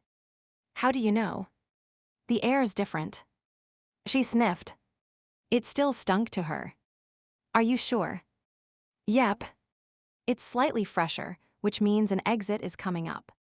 For a moment, she contemplated, gloating that she was the one to lead them to the exit, but Ryne continued speaking, and the opportunity passed. When we get out, I have to find a telephone fast. It must be past my check-in, and Kane will be worried sick. I don't want him doing anything rash. She furrowed her brow, trying to recall all that Ryne had told her. He's your brother, right? And if I don't contact him soon, he's going to assume the worst. He's probably already dispersed most of the pack. I have to tell him to hold off on Phase 2. There's still a chance I can fix this mess. Phase 2. That's where she hesitated to speak the words. Take poison. She could almost make out Ryne's grim expression. Yes. The pack self-destructs, so when outsiders come looking for a bunch of werewolves, they'll only find dead bodies. But wouldn't autopsies show that they weren't human? No. When a werewolf dies, within minutes the trace elements of magic that make us what we are disappear. They were both silent for a moment, then Ryne sighed heavily. Anyway, as we near the entrance, be as quiet as possible, just in case anyone is about. Mel nodded and resumed crawling as quickly as possible, all too aware of the deadline they were operating under. Helen wrapped her arm around Kane's waist as the last of the vans drove out of sight. She patted the alpha on his back, offering what little comfort she could. He just watched most of his pack leave, including his mate and unborn child. The feeling of loss must be incredible, even worse than when her Zach had died. It had been difficult. For weeks she'd been inconsolable, the aching void within making her wish she too were dead. But at least Shed still had her daughters and the rest of the pack. For Kane, however, he was on the verge of losing everything. It was an alpha's worst nightmare. Sworn to protect his pack, the feeling of failure would be overwhelming. Kane. Emu. His gaze didn't leave the driveway, despite the fact that it was now empty. Do you want me to go around and hand out the vials? It was a grim job, handing your friends a packet of death, but Shed do it to spare him. Kane had been good to her, and she owed him. When Shed found herself widowed and no longer alpha female, Kane could have insisted that she leave, but he hadn't. Instead, he'd let her stay in the pack house and keep many of her previous duties. The familiarity had been a great comfort to her until Shed found her feet again. No, I'll do it. It's my job. He finally looked at her and gave a half smile. You know, Helen, I keep thinking that if I stay here and look hard enough, I'll still be able to see them, that they won't really be gone. Helen gave him a one-armed hug. I know. When we buried Zach, you had to drag me from the cemetery. As long as I stood there, he seemed nearer. By walking away, I had to admit to the fact that we were separated forever. Kane looked down the road once more. Helen. Emu. Do you believe in an afterlife? I think so. I can't believe that a love as strong as mine for Zach can just disappear. I like to think that it somehow lives on and we'll be together again. I hope you're right, Helen. I hope you're right. Chapter Ryne watched the darkness of the tunnel slowly dissipate as the entrance approached. Apparently the sun hadn't set yet. Melody gave a tiny squeal of excitement and crawled even faster, the movement of her feet kicking the filthy water into his face more than ever. He slowed his pace, dropping farther behind her to avoid the splashing sludge. When she reached the end of the tunnel, a relieved sigh echoed back towards him. Ryne smiled, watching her climb out, while thinking she really had been a trooper throughout their underground journey, especially since he strongly suspected she didn't like dark, enclosed places. He could see her legs as she stood at the tunnel's entrance. She lifted one foot as if to step away, but then stopped mid-stride. He paused, somehow sensing all was not well, though unsure what it might be. The answer came soon enough as he heard Aldrich's self-satisfied voice. Well. What do we have here? Why, it's my runaway werewolf bitch. Very naughty of you to try to escape me. Where's Taylor? Hiding in the tunnel behind you. No. I mean he was behind me for a while, but Ryne could almost hear Melody's mind sorting through various scenarios that might explain his absence. Keeping his ears tuned to what was going on outside, he slowly began to move deeper back into the pipe. Speak up, girl. Where is he?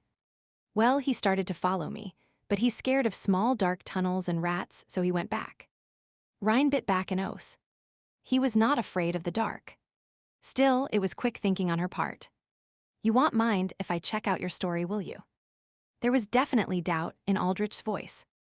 Ryne heard footsteps approaching and scooted even farther back into the pipe. A sliver of light played off the walls, but didn't reach where he was. Aldrich must have had a small flashlight with him, perhaps the type that also served as a keychain, given the fact it wasn't very powerful. See, I told you he was too chicken to follow me. Ryne could just picture the smug look on Mel's face. Aldrich's laugh was tinged with derision. I should have known. Those artsy types are usually nothing but insipid weaklings. Never mind, I locked the door of the safe house so he can't get out that way. I'll finish him off later. Melody spoke again. Listen, mister. Aldrich, I don't have your stupid report with me, but if you let me go back home, I can print a copy for you. Even if I still wanted the report, it wouldn't be a wise move. I imagine the area is cordoned off as a crime scene by now. Crime scene? What do you mean? Didn't I tell you? Your friend, I believe she said her name was Lucy, surprised me when I went to your apartment. Unfortunately for her, I have very quick reflexes. When I left, she was next thing to dead, lying in a pool of her own blood. No. The pain in Mel's voice was undeniable. Ryne had to steel himself not to rush out and comfort Mel. He hadn't told her about the waitress, wanting to spare her the grief for as long as possible. Damn Aldrich. The fucking bastard sounded almost happy to share the news with Mel. Maybe it was even a strategy on his part, delivering bad news just to unnerve her so that she'd be too shocked to think. Soundlessly, Ryne moved closer to the entrance again, trying to assess where Mel was in relation to the lawyer. The man probably had some kind of weapon, so just rushing out might be dangerous. Mel could get hurt, and, in her newly transforming state, she probably didn't have sufficient healing abilities to deal with any kind of serious wound. So you see, we can't go back to your apartment. However, the report is of no importance to me now. That was Mr. Grayson's project. Mine is quite different. You, my dear, are what I am after. Me? Why? From his new location, Ryne could just make out Mel's shocked profile. Aldrich. Another voice entered the mix. It sounded winded, as if that person had been hurrying. Ryne had to restrain himself from poking his head out to see who had arrived. Mr. Grayson, sir. I wasn't expecting you. Damn it, Aldrich. Have you gone mad? I gave you orders that no one was to be here, and now I find you traipsing all over my property. I've killed people for less, and you damned well know it. Now what are you up to? And that's Ms. Greene, isn't it? Why the hell is she in the middle of the woods with you? It seemed Aldrich was about to explain when Grayson interrupted him. Don't give me any of your bull crap, Leon. I'll deal with you later. Grayson's tone softened when he spoke next. Ms. Greene, I'm happy to finally meet you in person. I take it you have my report on Taylor. Not really, Mr. Grayson. You see, this time it was Aldrich who interrupted. Both of you shut up. Grayson, stay where you are, she's mine. I don't know what your plans were for her, but she's going to make me a very rich man. Obviously unused to such disrespect, Grayson blew up at the lawyer. How dare you speak to me like that? If you're not careful, I'll have you terminated, just like your predecessor. Now, put that damned gun away and watch your impudence. And what do you mean rich? You told me she was basically penniless. There was a certain quality of delight in Aldrich's voice. So you really don't know. Curious? Who would have believed a coincidence like this would occur? She's a werewolf, you old fool. The first damned werewolf ever captured. Ryne chanced a brief glance outside. Aldrich hadn't put the gun away, though it was partially lowered as he glowered at Grayson. Grayson was staring at Mel with what could only be described as excited interest. Really? She's a full werewolf. He swung his head back to look at Aldrich. How do you know? I saw her start to change. The man seemed so self-satisfied that Ryne had to grit his teeth. Grayson sounded urgent, almost desperate, as he addressed Melody. Ms. Greene, I have to talk to you. I knew you had at least some wolf in your background, but I never suspected this. There are things I need to know, things you have to tell me. The sound of a gun being cocked had Ryne tense. Aldrich issued a warning. Lay off, Grayson. She's mine. Any information she has belongs to me. Melody began to move out of Ryne's field of vision. He frowned for a moment, but then realized she was walking away from the drainage pipe in a slow circle. A smile spread across Ryne's face. Without their knowing it, Melody was maneuvering Aldrich and Grayson so that their backs were to him. He mentally congratulated her on the plan. It would make it much easier for him to take Aldrich by surprise. His smile faded, however, as he noted the quavery sound of her voice. Listen, I don't know what the hell either of you are babbling about. For the last time, I am not a werewolf. I am just a reporter, a student reporter at that. Ryne bit his lip in concern. The stress of finding out about Lucy and of having a gun pointed at her was starting to show. Could it trigger a transformation as her inner wolf fought to rise up to meet the present danger? It was also getting later. He could feel the pull of the full moon himself and knew Melody would soon be helpless in the face of its power. Not willing to wait any longer, Ryne glanced outside, noticing the lengthening shadows cast by the surrounding trees. A grim smile graced his face. The encroaching nightfall was providing him with some cover. Seeing the others were focused on Melody, he silently slipped out of his hiding place to the relative safety of a nearby bush. Melody flicked a glance in his direction before concentrating on her adversaries again. However, it was enough for their eyes to meet. The brief look was sufficient. He knew she was ready for whatever course of action he took. Shifting into his wolf form, Ryne crouched, muscles tense and ready to strike. Grayson seemed to be ignoring Aldrich. He looked beseechingly at Melody. Ms. Greene, please. I promise I won't tell anyone about you. I know about the keeping, how you protect your secrecy by eliminating those who have stumbled upon your existence. If you feel you need to take my life, so be it, but first hear me out. I need information about your people, not for myself or monetary gain, but for my ward, Cassandra. She's one of you, though she doesn't know it yet. Aldrich had a stunned look on his face as he stared at Grayson. Your ward? What ward? Who? At that moment, Ryne leaped out and tackled Aldrich. Grayson shouted. The lawyer's gun went off and a scream echoed through the night. Brian stared at his cards, supposedly concentrating on his poker strategy. In reality, he didn't even see the cards before him. It was the image of the clock that floated in front of his eyes. It was well past the scheduled check-in time, but Ryne hadn't called. The phone was working. There were no text messages, no emails. Where the hell was their alpha?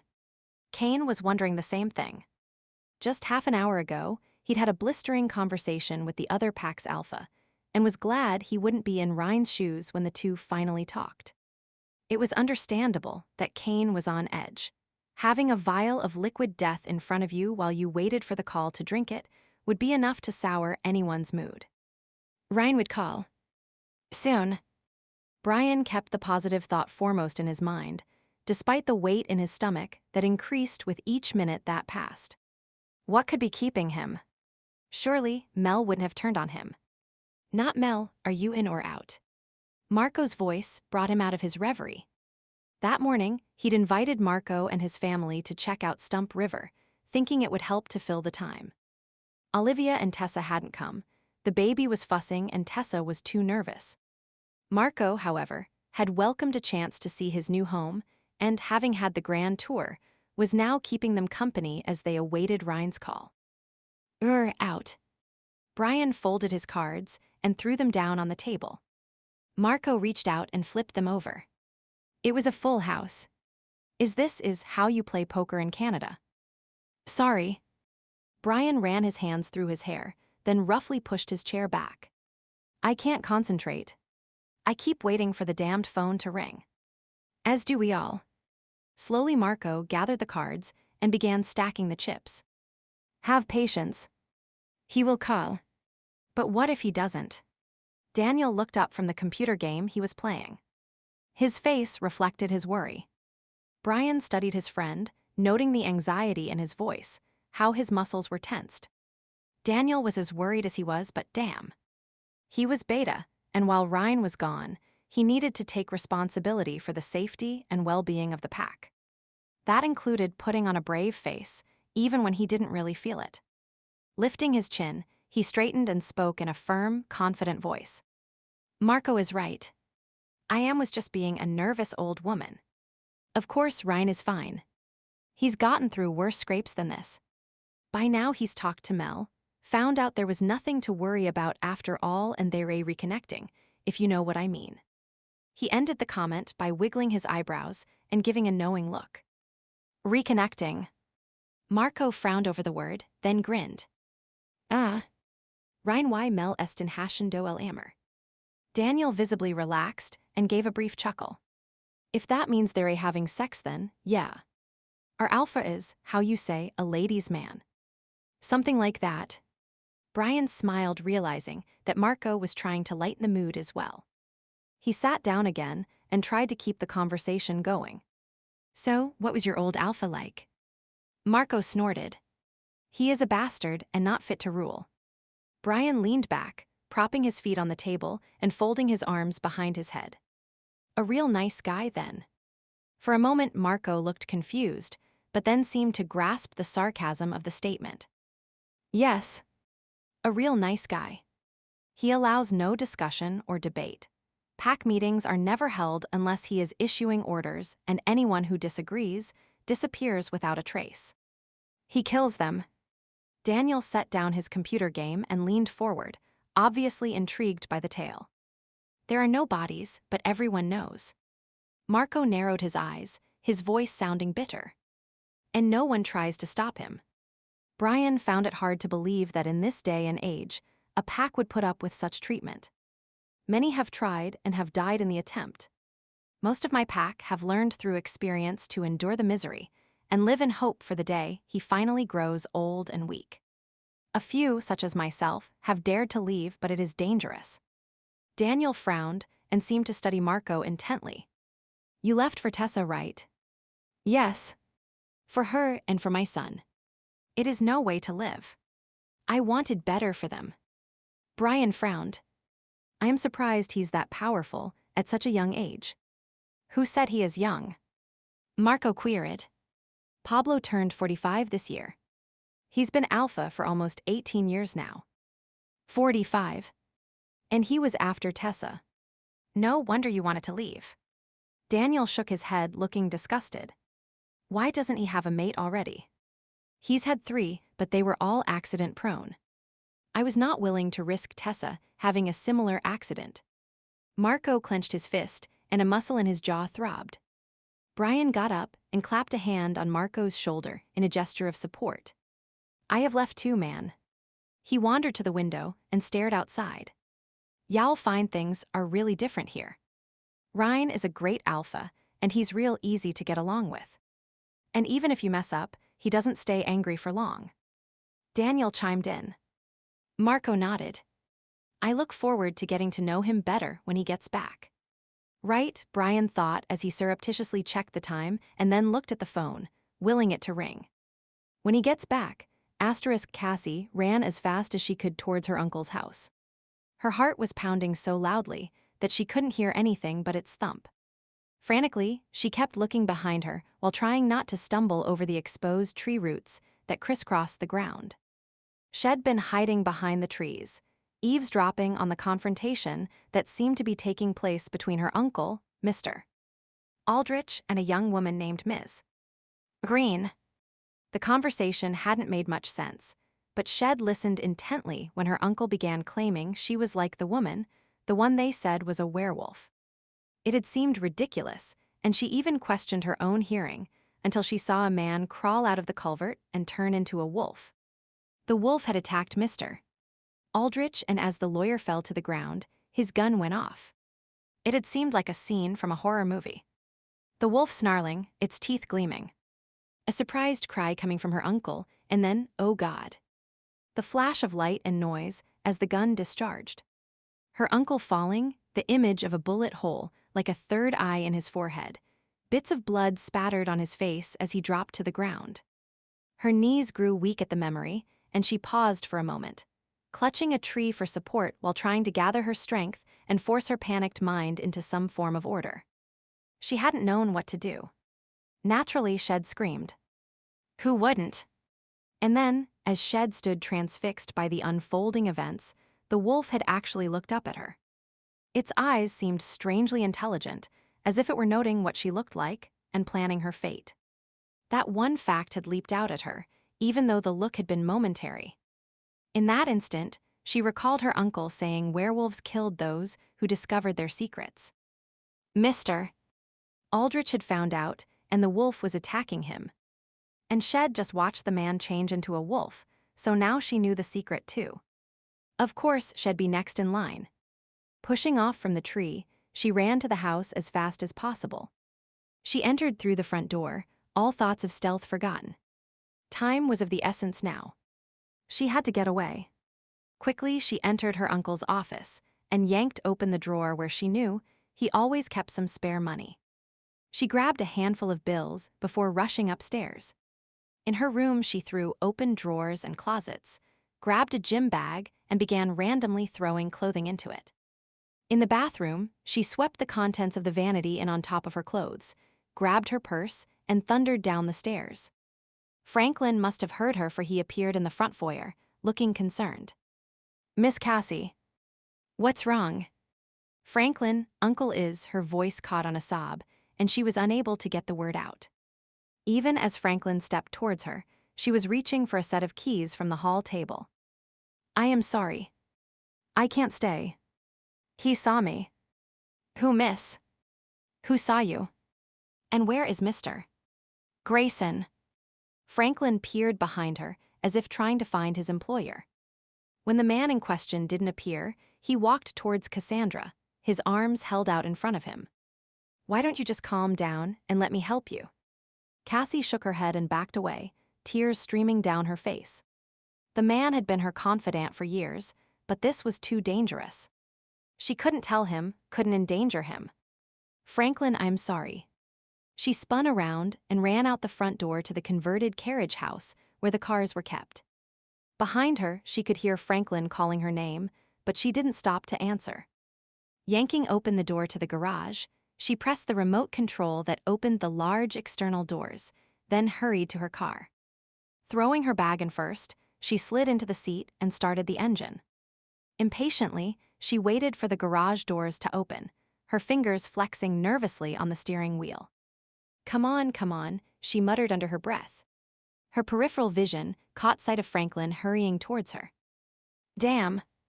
Silently, she asked for forgiveness, then slammed her foot onto the accelerator, the roof of her car scraping against the partially open doorway as it shot forward. Without a backward glance, she sped away. Ryne saw the young girl and quickly took note of her appearance before swinging his attention back to the man beneath him. Aldrich was struggling for breath, his throat partially ripped open, blood spilling onto the ground. Ready to finish the deed, a cry from Melody had Ryne once again looking away from his victim. Melody was curled into a fetal position, her body shaking uncontrollably, her face contorted in pain. Swiftly, Ryne changed forms and rushed to her side, gasping slightly from the effort of changing forms in such quick succession. Pulling her into his arms, he murmured words of encouragement. Fight it, Melody. Don't give in. Think about being human. About driving your car, using your computer, drinking that damned coffee you love so much. He rocked her back and forth, praying she could maintain her form. Looking around, he realized sunset was just minutes away. The time of the full moon was almost upon them. Nadia's words rang through his mind. In the end, she'll either live or die, depending on how much her body can handle. How much could she handle? Ryne knew the pull of the moon only too well. The need clawing inside you, fighting to get out. Wild thoughts invading your mind as the wolf became dominant, fighting to take over the human side.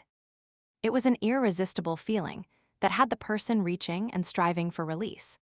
It took inner strength and discipline to resist the ancient instincts. Yet Melody wasn't ready. Only part of her body had undergone the genetic changes needed. Could anyone live when their bone structure shifted to that of a wolf, while all their internal organs were still human? Brain signals would be speeding up her human heart to that of an animal, but how would it react to the strain? Ryne clutched her closer, knowing he wouldn't be able to bear it if she died. Melody was exasperating and smart-mouthed, quirky and headstrong, but he loved every inch of her. He pressed a kiss to the top of her head, squeezing tightly. She had to make it. Knowing he had to get her someplace dark, away from the moon's effects, he picked her up and eyed the pipe they'd crawled through, but quickly dismissed the idea. It was too small for him to carry Melody, and she was in no fit state to crawl. He glanced around for a solution, then saw Aldrich's keychain on the ground. The little flashlight was cutting a small beam across the ground.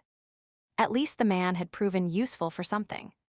Snatching up the keys, Ryne gave the lawyer one last glance before turning away. Melody needed him. He'd come back to deal with the bastard once she was safe.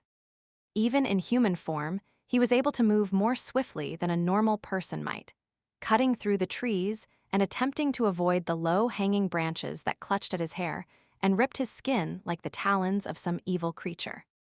Ignoring the pain, he was acutely aware of Melody's labored breathing and the rapidly setting sun. A wash of blood red was beginning to flood the sky by the time he arrived at the safe house where Aldrich had left his car. Setting Melody gently inside the vehicle, he buckled her in, jumped into the driver's seat, and sped away. Glancing in the rearview mirror, he noted the large house in the background was ablaze with lights, and there were at least 2 figures running in front of it. His jaw clenched, and he tightened his grip on the steering wheel. Where had that young girl gone? Who had she told? Beside him, Melody gave another pained cry, and he refocused on driving. She needed him right now, the rest he'd figure out later. If he remembered correctly from the taxi ride to the estate earlier, there was a shopping mall with an underground parking garage just a few miles away. The lowest level should provide a sufficient shield. As he drove, he glanced at the speedometer. The needle crept ever higher, trees and signposts flashing by as he ignored the posted speed limits. His heart pounded heavily, while Nadia's dreaded words played over and over in his head. Lives or dies, too risky, how much can her body handle? The phrases swirled in his mind. Negotiating a sharp turn, something thumped against his hip. Glancing down, he spied the cell phone that Aldrich had taken from him earlier. A quick look at the clock on the dashboard had him swearing. Shit, his agreed-upon check-in time was past. He prayed Kane had held off, that he hadn't made any rash decisions. Ryne fumbled with the phone, speed, dialing his brother's number. Damn you, Ryne. Where the hell have you been? Kane's voice roared in Ryne's ear. A wave of relief washed over him. If Kane was still alive and angry, then the rest of them were safe too. I don't have time to explain. Just hold off. Don't do anything, hold off. Melody whimpered beside him and he looked at her, causing the car to swerve. I'll call you later. He shouted the words over his brother's swearing and threw the phone down, concentrating on driving. Shooting glances sideways, he noticed the air around Melody kept shimmering. Hell, her change was getting closer. Could she fight it off? Hang on, Melody, we're almost there. Just a few more minutes, babe. Focus on me, on the sound of my voice. Ryne babbled away, teasing her, apologizing for the mess she was in, for how he'd treated her. He told her he loved her, that everything would be all right. Bribes spilled from his lips, offerings of coffee and chocolate, giving her free rein in decorating the house in Stump River. She was quieter now, her breathing seemed shallow, and her face was pale. Beads of sweat formed on her forehead. God, how could such a string of unlikely circumstances ever have happened? He never had unprotected sex, yet around Melody, he just didn't think. And then the fight, his broken nose, her cut arm. The chances of those events occurring in the correct order and time frame were 1,000,000 to 1, and yet they had. What had Nadia said? If anyone were to ask before attempting this type of thing, medical advice would strongly discourage any genetic changes during a full moon. It's way too risky. Yeah. Easy for her to say. He hadn't planned this, though. It was as if the fates had conspired against him. His eyes stung, and he dashed his hand across them, trying to clear his vision. Lives or dies, dies, dies. He shook his head, trying to dislodge the heart-stopping thought as a wave of icy fear encased him. Chapter Kane threw the phone onto his desk in disgust. What's wrong? That was Ryne, wasn't it? Helen's face was pale, and there was a noticeable tremor in her hands as she pushed her hair back from her face. Like all the remaining pack members, her nerves were strung as taut as a fiddle string. She sat in a wing-back chair near the window, having chosen to spend her final hours with her alpha. Yeah, that was Ryne. He didn't say. She obviously couldn't finish the question, but Kane knew exactly what she meant. It was the question on everyone's mind. Was today the day they died? No. He said to hold off. Thank goodness. Her shoulders slumped and she leaned her head back, closing her eyes. He didn't say it was over, Helen. He just said to hold off. No explanation why. Helen straightened, her expression curious. No. And then he hung up on me. Kane stood up and began to prowl around the room. I don't know what it means. Is the crisis over? Has he eliminated the threat, or is there still a chance? He compressed his lips and ran his hands through his hair. Damn it. I am tired of sitting here on edge waiting for news. I have men and women all over our territory waiting for my orders. I can feel their fear, their mental pain, and I don't know what to say. But at least it wasn't bad news. Helen clasped her hands tightly. If he said to hold off then, there's still a chance that everything will work out. It's a positive thing. Kane growled, but conceded the point. You're right. Sorry. My nerves are shot. And I am sure Ryne's are too. This hasn't been easy for him, Kane, knowing that it was his picture that caused all this. He must feel horribly guilty. And if that girl, Melody, is possibly his mate, then he's been fighting every instinct he has, yeah. I know. Kane sighed heavily and sat down again. Patience isn't always my strong suit. Consider this training for when you're a father. Then you'll need all the patience in the world. Kane gave the briefest of chuckles, before picking up a picture of Elise that he had taken just days ago. She was wearing a loose white dress, and her arms cradled the slight swell of her belly. He gently ran his finger over the picture, then set it aside. Picking up the vial of deadly poison that all the remaining pack had been issued, he twirled the blood-colored liquid within, watching as it flowed and shifted. Yeah. Someday when I am a father. The shopping mall loomed ahead, and Ryne forced himself to slow down, entering the driveway at a reasonable pace. His fingers drummed on the steering wheel as he waited in a long line of cars. Finally, it was his turn at the gate. He collected his ticket from the attendant and headed for the basement level. As the cool darkness of the cement structure closed around them, he listened intently for any change in Melody's breathing. Was it deeper? More natural? He hoped so. It was a multi-story garage with a steep, winding ramp leading from level to level. Ryne concentrated on maneuvering the twisting incline with as much speed as possible. The air grew progressively cooler as they descended and artificial lighting glowed overhead. Finally reaching the lowest level, he drove to a poorly lit corner and parked behind a pillar, thankful that Aldrich's black car would be relatively unnoticed in the gloom. He didn't want anyone coming by to see what was going on. Turning off the engine, he twisted in his seat and checked Melody. Her eyes were shut, her dark lashes fanned out over the pale, shadowed skin below. She seemed more stable, and when he touched her hand, there was certain solidity or constancy of form. No shimmers distorted the air around her. Her muscles weren't spasming. Slowly, he unclenched his jaw. His plan seemed to be working. Brushing his hand over her cheek, he noted that her skin was cool to the touch and her breathing was deep and even. No doubt exhausted from the strain, she had fallen asleep. He pressed a tender kiss on her forehead and then took a moment to lean his head back and thank the Lord that Shed managed to hold on. It had been touch and go, but tonight was probably the worst. By tomorrow, the moon would already be waning. With Melody one day farther into her change and the lunar effects ebbing, it should be easier for her to withstand the transformation. Closing his eyes, he ran through all the things he still needed to do. Calling Kane, of course, was paramount. The whole pack was waiting his report. He wished he could give them a definitive answer, but the truth was he still needed to check that Melody didn't have another copy of that report stashed away. Then he had to retrieve her laptop from the public locker where he'd stashed it. And of course, there was Aldrich. The man had been near death when he'd scooped up Melody and left. Surely no one would have arrived in time to save the bastard. Ryne gave a dark laugh, recalling the last time he had thought a villain was dead, only to have her crawl away when they weren't looking. Not this time. No assuming. He wanted to see a dead body before he told Kane things were 100% safe. Wearily, he picked up a cell phone to call Kane back. He imagined the other man was ready to rip a strip off him. After all, no one dared hang up on Kane Sinclair. About to dial, he caught sight of himself in the rearview mirror and froze. His face was streaked with mud, and his hair stood up on end. And he didn't have any clothes on. His frantic form shift to save Melody had caused him to miss a step. No wonder the parking attendant had given him a strange look.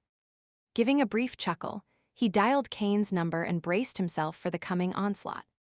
Cassie wearily got off the bus, dragging her small bag of possessions behind her. She ached from the stiff, uncomfortable seats, and not for the first time, thought wishfully of the luxury vehicle Shed abandoned hours ago. Arching her back, she forced herself to forget the car.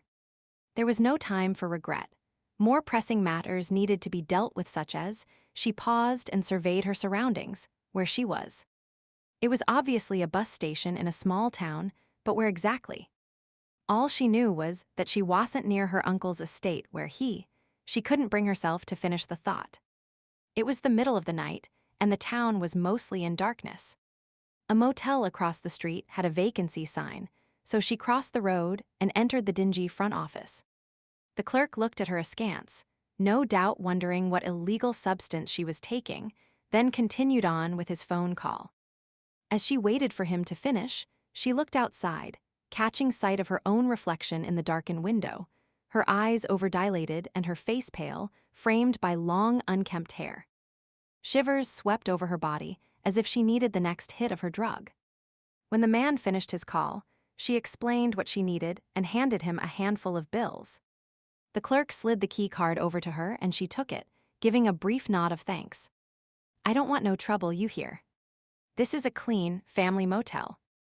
As he spoke, the clerk spat a wad of tobacco juice into a can on the counter. "Sure. A family motel."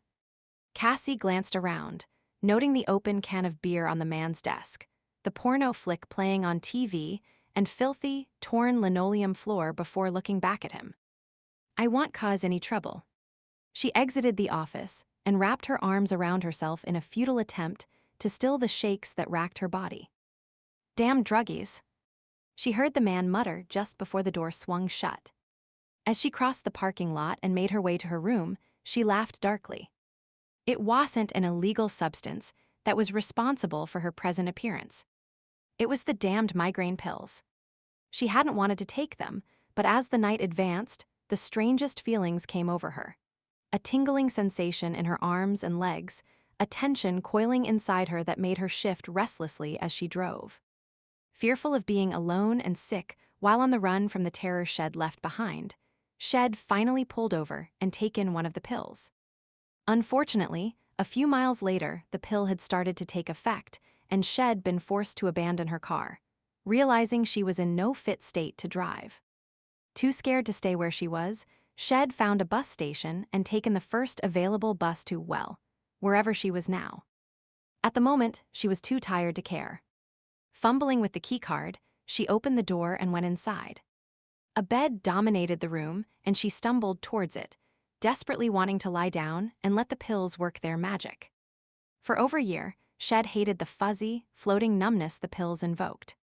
Now she craved the numbness and the deep, dreamless sleep that followed. It would help her forget. Dropping her small bag of possessions on the floor beside the bed, she lay down, her eyes half shut. The room was run down, but appeared clean, and a faint antiseptic smell lingered in the air.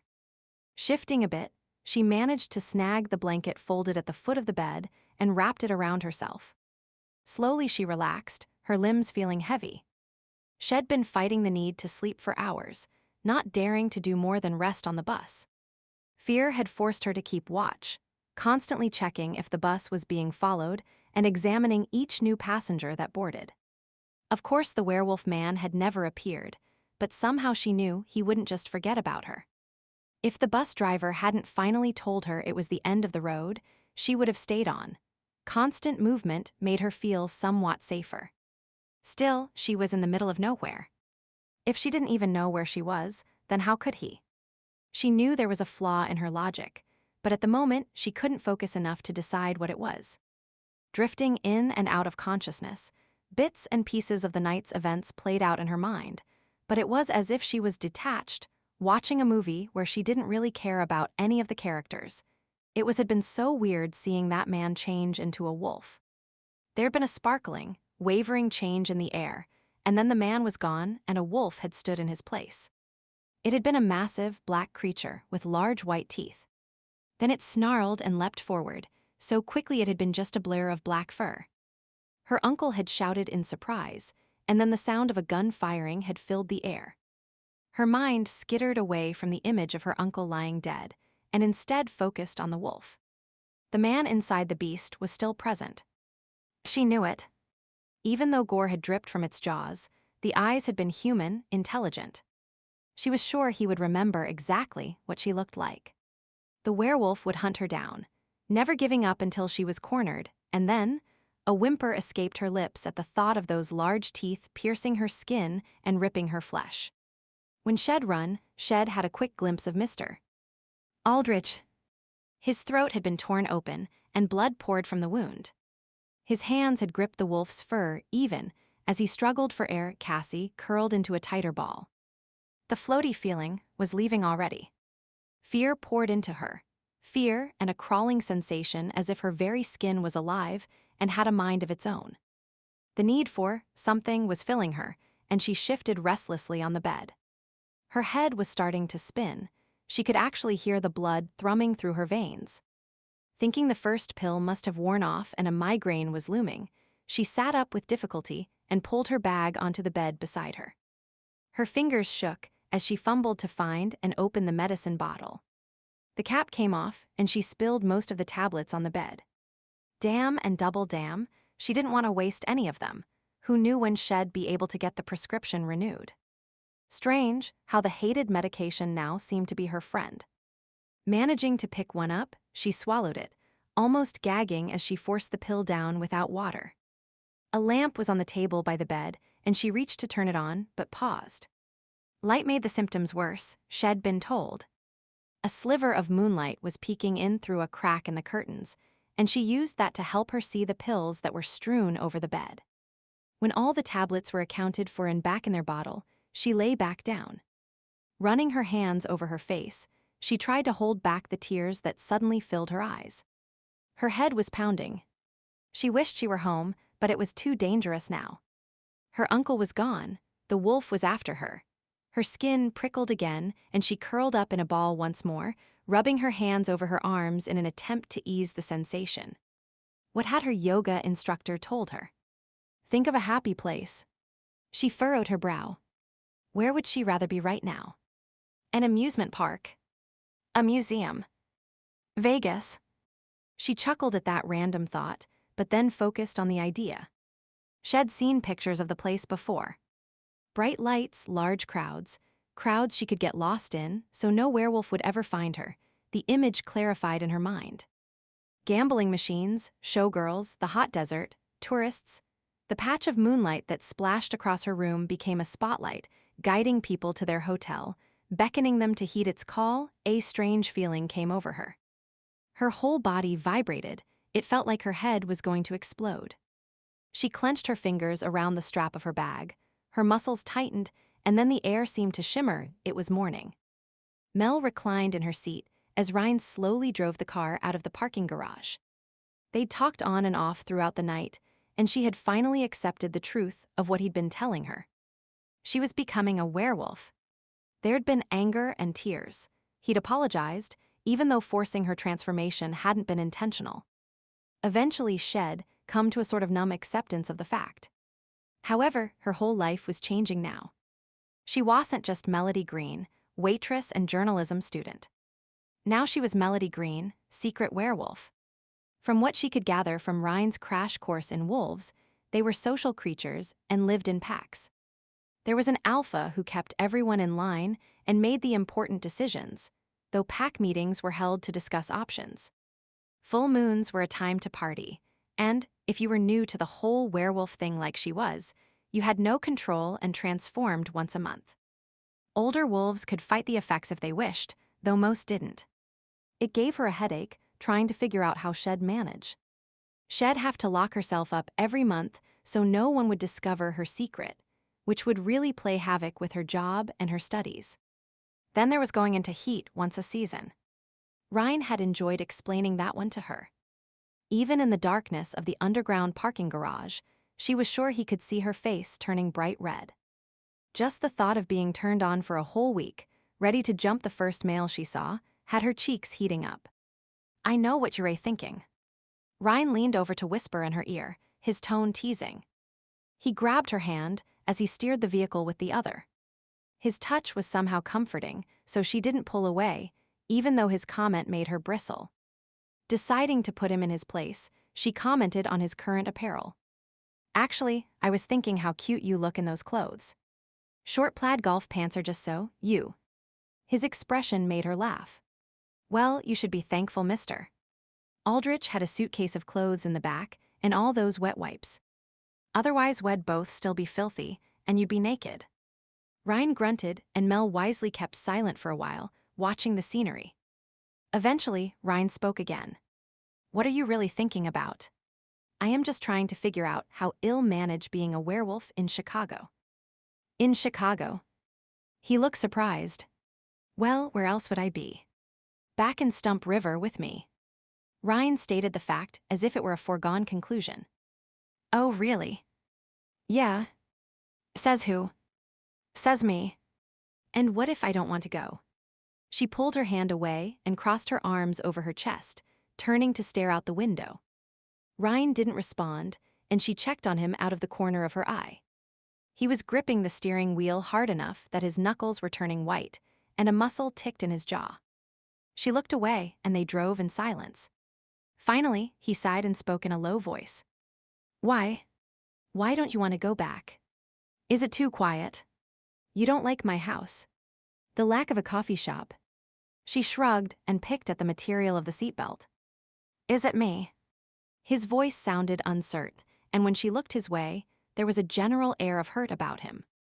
"Well, Melody, I apologized for what I said that last day in Stump River. I didn't mean any of it.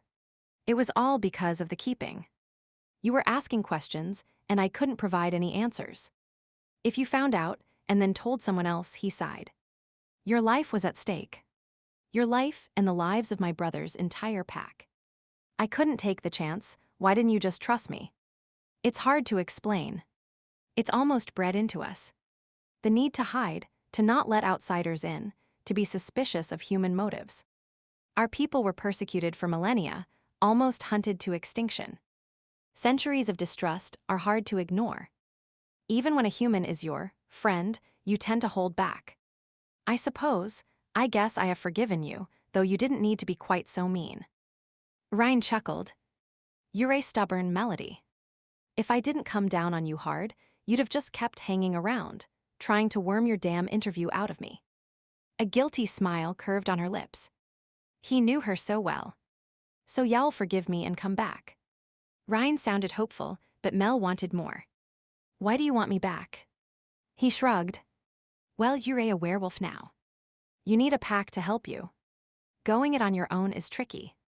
Most lone wolves don't survive. So my returning is totally for my own good. She raised her eyebrows, questioning his reasoning. Sure. You need a home. My pack needs more members. You like Brian and Daniel. Oh, and did I tell you about the Liberos? They're joining us too. There's Marco, his mate Olivia, their son, he's just a baby, and Marco's sister Tessa. Y'all get along great with them, and Olivia is about your age, I think. Huh. Mel stared out the window and fought to swallow past the lump in her throat. He wasn't saying anything about caring for her, loving her.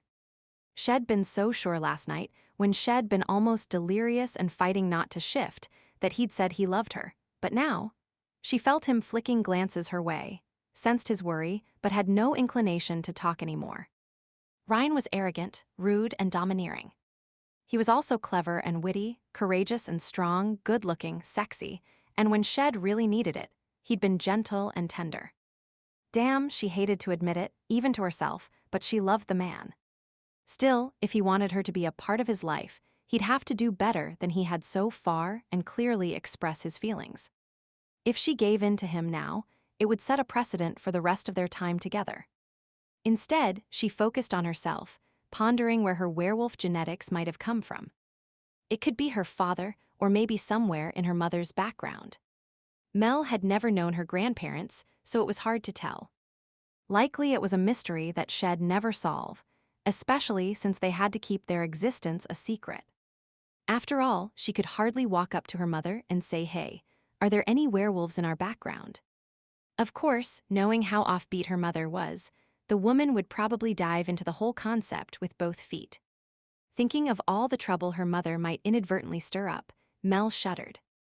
Yep, asking her mother would definitely not be a good idea. They didn't need another round of this whole keeping business, after all. In the end, it didn't really matter where the genes came from. She was a werewolf now. During the night, Shed confessed to Ryne that Shed applied to the Lycan link just as a joke and hadn't believed it when they said they'd research her background to see if she qualified. He explained how it worked, and she gave a wry laugh thinking of how she and Bate had said Shed become a card-carrying Lycan. Little did she know it would come true. They arrived back at her apartment building, and Ryne pulled into a convenient parking spot. He turned off the engine and stared straight ahead. Silence reigned. Mel pasted a fake smile on her face. Well, I am home. Ryne cleared his throat and turned to look at her. It doesn't have to be. You're home, that is. You could live in Stump River. With me. I really want you to. When she didn't answer, he shifted closer and gently took her chin, turning her to face him. He stared intently at her, his gaze moving over her features before returning to her eyes, seeming to be searching for something. Finally, he gave a half smile and leaned closer, brushing his lips over hers. Melody, I love you and want you to stay with me. Please say y'all come back to Stump River. Mel smiled against his lips, a feeling of relief washing over her. Yes, she thought. It hadn't been her imagination. Took you long enough to say it. She murmured, and then she kissed him back. I told you last night. Ryne had the faintest of pouts on his face. But I wasn't sure if you had really said it, or if it was all part of the whole transformation thing. I was having some pretty weird thoughts. He wiggled his eyebrows at her. Wanna share? Mel flushed. Maybe later. Some of her thoughts had been on the erotic side. She had a feeling that her wolf was going to be a lusty creature, and somehow Ryne knew it. He kissed her again, gently at first and then with increasing passion. She returned the kiss with equal ardor, burying her fingers in his thick, silky hair, relishing the feel of his stubbly skin gently abrading hers. It was only when a group of teens walked by, hooting encouragement, that they pulled apart. Ryne glared at them through the windshield, and the young hooligans immediately fell silent, backing away and then turning almost as one to run down the street. Mel chuckled softly. I wish I could do that. I'll teach you. He brushed the hair from her face and then moved back to his own seat. They sat in companionable silence for a moment before Ryne looked at her regretfully. "So, what about your apartment?" She pursed her lips and exhaled slowly, staring up at the window of her apartment unit. From what she'd been told, this was where Lucy had been injured. Her mind shied away from using a more final term, as a faint hope fluttered within her. Perhaps Ryne cleared his throat and asked softly, "Do you want to go in, or should I just?" "No, I need to do this. Lucy's my friend, too." She drew a shuddering breath and squared her shoulders. "I'll go in. I imagine the police will have started an investigation, and there'll be questions to answer. What should we tell them?" "Don't worry. I'll take care of it." As a werewolf, you get lots of practice creating plausible half-truths to cover things up. Ryne gently squeezed her hand and then opened the car door. The time in the apartment wasn't pleasant.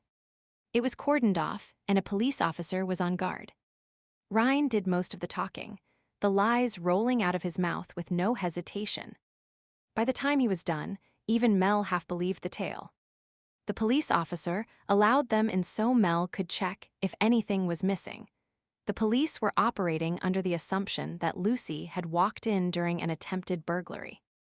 A chalk line showed where Lucy had fallen, in case the blood stains on the floor hadn't been sufficient indication. Mel's breath hitched as she stared at the spot before forcing herself to look away and blink rapidly, holding back the tears that threatened to fall. The apartment units surrounding hers were unusually quiet, almost as if everyone knew of the tragedy and were paying their respects. As she walked into the living room, her footsteps echoed in the silence. Bits of dust floated on a sunbeam that had managed to work its way through a crack in the curtains, its brightness a stark contrast to the general air of gloom that pervaded the space. As she looked around at the shabby furnishings, Mel realized that there wasn't much here that she would want to keep. A few personal papers, some photographs, a teddy bear from her childhood, but that was all. She forced herself to think dispassionately, making calm, logical plans. Call the phone company, contact the landlord. It wouldn't take much time to box up her things and have them shipped to Stump River. While Ryne talked to the officer, she walked around the rooms, trailing her fingers over the back of a chair, adjusting a crooked picture on the wall. This place represented her past, a person she no longer was. It hadn't been much of a life, but it had been hers. She'd been free to come and go as she wished. There'd been no need to hide, no secrets to keep from friends. Sure, things had been tight, but it had all been so normal. A part of her mourned the loss. Eventually, she made her way back to the spot where Lucy had been struck down. A wave of grief and guilt washed over her. If she hadn't offered to take Lucy to Chicago, the woman would still be here, possibly planning a future with Armand. For that matter, if she hadn't taken the job interviewing Ryne, then Grayson would still be alive, and that young girl wouldn't be completely alone in the world. Even Aldrich, slime ball that he was, would still be around. Whoever would have thought that trying to interview a photographer could have led to such an end? She said as much to Ryne after they left the apartment. He shushed her, claiming that if you wanted to lay blame, it was his fault. If I hadn't taken that picture of Cain in his wolf form, Grayson wouldn't have gone looking for me.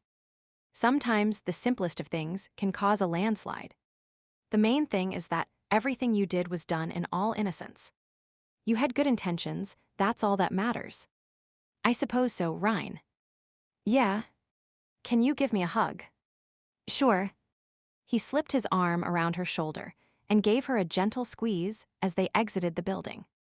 We'll need to contact Lucy's family, that would be me. You're her family. But you two know. I mean, she didn't really have any family. I'll take care of things.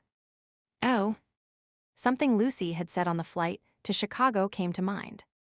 You might want to talk to Armand. Apparently, just before she left, he indicated he was interested in her. Damn. Ryne shook his head. I always wondered about that, but the man was afraid to make his move. Why? Well, Lucy and I were casual, so it didn't matter that she wasn't aware of my true self. That I was a werewolf, I mean. But Armand, he was always afraid to get close in case it did come to mean something. I don't understand.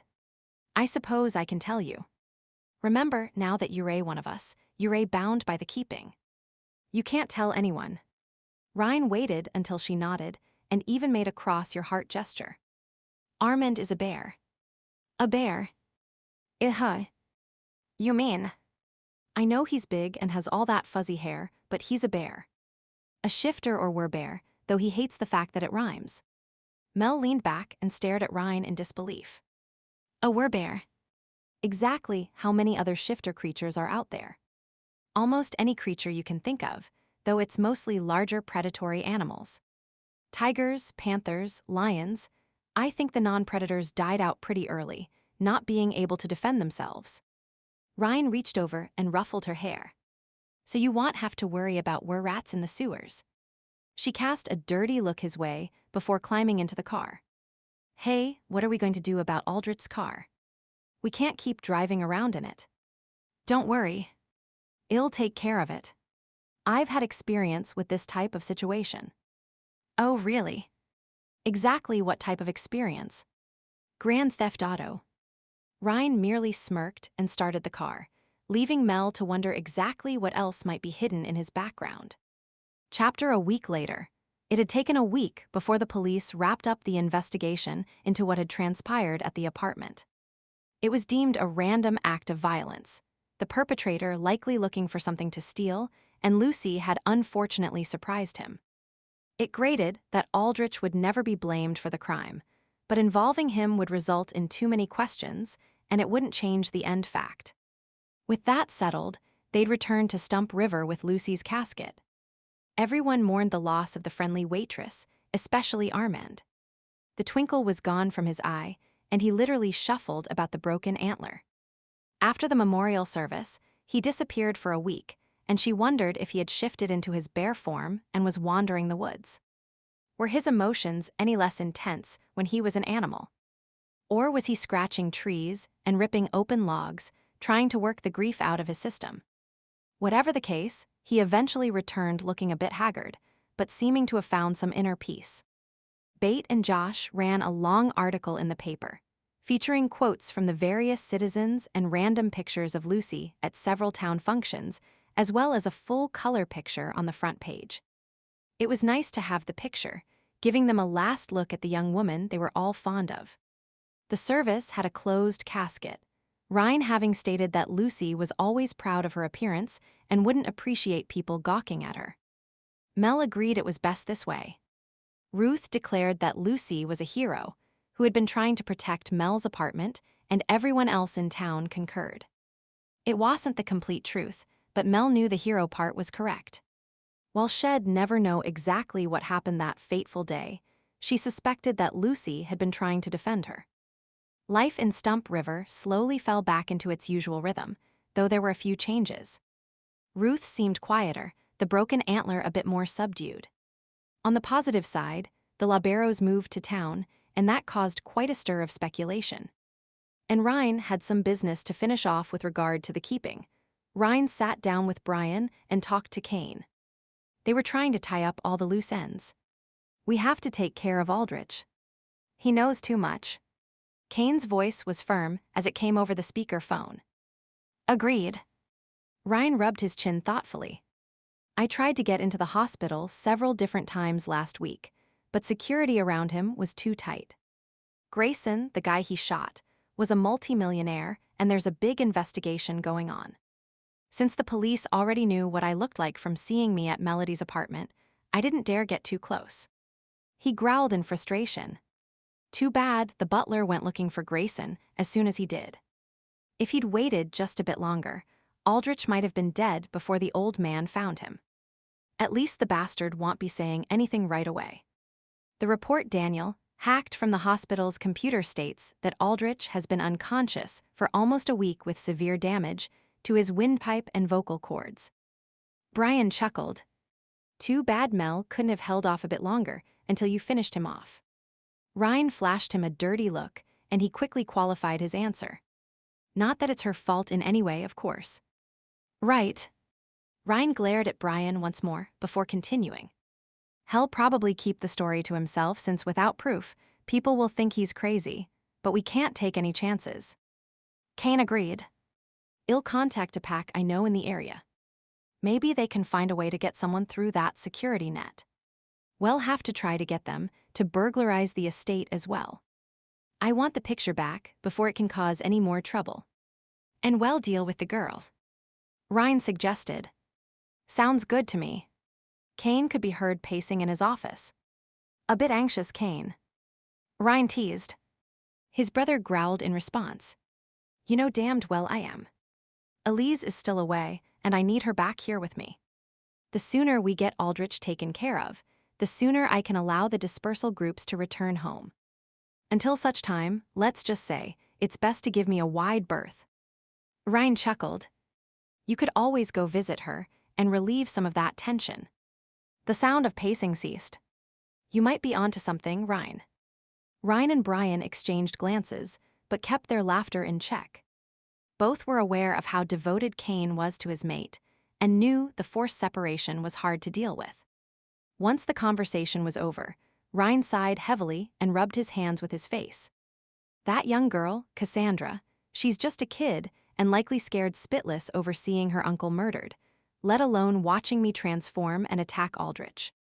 You said Grayson apparently raised the girl since she was an infant and knew all along she was a werewolf.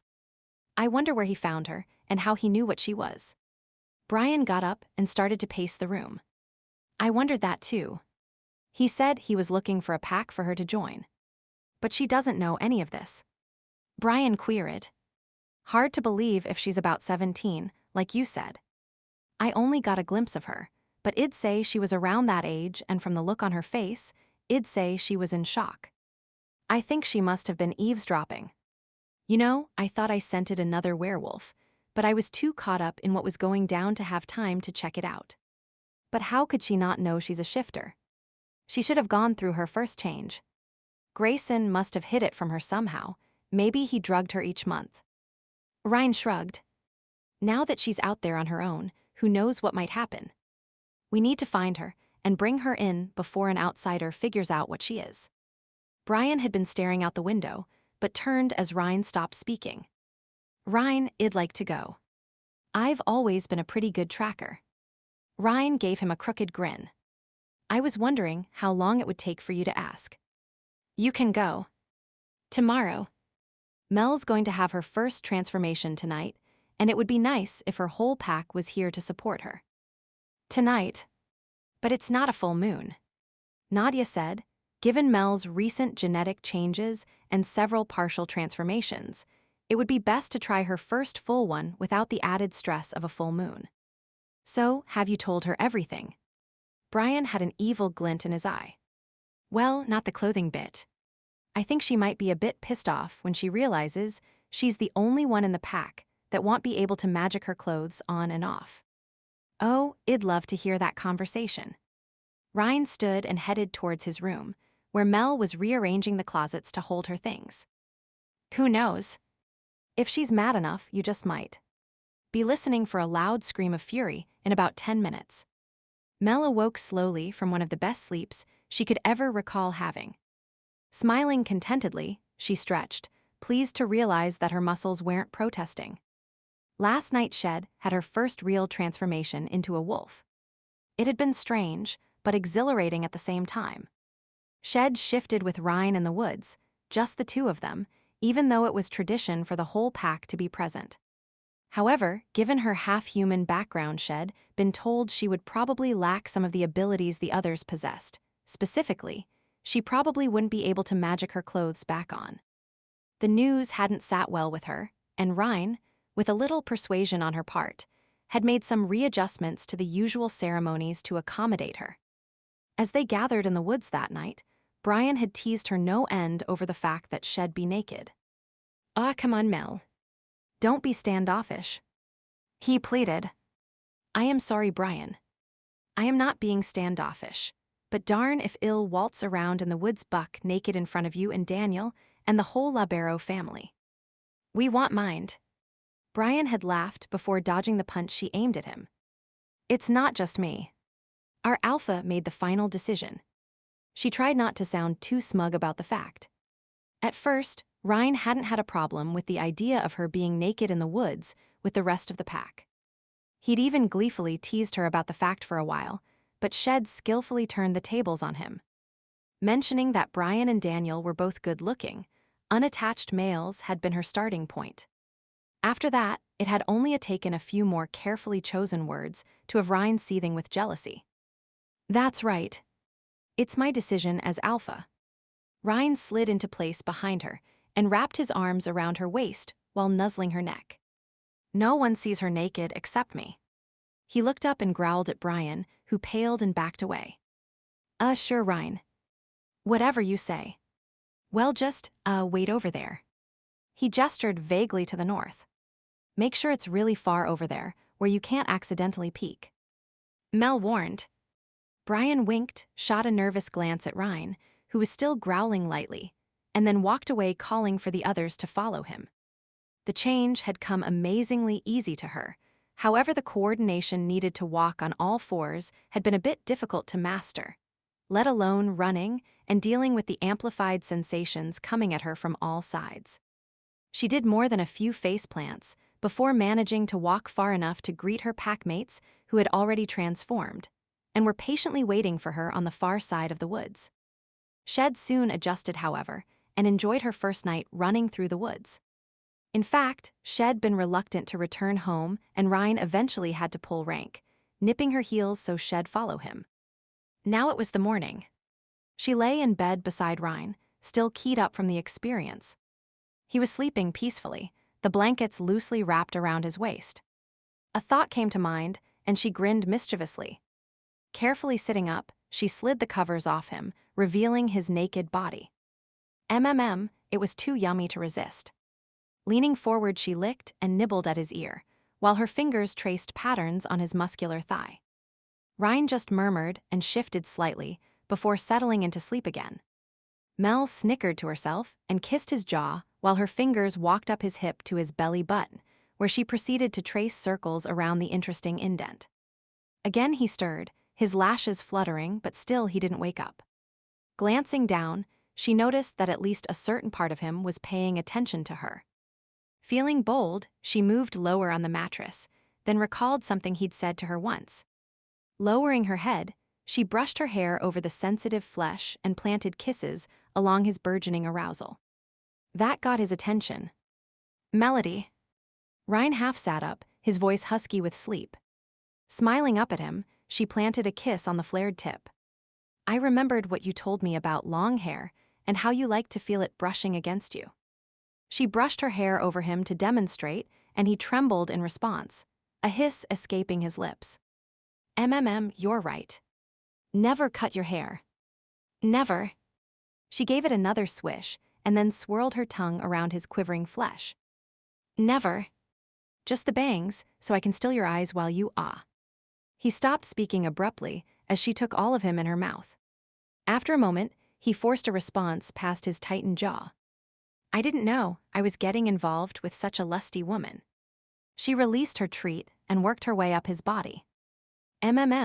I tried to keep my lustful side a secret so you wouldn't run away. She murmured the comment against his chest, trailing butterfly kisses over the smooth, muscular surface, while stroking his shaft with her hand. I never run from a challenge. Melody noted that Ryne had closed his eyes, and a blissful smile was playing over his lips. Gently, she pushed him down onto his back and straddled his legs. Running her hands up his chest, she flicked his nipples, molded his shoulders, and then slid her hands downward again, enjoying the feel of his warm skin and hard muscles. As she leaned forward to kiss him, she felt his erection pressing hot and hard against her stomach. The sensation made her own body respond, warmth pooling between her thighs. Instinctively, she rocked her hips and Ryne growled in approval. He slid his hands up her arms to her shoulders, then down her back, finally cupping her ass and squeezing gently. I love your body, Melody. Ryne moved his hands lower still, his fingertips barely skimming her feminine folds as he reached for her thighs, then slid his hands up to her butt cheeks again. Back and forth, he ensured that his hands never actually touched her where she wanted it the most. Melody felt herself growing, even wetter in anticipation. Nibbling at his neck, then his chin, she bit his lower lip, sucking it into her mouth before releasing it in favor of exploring him with her tongue. Meanwhile, she ran her fingers over his ears and through his hair, tugging at the silken strands, her nails gently abrading his skin. Soon they were both panting, a sheen of sweat beginning to dampen their bodies. "Ryne," she murmured against his lips. "Yeah. If you don't touch me there soon, I'm going to scream." She felt his breath puff against her mouth as he chuckled. "Well, you're going to be screaming sooner or later. Anyway," Melody lifted her head and stared down at him. "You sound pretty confident about that, Taylor." "I am." He smiled up at her and then grabbed her waist. Suddenly, Melody found herself face first on the mattress, with Ryne straddling her. "What just happened?" she sputtered. Ryne worked his hand under her and cupped her breast. Massaging the soft globe, he whispered in her ear. "I said you're going to be screaming soon, and we don't want to disturb the others now, do we? This way, you can just bury your face in the mattress, instead of biting my shoulder like you did the other night." "Not that I minded." He laughed evilly, and Melody felt her face growing warm as she recalled that particular event. Experimentally, she pushed upwards trying to lever her body, but Ryne was using his weight to keep her in place. A shiver of excitement ran through her as she realized that she was trapped. "Do you like this?" he asked, brushing her hair aside and biting gently on her neck. It's different, but yeah, I like it." "Good." Ryne removed his hand from her breast and grabbed her around the waist. He removed his weight, lifting her hips up and leaving her shoulders down. She squirmed a bit, thinking of how exposed her most intimate parts must be, but then Ryne stroked her slick folds with his fingers and she lost all inhibitions. "Oh my gosh, Ryne, that feels so good." Her body was quivering in anticipation. He bit at her butt cheek, then lapped her juices with his tongue. When he invaded her with his fingers, she was sure she'd come right then and there. "Oh yes, oh yes." She panted her approval as he massaged her inner walls, stimulating the sensitive nerves within. Just as she felt a telltale coiling in her lower belly, he suddenly withdrew his fingers. She whimpered in disappointment only to gasp as she felt his hot, thick flesh invading her body. Slowly, he pressed forward, parting her flesh, retreating, then pushing in deeper. With him behind her, it was a totally different feeling than any of the other times they'd been together. When she was sure she was filled beyond capacity, he paused. "Are you still okay?" Ryne's voice sounded tight, as if he was exerting great control over himself. "Not if you don't start to do something about this real soon." She rocked back against him, desperately needing release. "Your wish," instead of finishing the statement, he took hold of her hips and began the rhythm they both craved. In and out, in and out. Each thrust was exquisite torture as it stroked her inner walls. She clutched at the sheets, panting, her eyes squeezed shut as she concentrated on the feeling building within her. It coiled tighter with each stroke, her breathing grew more rapid, his balls slapped against her with each thrust, providing an added stimulation. Never had she believed it could feel this good. Just when she thought she was going to explode, he stopped and pulled out. "Ryne." She was near panic. It was so close, he couldn't stop now. He flipped her over and knelt between her legs. His quivering erection was gleaming with the juices from her body. A drop of his seed poised near the tip. She forced her gaze away from his manhood and looked up at his flushed face. "Why did you stop?" His face was flushed and he was breathing hard, yet he answered her question with a question. "Remember when I told you about blood bonding?" She forced herself to think beyond the clamoring need of her body and nodded. Wers become connected with their mates, forming an almost telepathic bond. It's permanent for life until one of the pair dies. He drew in a shuddering breath. Like a marriage, but with no chance of divorce. "Right." He paused and licked his lips. Would you blood bond with me?" Mill half sat up. "Are you proposing?" He gave her a lopsided grin.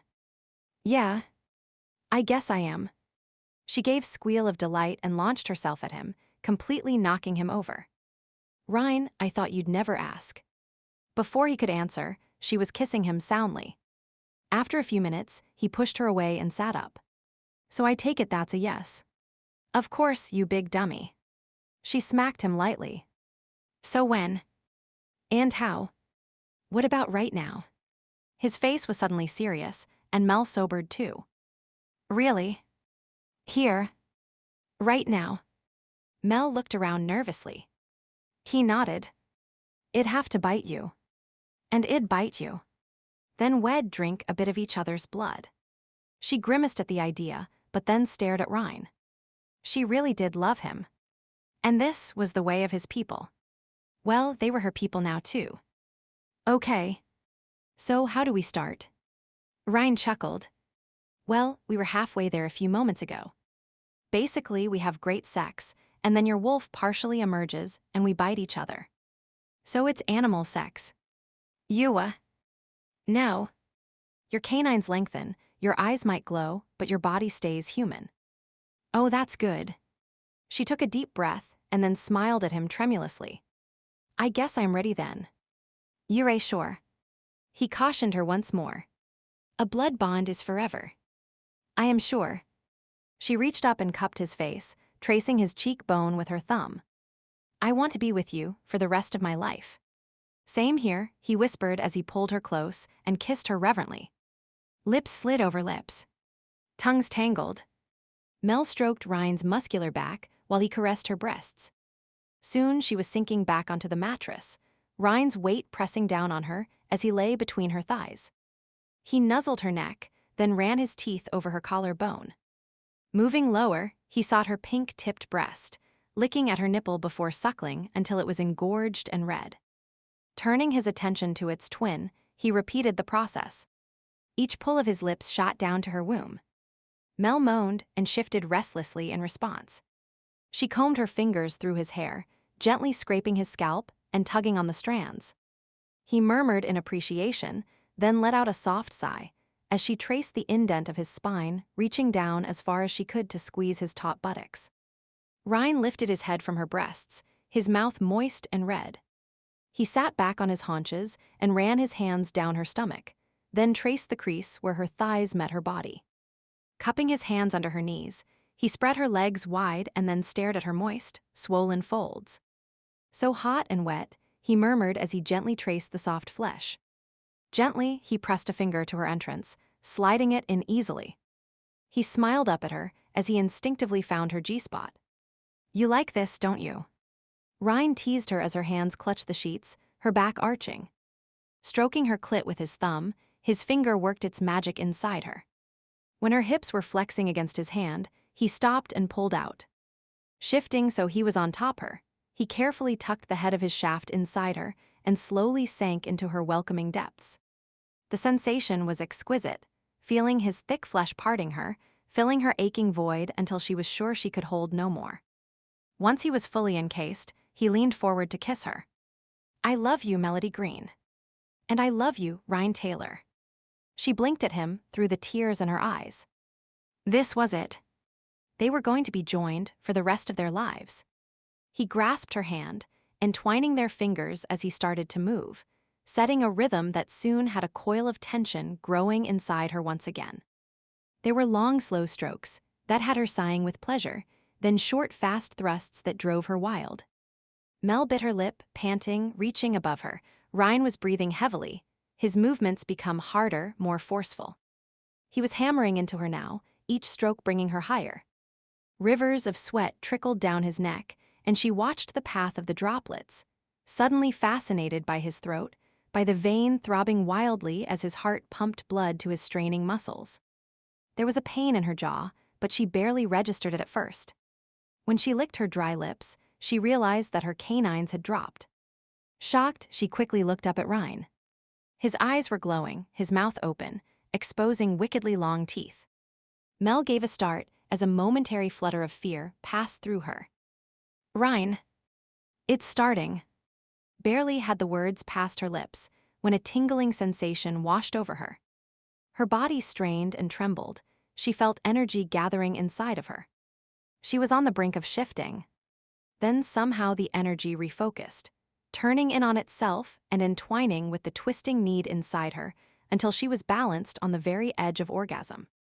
Her whole body started to shake, her fingers tightened on Ryne's, her toes curled.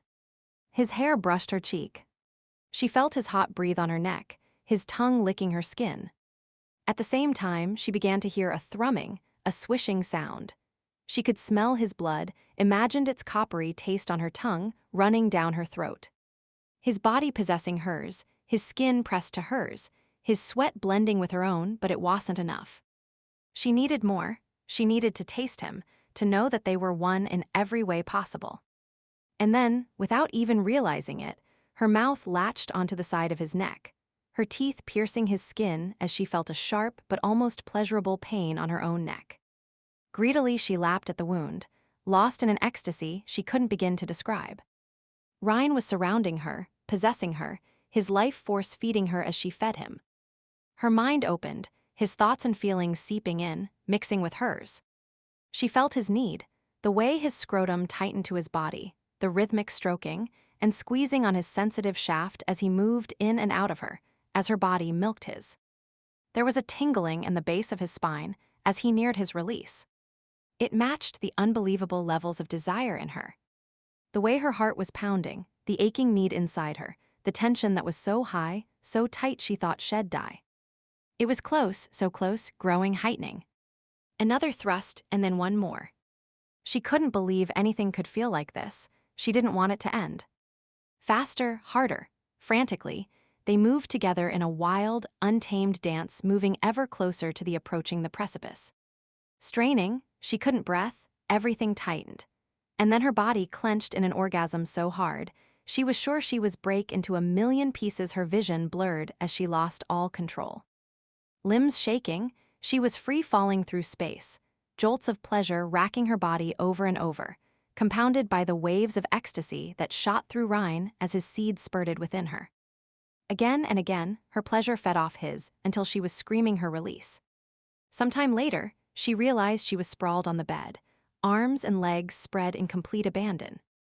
Ryne's head rested between her breasts, his leg wrapped over hers. "Hey," she whispered to him. "Hey yourself." His voice echoed in her head, and she gave a start before giggling. So this was the mental bond he talked about. "Pretty cool." "Yeah, it is, isn't it?" He murmured against her still heated flesh. "Apparently, it's always strongest after sex." "Well, I guess our bond will be pretty strong then, since I plan on having lots and lots of sex with you." I like how you think, Melody. I like how you think. Epilogue. Back in Chicago, Leon Aldrich lay in a hospital bed, his eyelids half open. A ventilator pumped air through the breathing tube in his newly repaired throat. The pain medication made him groggy, and the room kept going in and out of focus. In his hand, he held a crumpled copy of Grayson's will. He couldn't believe he never knew about Cassandra Grayson, and that she'd inherit everything. Hazily, he thought that changing the will in his favor would have been an easy thing to do, if he'd still been able-bodied. Even though Grayson had added a note warning that 2 other copies existed, he could have searched the estate and found them. He needed to find the girl. But how? The sound of the door opening caught his attention, and he slowly shifted his eyes to observe the newcomer. It was a nurse. "Hello, Mr. Aldrich. And how are we today?" She chatted as she checked the ventilator and peered at his bandages. "Nasty wounds. I must say I've never heard of a wild dog attack in Chicago." Aldrich tried to speak. No. You can't try to talk. Your throat can't stand the strain. If you need something, press the call button and use this whiteboard." She held the objects up for him to see, and then placed them on the tray in front of him. He blinked twice. It had been his main means of communicating until today. 2 for yes. 3 for no.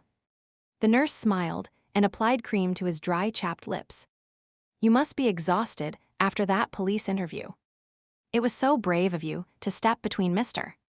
Grayson and that attacking dog." Aldrich blinked twice again. That was the story he'd painstakingly scrawled on the whiteboard. Straightening his covers, the nurse continued. "I heard the police talking as they left. They agree it was an unfortunate accident. The dog jumped at you just as you fired the gun and the bullet hit Mr. Grayson by mistake. You're so lucky, the beast ran off before it killed you." 2 more blinks. She squeezed his hand. Your secretary is here to see you. She's such a sweet thing. When I said I just needed to check your bandages and medication, she told me she'd go downstairs for a few minutes and browse the gift shop until I was done. I am sure she'll be back in just a moment or two. With a final pat to his hand, the woman left. If nothing else, the woman's chatter had helped clear his thinking. He found it easier to concentrate on the problem of Cassandra Grayson. He wanted to get his hands on Grayson's money, but the girl stood in his way.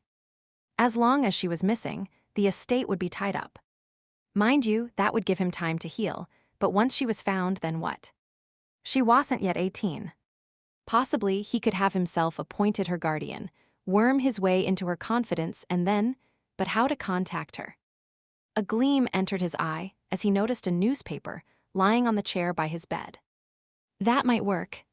Slowly, he grabbed the whiteboard and began to write. By time he was finished, he was wet with sweat from the exertion, but a satisfied look covered his face.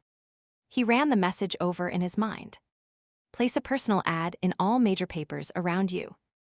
S.A. It should read, Cassie, please come home. You're in grave danger from the wild ones. Only I can protect you. A. He frowned, then added one more line. There was a light rap on the door and Ms. Matthews walked in. He assessed the temporary secretary carefully, knowing she was the person who had caved in to Grayson's demands that she snoop in his appointment book. She wasn't exactly trustworthy, damn Ms. Sandercock for still being away. Well, Ms. Matthews seemed biddable enough. She'd have to do. And she had brought him Grayson's will, after all. Not having any other choice at the moment, he made his decision. Hello, Mr. Aldrich. Ms. Matthews set a magazine down on his bed table. I brought you something to read, in case you're bored. Is there anything I can do for you?